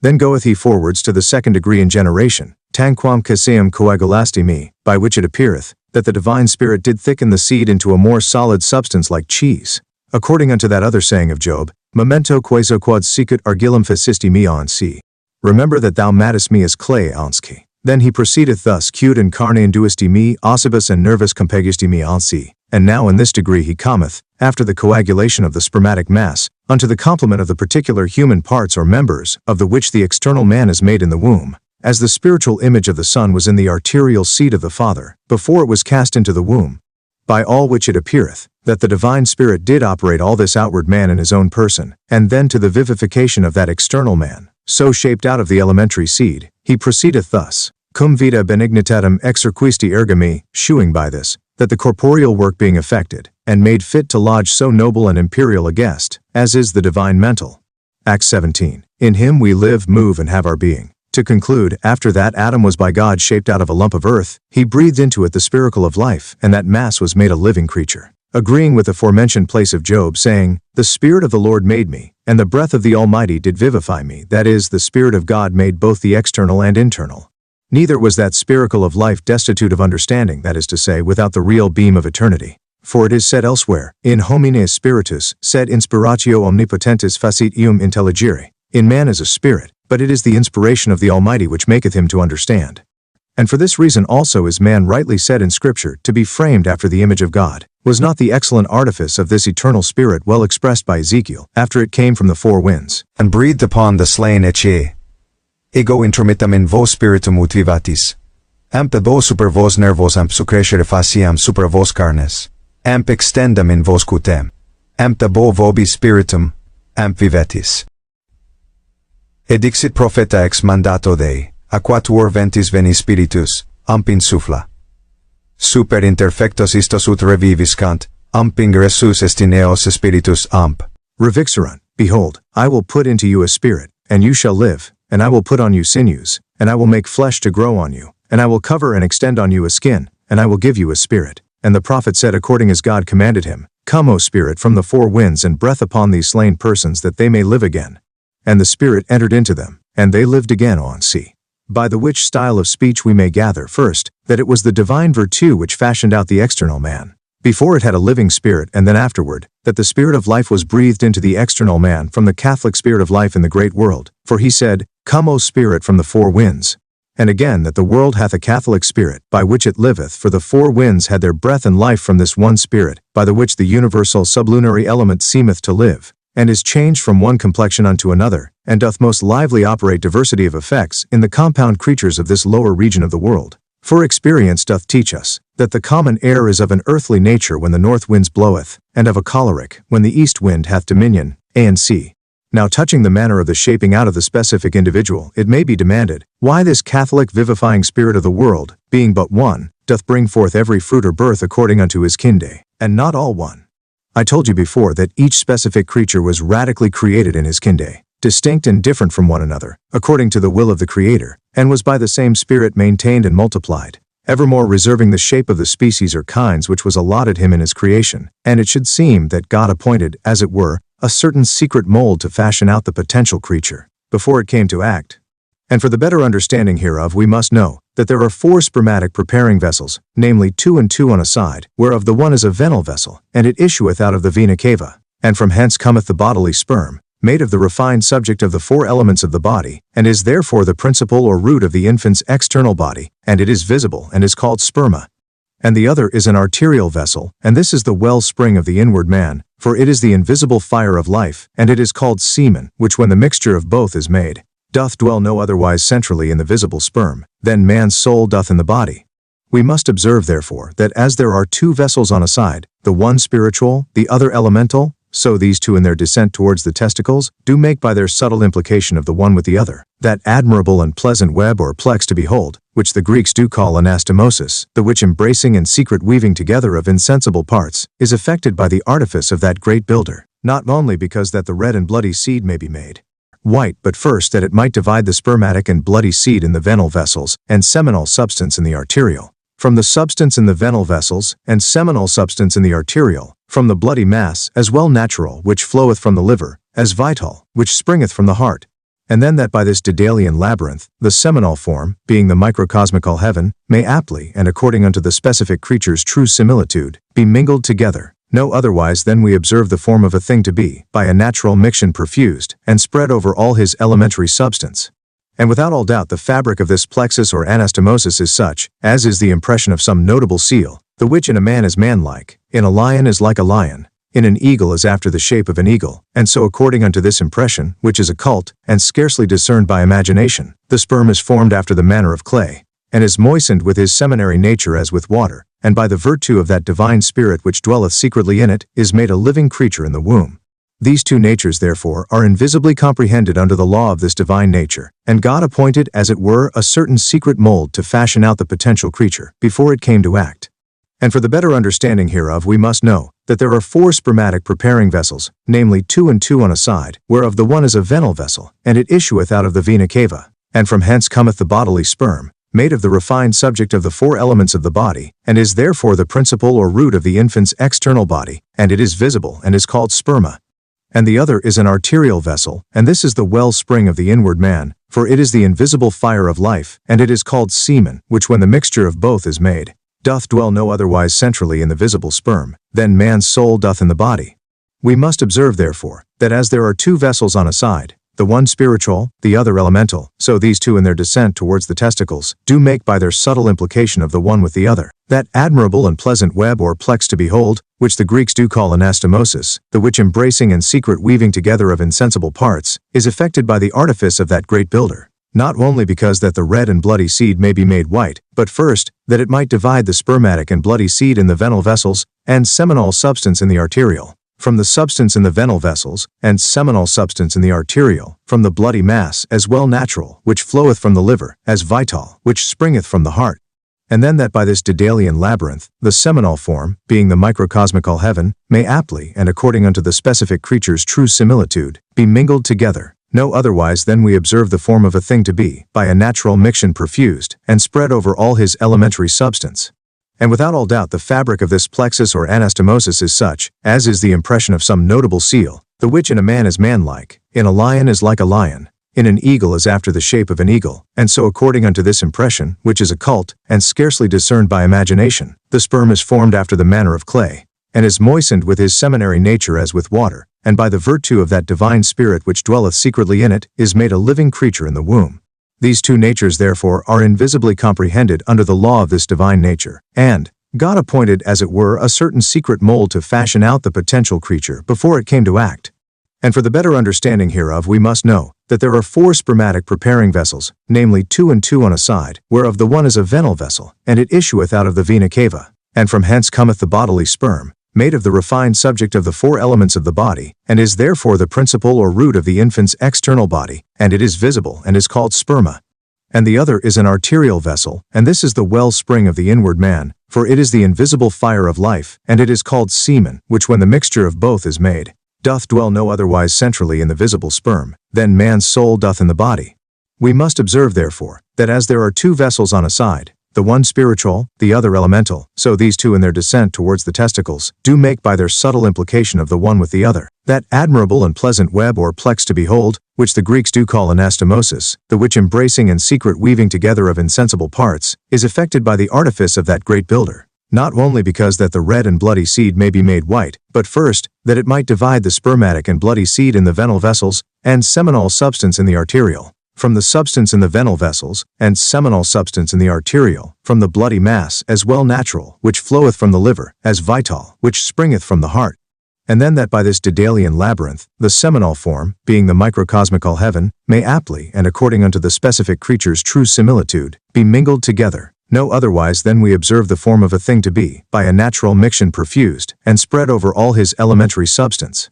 And without all doubt the fabric of this plexus or anastomosis is such, as is the impression of some notable seal, the which in a man is manlike, in a lion is like a lion, in an eagle is after the shape of an eagle, and so according unto this impression, which is occult, and scarcely discerned by imagination, the sperm is formed after the manner of clay, and is moistened with his seminary nature as with water, and by the virtue of that divine spirit which dwelleth secretly in it, is made a living creature in the womb. These two natures therefore are invisibly comprehended under the law of this divine nature, and are so tempered together, according unto the law of this vivifying nature, and the semen or invisible spirit of the air, is so agitated and moved by the divine nature, which moveth in that spirit no otherwise than the air is with the spirit of the blower, that the bodily visible sperm is shaped out, after the image of his created species or kind, even as we see a mole to make and frame out itself a house or dwelling place under the earth. And this is the work of the secret spirit. After that this compounded and well-mixed substance is cast into the womb. To conclude, all that we have spoken touching this animal subject may easily also be averred, and that without any offense of the vegetable kingdom. For the whole plant or tree did yet lie hid completely in the seed or kernel, and by the same reason is explicitly brought to light, by the operation of the hid and secret spirit of light and life which is in it.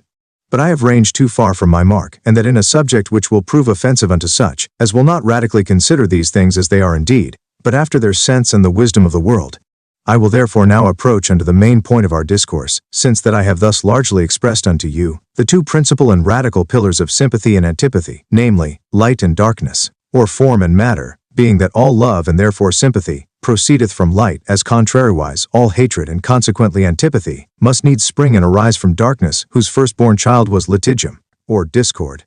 Book 2 Part 1, wherein those mystical irradiations which spring occultly from the two foresaid opposite principles, light and darkness, with their sympathetical and antipathetical effects, as also the reason of each living or concupiscible attraction of like natures and odious and irascible expulsion in things of a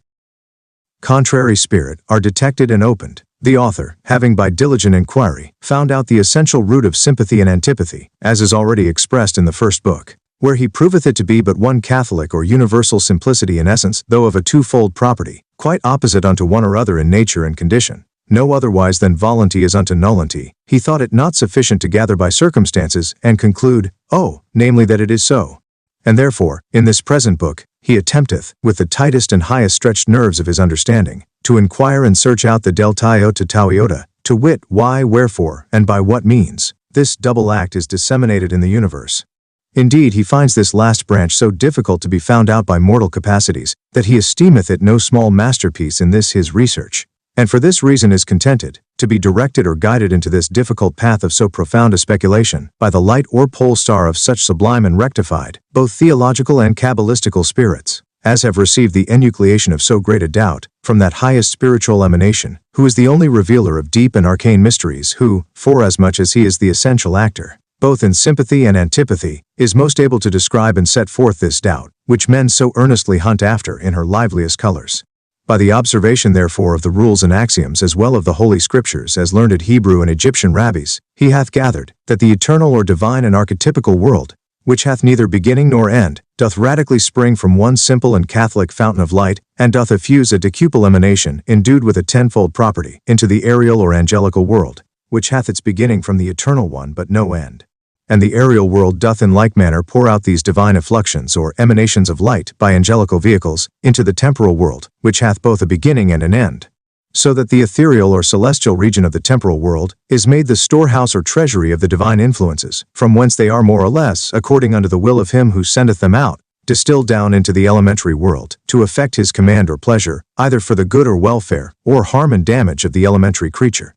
By this degradation therefore he perceived that God sent out one essential emanation by his word, of a multiform and sundry condition, that things might vary and differ in this world from one another, and that the variety of properties in the manifold emanation, or flowing forth of the divine virtue, establisheth an angelical creature or spiritual organ, of a differing act, whereby and in the which it doth operate centrally, by a diverse nature.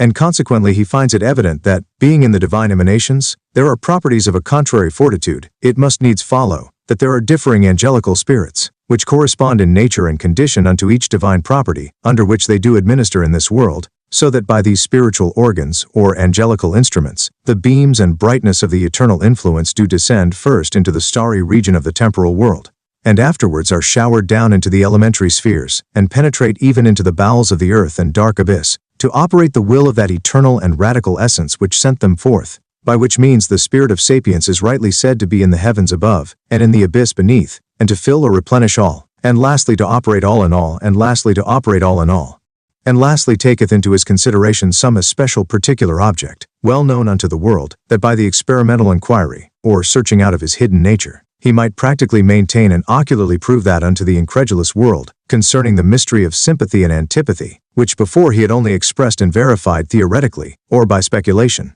The lodestone or mineral calamite therefore is the mark at which he aimeth, or subject which he electeth for this purpose, being that the effects of its secret and occult properties do most aptly correspond unto those of the animal, vegetable, and mineral. Wherefore he prepareth in this book a way, by the anatomization and ripping up the fardel of this marvelous stone's occult nature, that thereby he might with the better speed make his entry unto such experimental conclusions and comparisons between the one and the other, as shall be at large described and set forth in the third book of this history, that thereby the nature and condition of the animal may be discovered, and demonstrated by that of the mineral. And lastly, for a conclusion unto this book, he sheweth the folly of such persons, as being masked or overlaid with ignorance do imagine, that any magnetical action can be effected essentially by the devil's artifice or power, averring confidently that the devil is able to effect nothing but by natural means, which also is rather ordained for the use of man than of the devil, And consequently that man which useth the natural creatures, which the devil hath practiced on to work wickedness, is no way culpable of cacamagy, as vain men would have it, being that the righteous use of the creature, for which God did ordain it, is not therefore to be rejected, because the devil with his adherents do unrighteously abuse them by converting them to mischief.